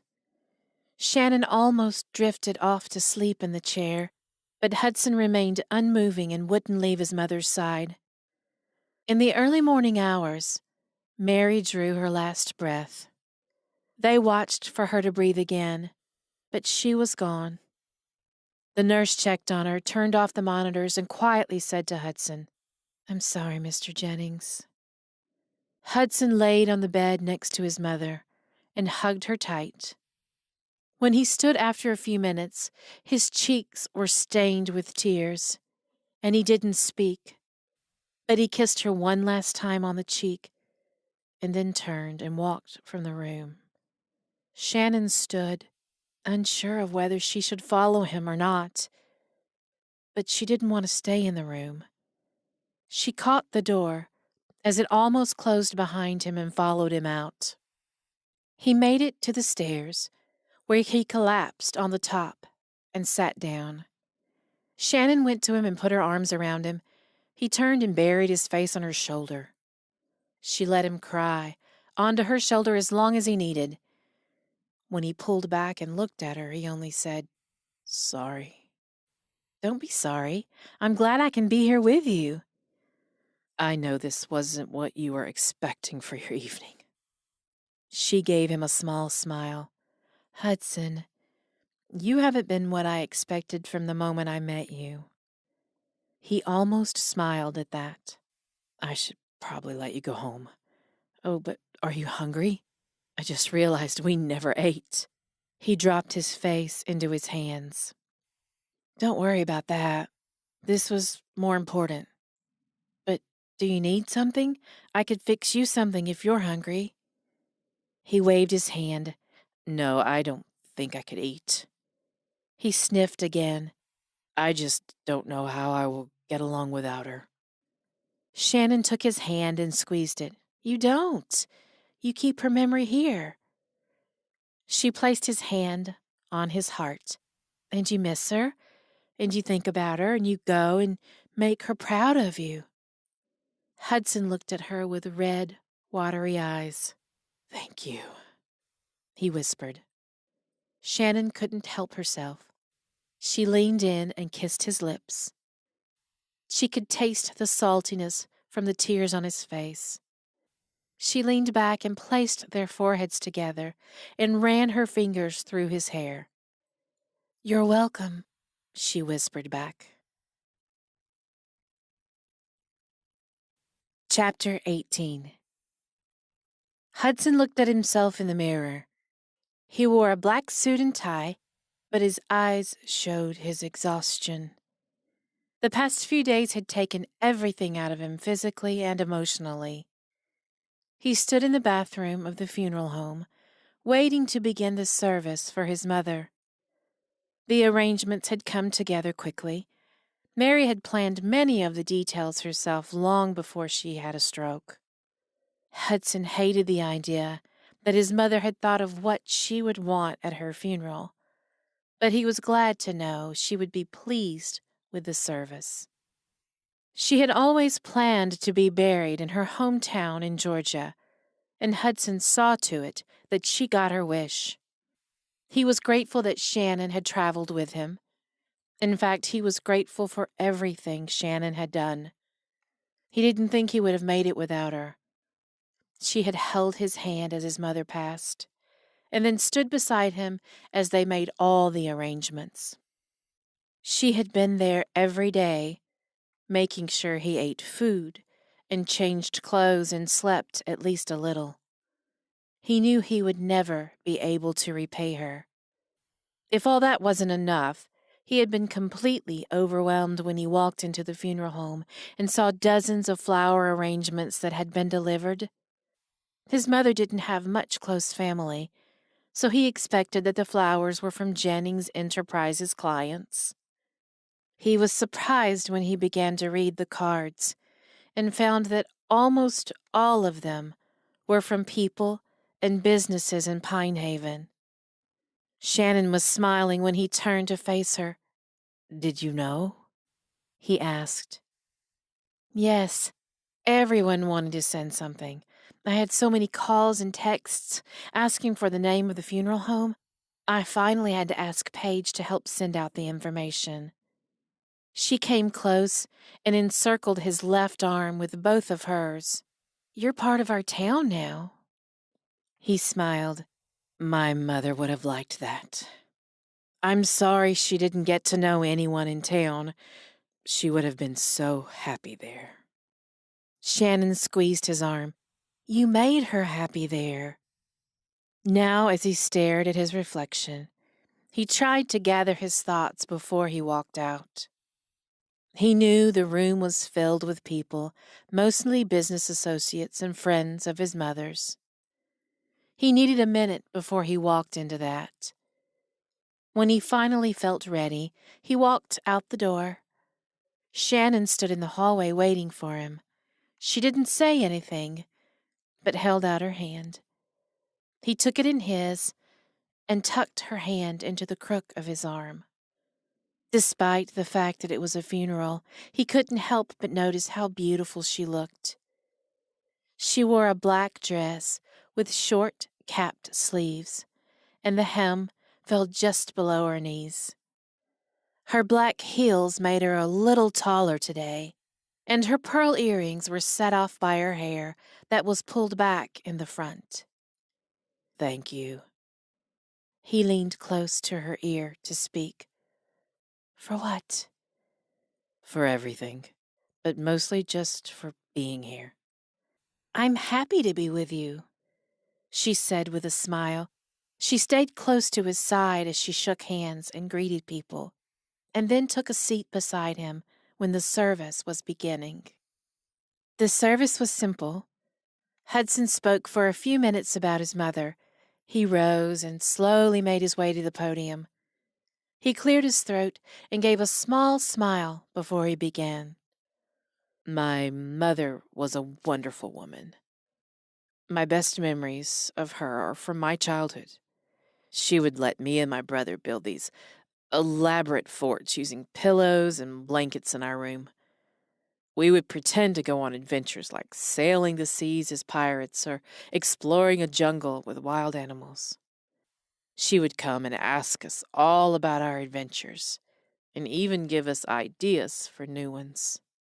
He paused and gave a chuckle. "I'm sure none of you can imagine her as a pirate or a jungle explorer, but she would do it for us. She wasn't the mom who baked cookies or crafted, but she was always there for us. She would ask about my day when I got home from school, and even when I went to college, she would call every week just to make sure I was okay. She would say she just wanted to hear my voice. I'm not sure if she knew how much I needed to hear hers. So I guess I just want to say thank you, Mom, for being there for me. And now you've gone on ahead of us to the next adventure. But I'll miss you and can't wait to see you again." His voice quivered as he finished his remarks. He returned to his seat, but just as he glanced over the crowd before turning around, he saw a familiar face in the back row. Shock washed over him at the sight of his father. He couldn't decide if he wanted to be angry or grateful that he had come. He leaned toward angry, but tried to push the thoughts away and instead focus on the words of the pastor offering a prayer. "Thank you for coming today and sharing your condolences. The family will be saying goodbye to Mary in a private graveside service. They wish to express their gratitude to you." Hudson stood and took Shannon's hand. They stood as the pallbearers took the casket out, and then he led Shannon out the door to follow them without glancing back. They went straight to the car, where his driver opened the door for them. They didn't speak much on the way to the cemetery. It was a short drive, and before Hudson knew it, they stood by the graveside for his final goodbye to his mother. Shannon stayed back while he went forward and placed his hand on the casket. "Goodbye, Mom," he whispered. He stepped back and nodded to the funeral director, who gave the signal to lower the casket. Hudson couldn't stand and watch, so he brushed past Shannon as he turned to go. But steps away, he stopped in his tracks. At the gate to the cemetery was a black limo, and leaning against it stood the one person Hudson didn't want to see today. He lowered his eyebrows and clenched his teeth together. "Come on, Shannon, let's go." Shannon turned and seemed surprised by his rush. She looked over and saw where his gaze pointed. "Is that—" She trailed off. "Yes, come on." He hurried her to the car, but not fast enough. Walter approached and called out to him. "Hudson." He had no choice but to turn around. "Dad," Hudson said harshly, "I'm sorry about your mother. I wish I had been there." This was too much for Hudson. "Don't lie. If you had wanted to be there, you could have." Walter hung his head. "I know, son. I'm sorry I wasn't there. There's a lot I'm sorry about." Hudson held up his hand. "Not today." He turned and walked away. Shannon followed behind him as he climbed into the car. Shannon tried to focus on the meeting she was in, but it was no use. Her thoughts and emotions ran back and forth from wanting to call Hudson and wanting to distance herself from him. It had only been 2 days since the funeral, and today was the first day she had left him alone since his mother died. But she had to be at work today. They had been very understanding at the club about her taking the time off, but it was time to get back to work, especially since this week they were interviewing for her replacement. But now the thought of leaving was making her sick to her stomach, which was ridiculous, since Hudson would be back in New York before she moved. She shook her head and told herself she needed to get a grip. They would figure this out somehow, wouldn't they? "All right, thanks, everybody." Russell Pierce stood, and Shannon realized the meeting was over. "Shannon?" Paige came over to her friend. "Are you all right?"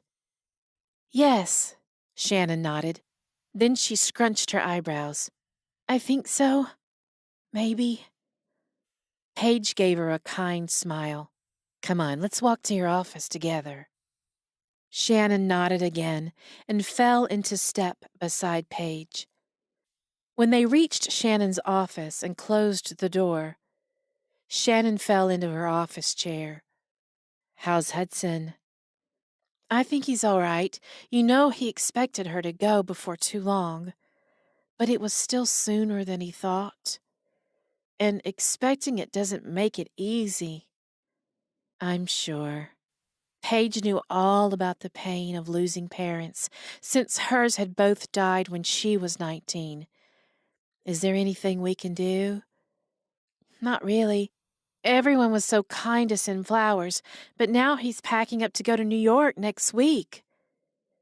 Shannon brushed at the tears filling her eyes. "And how do you feel about that?" "I don't know." Shannon tried not to yell. "It's crazy, right? I mean, I'm upset that he's leaving, but I'm not staying here either. And the whole thing has always been ridiculous. I don't want to move to New York, and I don't want to be a billionaire's girlfriend. I want to go to work with poor kids. How can I justify those together?" Paige smiled. Sometimes things don't make sense to us. And sometimes we have to take the long way around to figure out where we really want to go. But you like him? Yes. Do you love him? Shannon stared at her friend. I don't know. I've tried so hard not to, but I think I might. Then you should tell him that. I'm pretty sure he feels the same way. Then you talk and you figure out how to make it work, Paige said. Shannon gave a sarcastic laugh. That easy, huh? Paige shrugged. Not always easy, but I think usually it's easier than we think. I've told you before, but the first step is praying. And the second step? Deciding what you really want. Chapter 19. Hudson watched out the window of his house. He didn't want to turn and see the suitcases behind him that were packed. His father had given him more time to return to the city after his mother died, but now it was time. He wished he could put it off longer, but what was the point? Eventually he would be going to New York, and Shannon would be leaving for Louisiana. He sighed, thinking about the past few days and how close they had gotten. She had held his hand and stood by him for every moment.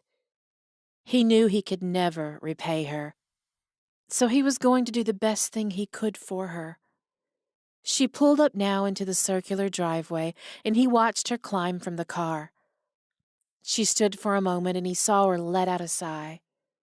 He wondered what she was thinking and whispered a silent prayer that God would prepare her for what was coming. He took slow steps towards the door and put on a half smile before opening it. Hey, Shannon immediately greeted him with a hug. Hi, it's good to see you, Hudson said, holding her tight. Please come in. He watched her face as she turned and saw the suitcases in the hallway, and she froze. So I guess you're going now? Come on, let's go in the living room. He led her to the couch and waited until they were both seated to speak again. Yes, I'm going. It's time for me to get to the city and officially start in my new role. All right, that's good, I guess. Shannon tried to put on a brave face, but he could see through it. You know it's not my choice. Shannon gave an exaggerated sigh. You keep saying that, but I don't see you doing anything to change it. We've been over this. It's not a choice I have to make. You could quit. It's not that simple. But I saw the way you looked at your dad at the funeral. How can you go back and work for him? I don't know. Really, I don't. I don't want to be my father. Seeing him there at the funeral, as if he cares now, it made my blood boil. I don't want to be him. And with God's help, I won't be. But I still can't walk away from this. Not now. Probably not ever. I guess there's not much else to say then. I disagree. I have a lot to say to you. Shannon gave him her full attention, but her eyes showed her uncertainty. Shannon, I have loved every moment we've spent together. At first, you made me think differently about myself because of your spunk and how you wouldn't back down from telling me I was rude to you. But the more I got to know you, the more I've seen that you care so much about people. You see their good and their bad, and you are there for the people in your life. I feel honored to have been the recipient of that care. I can't tell you how much it has meant to me to have your support during this time with my mother. He paused and swallowed hard to pull down the emotion rising. Shannon reached out and took his hands. I care about you too, Hudson.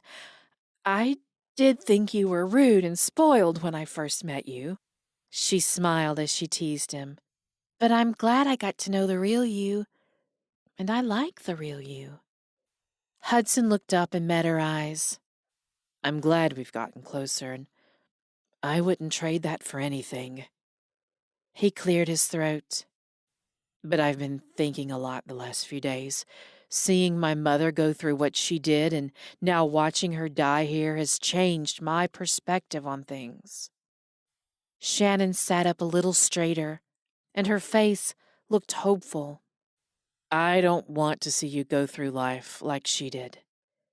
And I know that coming to New York and living the life I live isn't what you really want, is it? Shannon dropped her gaze, but her decision was unwavering. No, it's not. I want you to have everything you want in life. I want you to go and do the job you've trained for. I know you will be an amazing counselor, and those kids will be lucky to have you in their corner. She let a tear slide down her cheek, and Hudson reached to brush it away. He tucked a hair behind her ear and then crooked his finger to lift her chin. But I have to go to New York, and you need to live the life you were made for. I will always treasure our time together, but I have to stay with the path that's been planned my whole life. I know you don't understand, but it's what I have to do. He stopped and leaned forward and kissed her softly on the forehead. She stood and didn't look him in the eyes. Goodbye, Hudson, she said quietly and turned to go. He listened to her footsteps walk across the foyer and the sound of the door open and close. Goodbye, Shannon. Chapter 20. Sunlight began to stream in the window of Hudson's New York apartment, but he didn't want to get up. He hadn't wanted to get up any day since he returned to the city. He felt sick to his stomach from morning to night. He knew letting Shannon go had been the right thing. He never wanted to convince her to be with him against her better judgment. But that didn't make him feel any better about it. He wondered what she was doing now as he got up and showered and dressed to go to the office. He had been working here for almost a week, and he was shocked that his dad hadn't been to the office once. That might seem normal for someone who was retiring, but not for Walter Jennings. Hudson shook off the strange notion that something was wrong and just thanked his luck that he hadn't had to work with his dad. He was still angry and frustrated with him and didn't know if he was ready for that yet. He stared at the ceiling inside, and he knew he had to let go of that anger, but he couldn't do it on his own.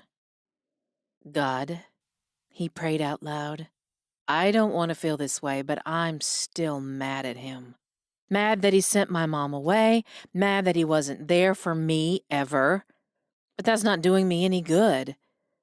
God, you've been gracious to me and forgiven me for everything I've ever done wrong. He paused as he thought about his dad and how he really felt. He needs you too, Lord. It would take a miracle, but I'd pray for just that. A miracle for my dad. Show him yourself and change his heart. Hudson wanted to have faith that it would happen, but it was small. He pulled himself out of bed to get ready for the day. He dressed in a dark suit and made his way down the elevator where his driver waited for him in front of the building. He was getting used to the routine, leaving for work in the morning, returning at night, trying not to think of Shannon all day. He knew he would never forget her, but he hoped one day it might not hurt so much. He arrived at his normal time, and his assistant brought him coffee and went over the schedule for the day. Hudson tried to focus, but he stared out the window as she spoke. Yes, thank you, he said when he realized she had stopped speaking. She left and closed the office door behind her. Hudson continued to stare out the window. Finally, he drug himself to his laptop where he opened his email and began going over a report. He was just getting into it when a knock sounded and his door opened. His assistant appeared in the doorway, her face full of concern. "I'm sorry, Mr. Jennings, but you're needed on the phone. It's about your father." My father? Hudson raised his eyebrows and grabbed the phone from his desk. Hello, this is Hudson Jennings. Mr. Jennings, this is Dr. Lowenstein. I'm your father's private physician. Yes, of course, we've met before. What's going on? Hudson, it's your father. He's not doing well, and I think it would be good if you came and saw him. I don't know how much longer it will be. How much longer? Hudson leaned back in his chair in confusion. But what happened? I'm sorry to say he's going downhill faster than we expected. Expected? What are you talking about?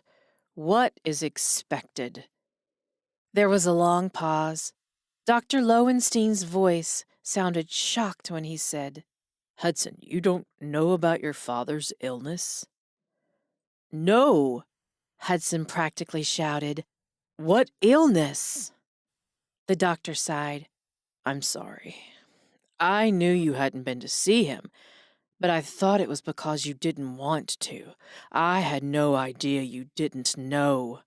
He's kept it very private from everyone in the company, but I thought you would know.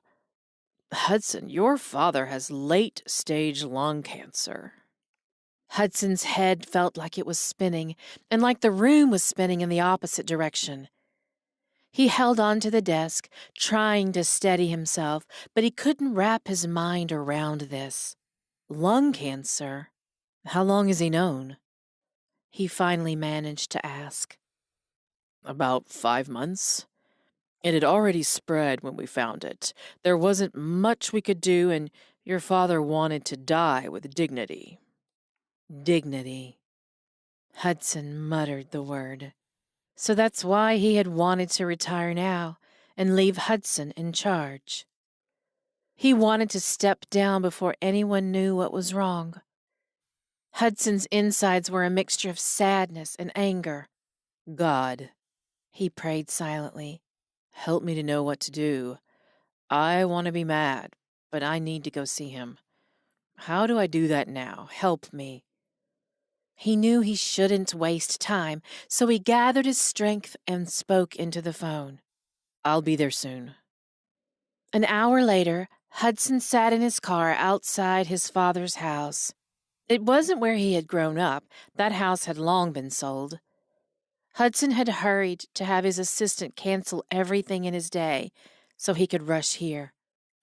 But now he felt unable to move from the car. What would he say to his dad? Did Walter even know that the doctor had called him? Hudson sighed. He had so many more questions than answers. He knew there was only one way to find out. He prayed again for strength and for an extra dose of grace for his father, and for the miracle he knew was needed for his father's spiritual condition. Then he stepped out of the car and climbed the steps to the front door. A maid answered the doorbell, and Hudson told her he was there to see his father. She led him up the stairs to his father's bedroom. Fear and sadness gripped him as he felt eerily similar to walking into his mother's sick room only a couple of weeks ago. He knocked once and then walked in without waiting for permission. One look at his father's face and he knew it was bad. Walter had an oxygen mask over his face, but he was pale and ashen. Hudson's heart sank. Hudson. Walter's voice was weak, and the one word caused him to start coughing. Hudson went to his side and stood to wait until the fit passed.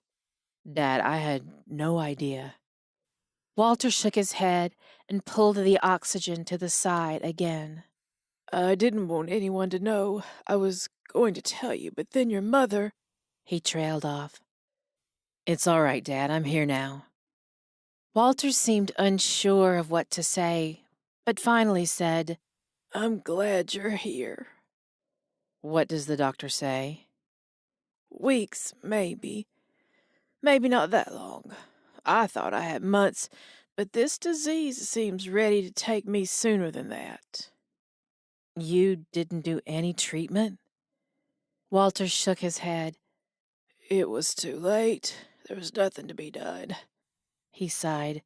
"There's a lot of things in my life that I waited too long for." Dad, that's not true. It's never too late. "Your mother," he said. Dad, don't do this now. "There is nothing but now, son. I need to say it.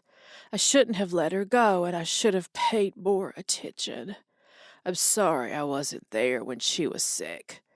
I thought I could tie up the business and then go and see her. I didn't mean to wait too long." There was nothing you could have done. "But I could have been there, and I could have been there for you." Dad, Hudson felt emotion rising to his throat. "It's all right. Let's just sit. Catch your breath." You don't have to say all of this. "Yes, I do. And son, you know that preacher friend of yours." Lewis? Hudson didn't hide his shock that his father was asking him. "Yes, I want you to ask him to come." To come here? "Yes, I need to talk to him." Dad, But he didn't know what to say. Walter started coughing again, and Hudson took the oxygen mask and placed it back on his mouth. "Just rest, Dad. We can talk later," Hudson said, although he wasn't sure how much later there was. He sat next to his dad's bed in a chair and pulled out his phone. He texted Lewis and gave him as much detail as he could and asked him to come as soon as possible. Hudson spent the next couple of hours alternating between sitting, pacing the room, and staring out the window over his father's estate. He prayed more than he ever thought possible. That God would show him what to say and what to do, that God would comfort his father, that God would use Lewis to turn his dad's heart to him, and most of all, that God would spare his father long enough that Hudson could find a way to forgive his father. When Lewis arrived that evening, he knocked on the door and Hudson went to greet him. Lewis looked over at Walter and said, "How is he?" "I don't really know. I didn't know until today that he was sick, but the doctor said he is declining quickly." "I'm sorry, Hudson. Do you want me to pray for him?" "He asked me to have you come. I'm not sure why, but I want to see what he wants from you." "All right." The two men approached the bedside, and Hudson gently touched his father's arm. "Dad," he said. Walter's eyes opened, and he stared at Hudson for a moment. "Dad, Lewis is here. Lewis, this is my father. Walter. Dad, this is Lewis. He came to see you." "Hi, Mr. Jennings. It's nice to meet you." "Thank you for coming. I need. He looked at Hudson nervously. "Dad, do you want me to leave so you can talk?" Hudson offered. He didn't want to, but he wanted his dad to have what he needed and to talk freely. No, you can stay. You need to hear this. Pastor, I've been wrong. I was wrong to live the way I did, and I'm sorry. I need to say I'm sorry. I need forgiveness." Hudson's heart pounded as his father uttered the same word he had been praying about all day. Lewis smiled. "Mr. Jennings, I am happy to talk to you, and I can walk you through this. But I can't forgive you. I don't have the power to do that. But Jesus can, and I can show you the way to Him. Is that what you want?" Walter nodded. Hudson fell into the chair across the room in disbelief at what was happening. "God, I never thought I would see this." Lewis spoke. "Walter, do you know that you have sinned?" Walter nodded, tears coming to his eyes as he struggled for each breath. "Sin separates us from God. He is holy and he cannot tolerate sin. But because he loves us, he sent Jesus to die on the cross to take our punishment for our sins. It's hard to believe, but it's true. All he asks of us is that we confess our sins to him and ask him for forgiveness. Then Jesus' blood covers us. He paused to look at Walter. Do you understand that? Walter nodded. And are you ready to do that? Walter nodded again, his eyes eager and pleading for help. Hudson. Lewis turned to him.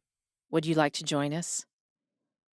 Hudson rose from his seat and approached his father's bed. The two locked eyes, and Hudson could see the desperation in his father's face. Hudson reached out and took his hand. Let's pray. Walter, I know it's difficult to speak. If you want to pray out loud, you can, but if you can only pray in your heart, God can hear you. And there are no magic words or special order of prayer. You just tell God that you know you've sinned and ask him to forgive you. All three men closed their eyes. Dear Father in heaven, thank you for this time. Thank you that you brought Hudson into my life and now brought me here to Walter. Lord, you know his heart and his story from day one. I pray you will draw him to yourself. He paused before saying, Walter, you pray. Walter removed his oxygen mask and spoke quietly but surely. God, I'm sorry. I haven't lived a good life. I thought I did some good things, but I've had my priorities backward my whole life. I see that now. I wasn't a good husband or a good father, and I'm sorry. I have sinned, God, and I'm sorry for that. Please forgive me. He paused as his voice cracked, and Hudson looked up to see tears on his father's cheeks, something he had never seen before. God, thank you for Jesus and for loving me even though I don't deserve it. He sniffed and covered his mouth with the mask again, taking a few breaths. Then he pulled it away and prayed. And God, please help my son. I love him, God. I'm sorry I haven't shown him, but he's a good man. Give him a good life. Amen. Hudson's own eyes brimmed with tears now. He tried to keep them at bay. His emotions still stirred within him in more directions than he could count. Why was all this happening now? Was he really gaining his father only to lose him? Son, Walter said, I'm sorry. It's all right, Dad. You should rest now. Walter looked like the emotion and the praying had taken everything out of him. He nodded slowly as he put the oxygen mask back in place and closed his eyes. Hudson quietly stepped away from the bed and Lewis followed. What do you think? Lewis asked. Like if it was real? Hudson raised his eyebrows. Sure, just wondering your thoughts. Well, he's never said anything like that before. I'm sure it's fear and realizing it really might be the end. But I think it's sincere. He's a businessman, and a good one. He won't make a deal he doesn't stand behind. Lewis nodded. What can I do for you? Hudson spread one hand across his forehead and rubbed his temples. I don't know. This is all hitting me pretty fast. This morning I was going to work grieving my mother and missing the girl I left behind, and now I'm standing at my father's bedside while he's dying and accepting Christ. He shook his head. So I don't know. That's a lot to take in, Lewis said. I can stay if you want, or you know how to reach me if you need anything. Thanks, I'm good for now. I want to talk to the doctor more and find out what we should expect. All right, I'll check in on you in the morning if I haven't heard from you by then. Thanks, man, I appreciate it. And Hudson? Lewis gave him a pointed look. Yeah. I think you should call that girl. Chapter 21. Hudson laid awake most of the night. He had called the doctor and had a lengthy conversation about his father. He confirmed what his father had said. It could be weeks, could be days. Hudson hated the uncertainty, but he knew one thing. He didn't want to miss any of the time his father had left. Early the next morning, he headed to his father's house only after a few hours of sleep. He called the office and spoke to his assistant. Taking care of anything he needed to from his phone and computer was the plan for the foreseeable future. He tiptoed into his father's room, but it wasn't necessary. He found him awake. Hey, Dad, how are you feeling this morning? Terrible, Walter said, but he cracked a smile. I'm sorry. Is there anything I can do for you? Walter shook his head. He looked to be gathering himself to speak. Son, he began, I have some things to tell you. It's all right, Dad. You don't have to say anything. I just want to sit with you. Walter shook his head. Son, I understand what's happening here. I already told you. I thought I had more time, but I don't, so let me say this. Hudson nodded and pulled the chair up to sit near the bed. When I first found out, my biggest concern was getting everything in line for the company. I wanted to retire and have you take over before I was gone. He took a breath from the oxygen mask before going on. I mean it when I said it was always my dream to pass on the company to my son. He paused as his eyes filled with tears. I already missed that chance with one son, and I didn't want to miss it with you. It's okay, I understand. I know you've worked hard to build the company your whole life. But when I started to get worse, I realized I didn't have time to spend with you. I couldn't train you to run the company like me, and I was terrified. But I started thinking it would be all right. You would figure it out, and you would get the chance to run it like you want it run. And then that made me realize running the company was all I ever wanted to do. I was proud to take over from my dad. I was never happier than when I was working here. But that's not for you, Hudson. You have other plans and ideas, and it was never fair for me to force you into taking over here. Dad, that means a lot to me for you to say that, but I'm settling in here now. I appreciate you saying you trust my abilities to run the company my way. Really, that means more than you know. And I will, Dad. I'll make you proud.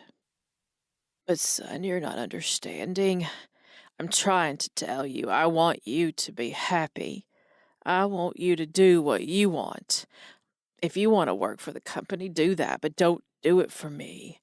I hope you will stay on the board and keep the family name on the business. But if you want to start your own thing, you have my blessing. Hire someone to step in as CEO and be happy. If you do that, you will make me more proud than I could say. Hudson couldn't believe the words coming out of his father's mouth. He patted Walter on the hand and said, Thanks, Dad. So many thoughts swirled around in his head that he didn't know what to focus on. Only one thing was clear. God really did do miracles. Shannon stared at the small box of her things on the desk. She felt frozen in the spot until she heard a knock at her half-open door. "Hey," Paige said. "You all packed up?" Shannon shrugged. "I guess so. I didn't really have much of my own stuff here. I didn't settle in too much since I knew it was only temporary." Paige came around the desk and gave her a hug. "You know, I'm really going to miss you around here. We've worked together almost the whole time I've been at the club. It's hard to imagine it without you." Shannon tried to smile at her friend. "I know, it feels sad, like the ending of the chapter." "Yes, but the beginning of a brand new one. I know you're going to do great, and I hope you'll come to visit often." Of course, I'll be back to see my parents, so I'll stop by whenever I'm in town. And who knows, maybe I'll move back someday. Yes, who knows? Paige glanced around the room, but seemed like she wanted to say something else.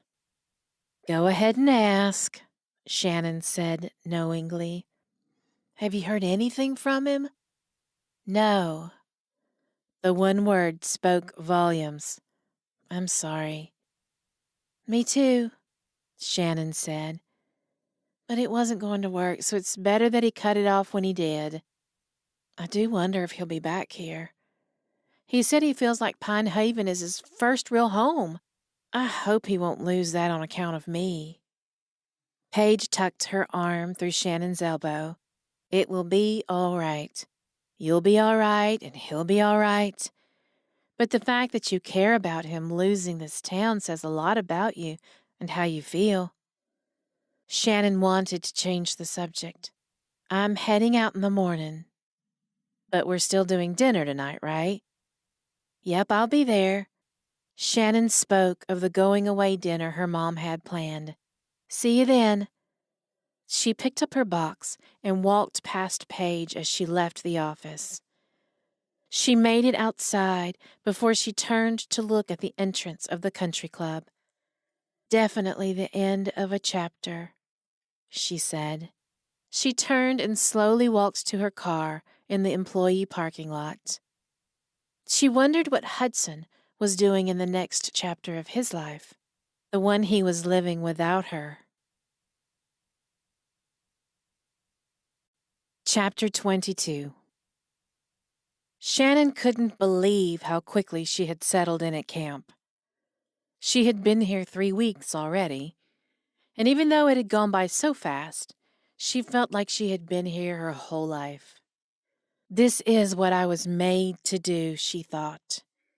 She stood outside her office, watching the kids in the after-school program playing kickball.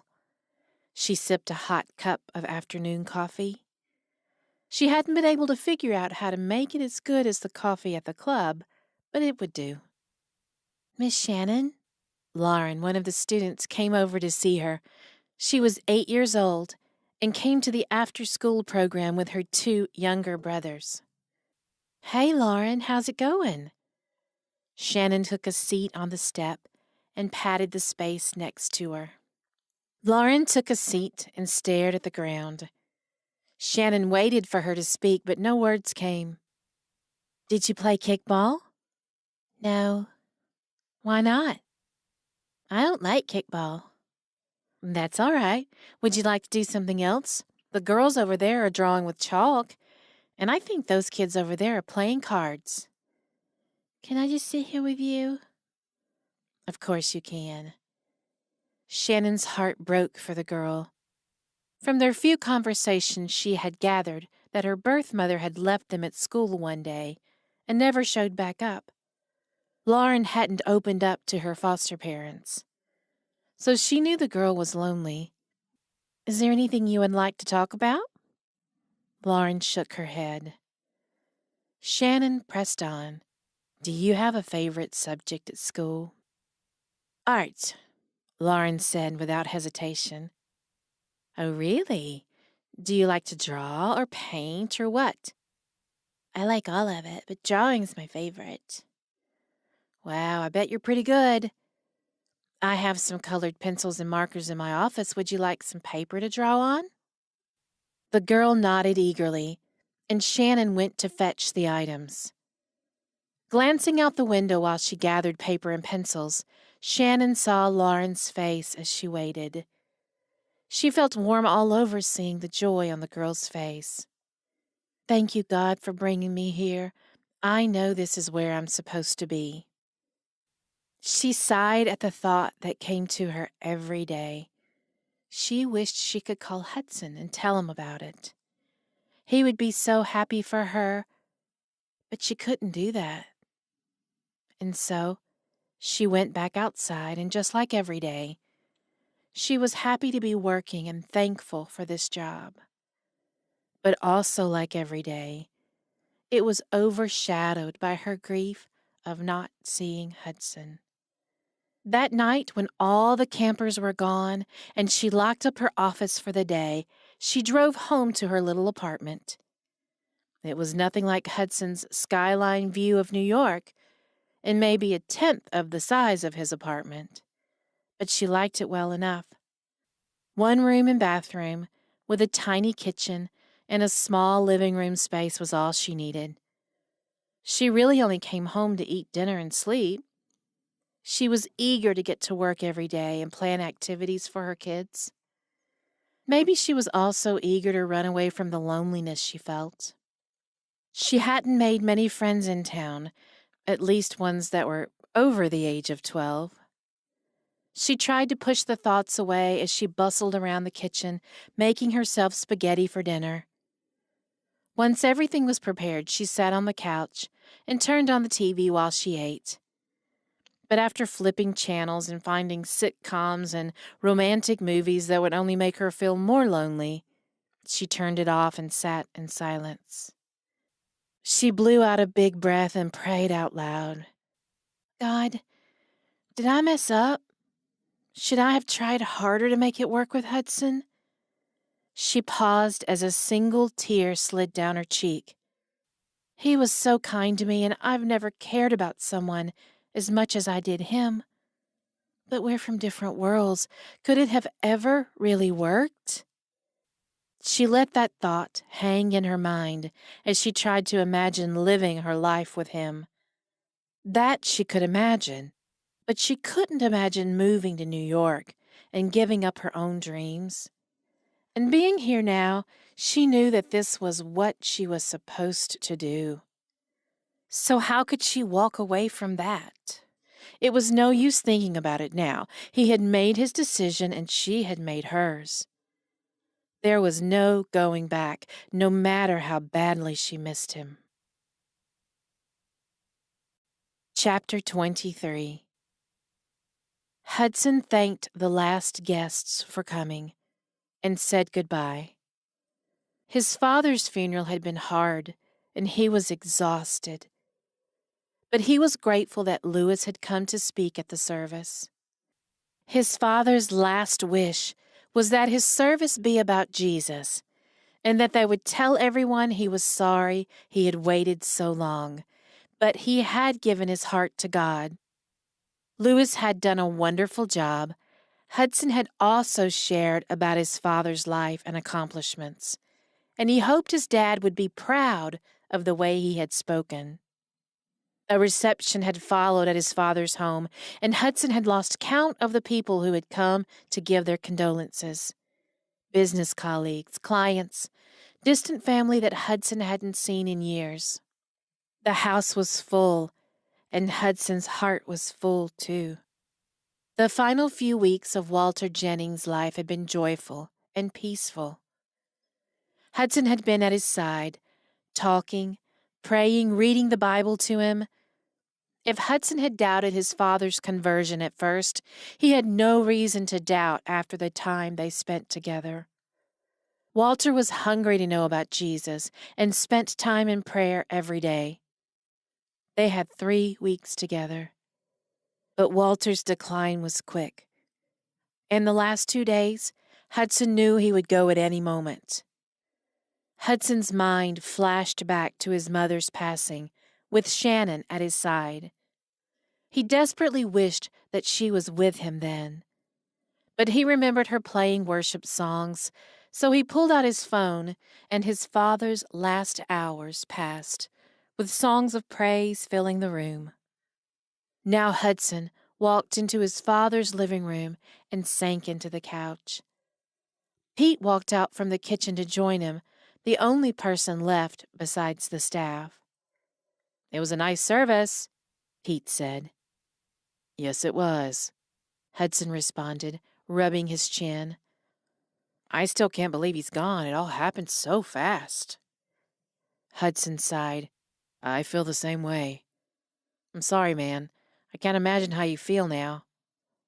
"Alone," Hudson wanted to say. But that wasn't quite true. He had felt God's presence with him more than ever in the past few days, but he ached to hold Shannon's hand every day, too. "What do you think you'll do now?" Pete asked. Hudson shrugged.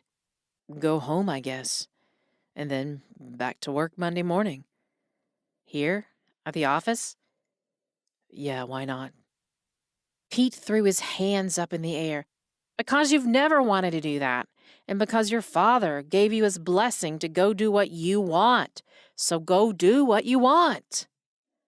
Hudson dropped his face into his hand. "The problem is I don't know what that is anymore." Pete stood and went to stare Hudson down. "No, that's not the problem. I don't believe that. The problem is that you're scared." Hudson furrowed his eyebrows. He didn't want to argue with his friend.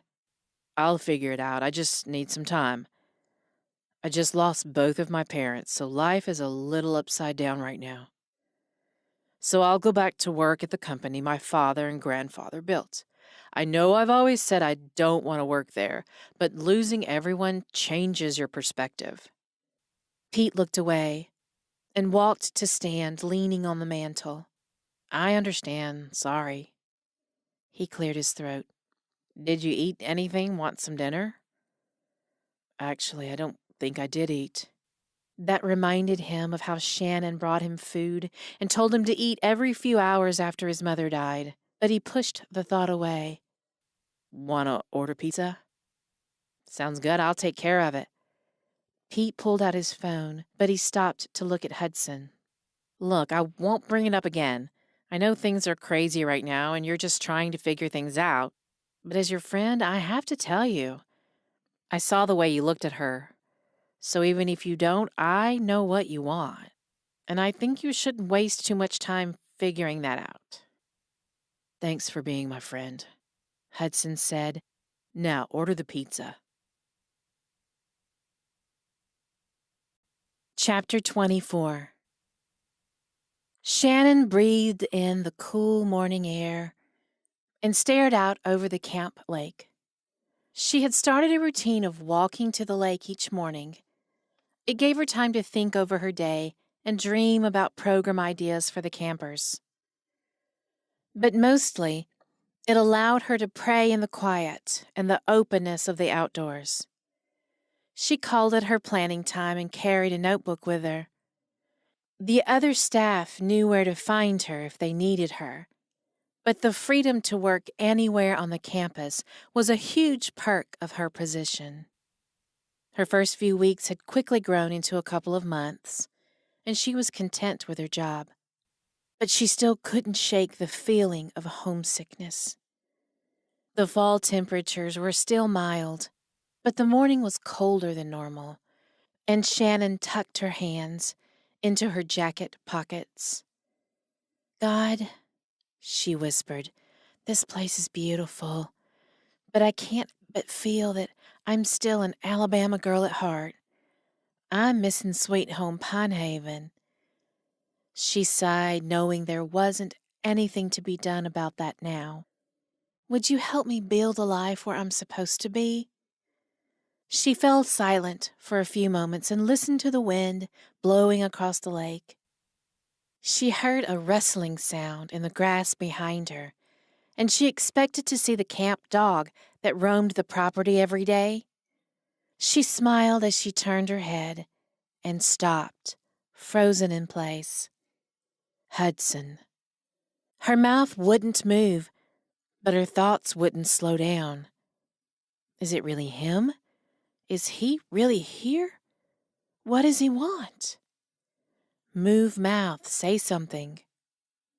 "Hi," came the sound of his smooth, deep voice, and Shannon felt like she was melting right into the ground. Her eyes took him in, wearing jeans, a long-sleeved t-shirt, and a navy blue vest. He sure was a sight for sore eyes. "What are you doing here?" Shannon blurted out, mad at her mouth that that was what it finally decided to say. "I came to see you." He slowly walked closer to her until they stood a foot apart. "Oh." Shannon found it hard to breathe, and her mouth closed again. I have some things I need to say to you. All right.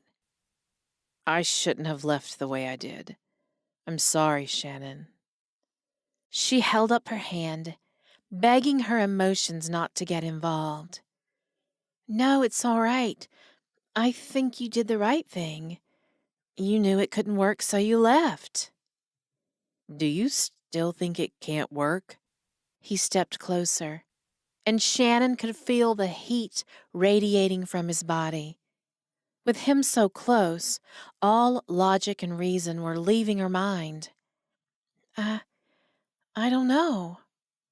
I've had time to think a lot since I left Pine Haven, and every moment I've been in New York, I have wanted to just go home.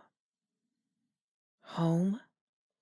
Yes, home to Pine Haven, and to you. But I'm not even there. I know. Hudson shook his head, but it just seems like I should be there and that you should be too. Shannon took a step back, trying to clear her mind. Hudson seemed to sense her resistance and took a step back too. How are you? How is the job? She tried to put on a smile.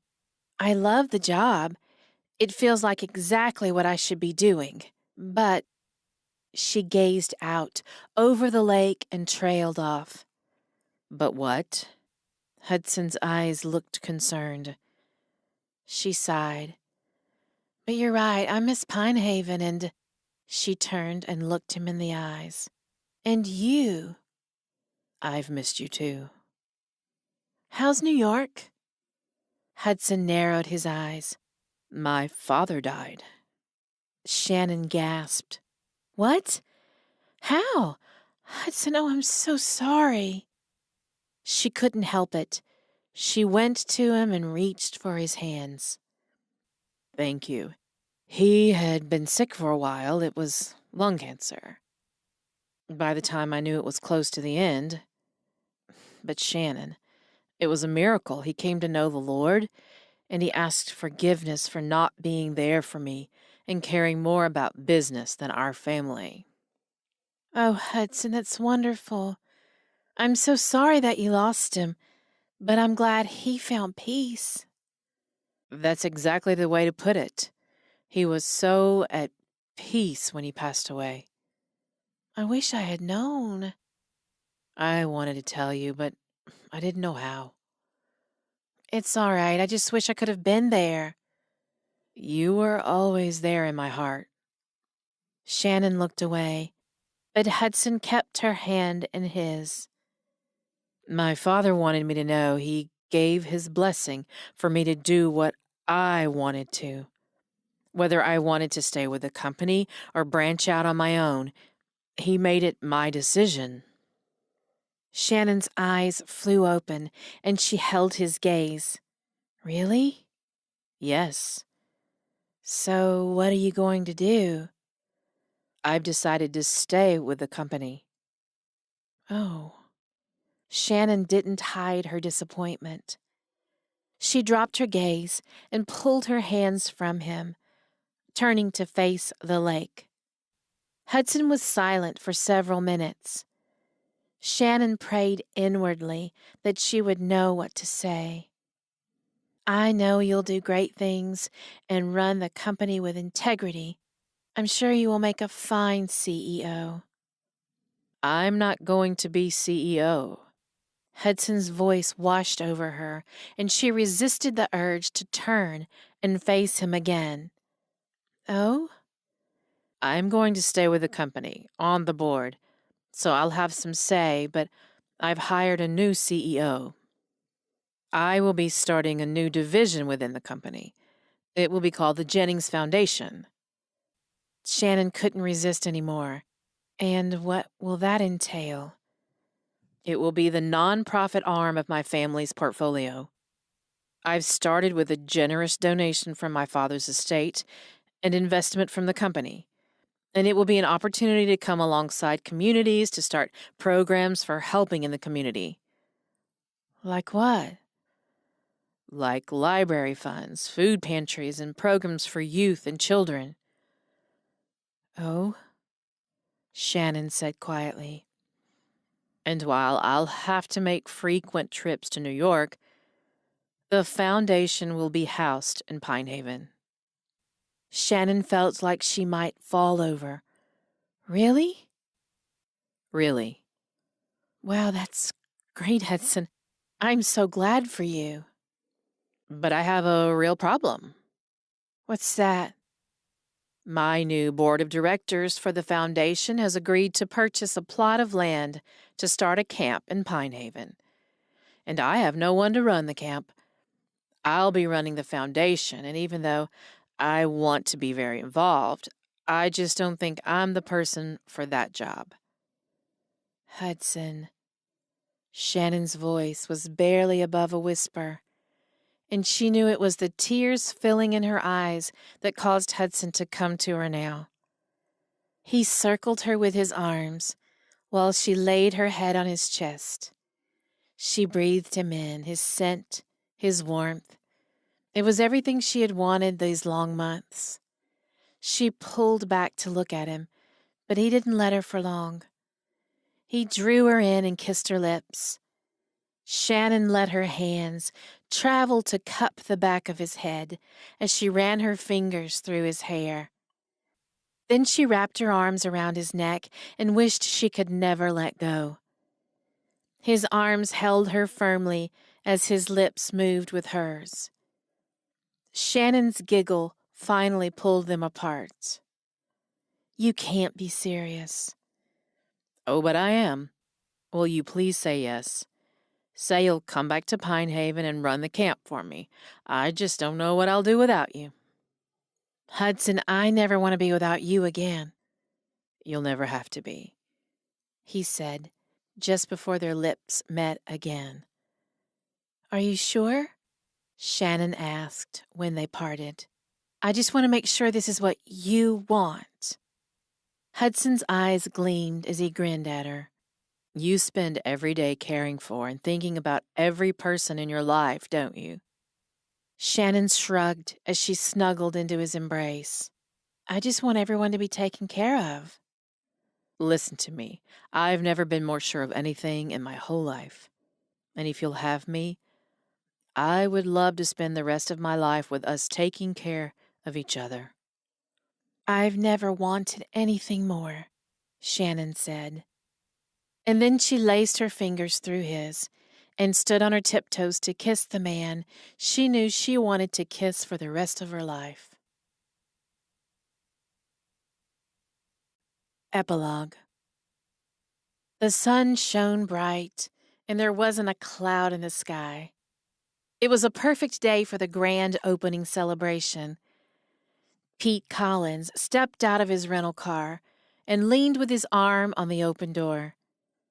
He stared out over the open field in front of him, only a fraction of the 50 acres that held the new camp. He had grown up not 20 minutes from this spot, but he had tried hard to stay away since he left his hometown. His best friend had managed to get him back here for the occasion. He pretended to put up a fight, and he really did want to avoid the town, but he wouldn't miss this on account of his friend. Pete sighed and only hoped he wouldn't run into anyone from his past. Well, one particular someone anyway. He shut the car door and walked towards the field where a small gathering of people stood. It didn't take long to spot Hudson and Shannon. Their smiles might just be brighter than the sun. They stood close to each other, and Pete couldn't help but notice how both of their wedding rings sparkled even at this distance. Pete, Hudson called out, smiling at him. He and Shannon made their way towards him, and they met in the middle. thanks for coming. It means so much to us for you to be here.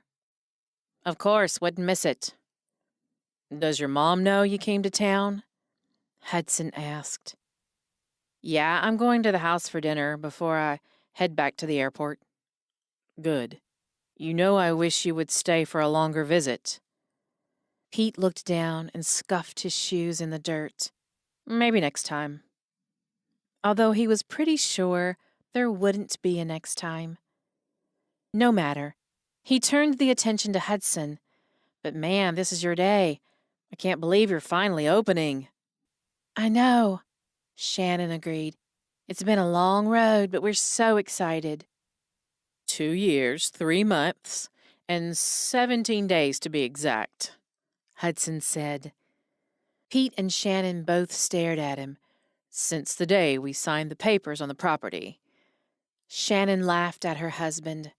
Well, anyway, we're thrilled, and we're so glad you could be here. She went to give Pete a quick hug. The two had been fast friends once she and Hudson were serious. He had been honored to stand up as best man at their wedding last year. Come on over. We've got food and drinks. We'll start the ceremony a little bit, and we'll be doing tours of the property, too, Shannon said. The three walked towards the area where more people were beginning to gather. Pete looked around. A wide, white fence ran the length of the field, and in the distance he could see there were horses on the other side. A barn sat at the other end of the field. It was brand new and looked like no expense had been spared in its building.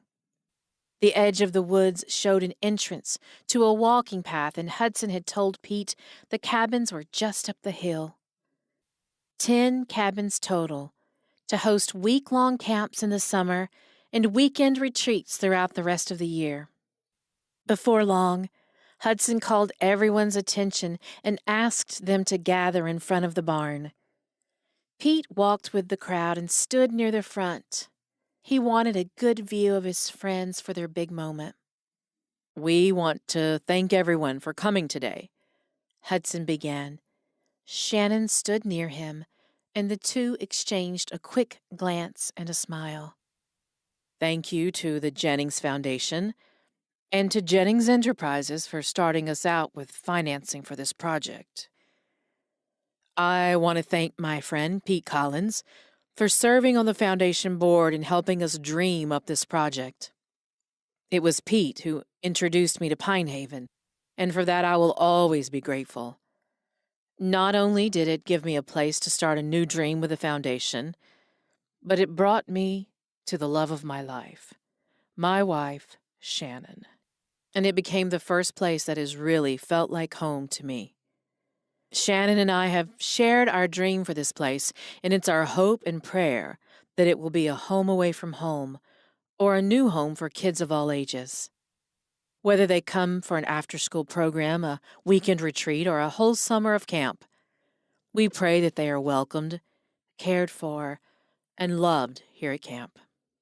Hudson paused and cleared his throat as he seemed overcome with emotion. Shannon stepped up and took his hand, and he looked up to speak again. We are dedicating the camp to my late mother, Mary Jennings, who loved people, and to my late father, Walter Jennings, who came to know Jesus in his final days. Both of them would be pleased with the work we hope to do here. But more than that, we dedicate this camp to our Lord and Savior, Jesus Christ. It's in His name that we celebrate this grand opening today. With that, he and Shannon took a giant pair of scissors and cut the giant red ribbon in front of the barn. The crowd cheered. "Welcome to camp!" Shannon and Hudson shouted together. Then Hudson turned and took Shannon in his arms and kissed her. Then they stepped back and held their arms towards the camp to welcome all of their guests into the home they had dreamed of creating.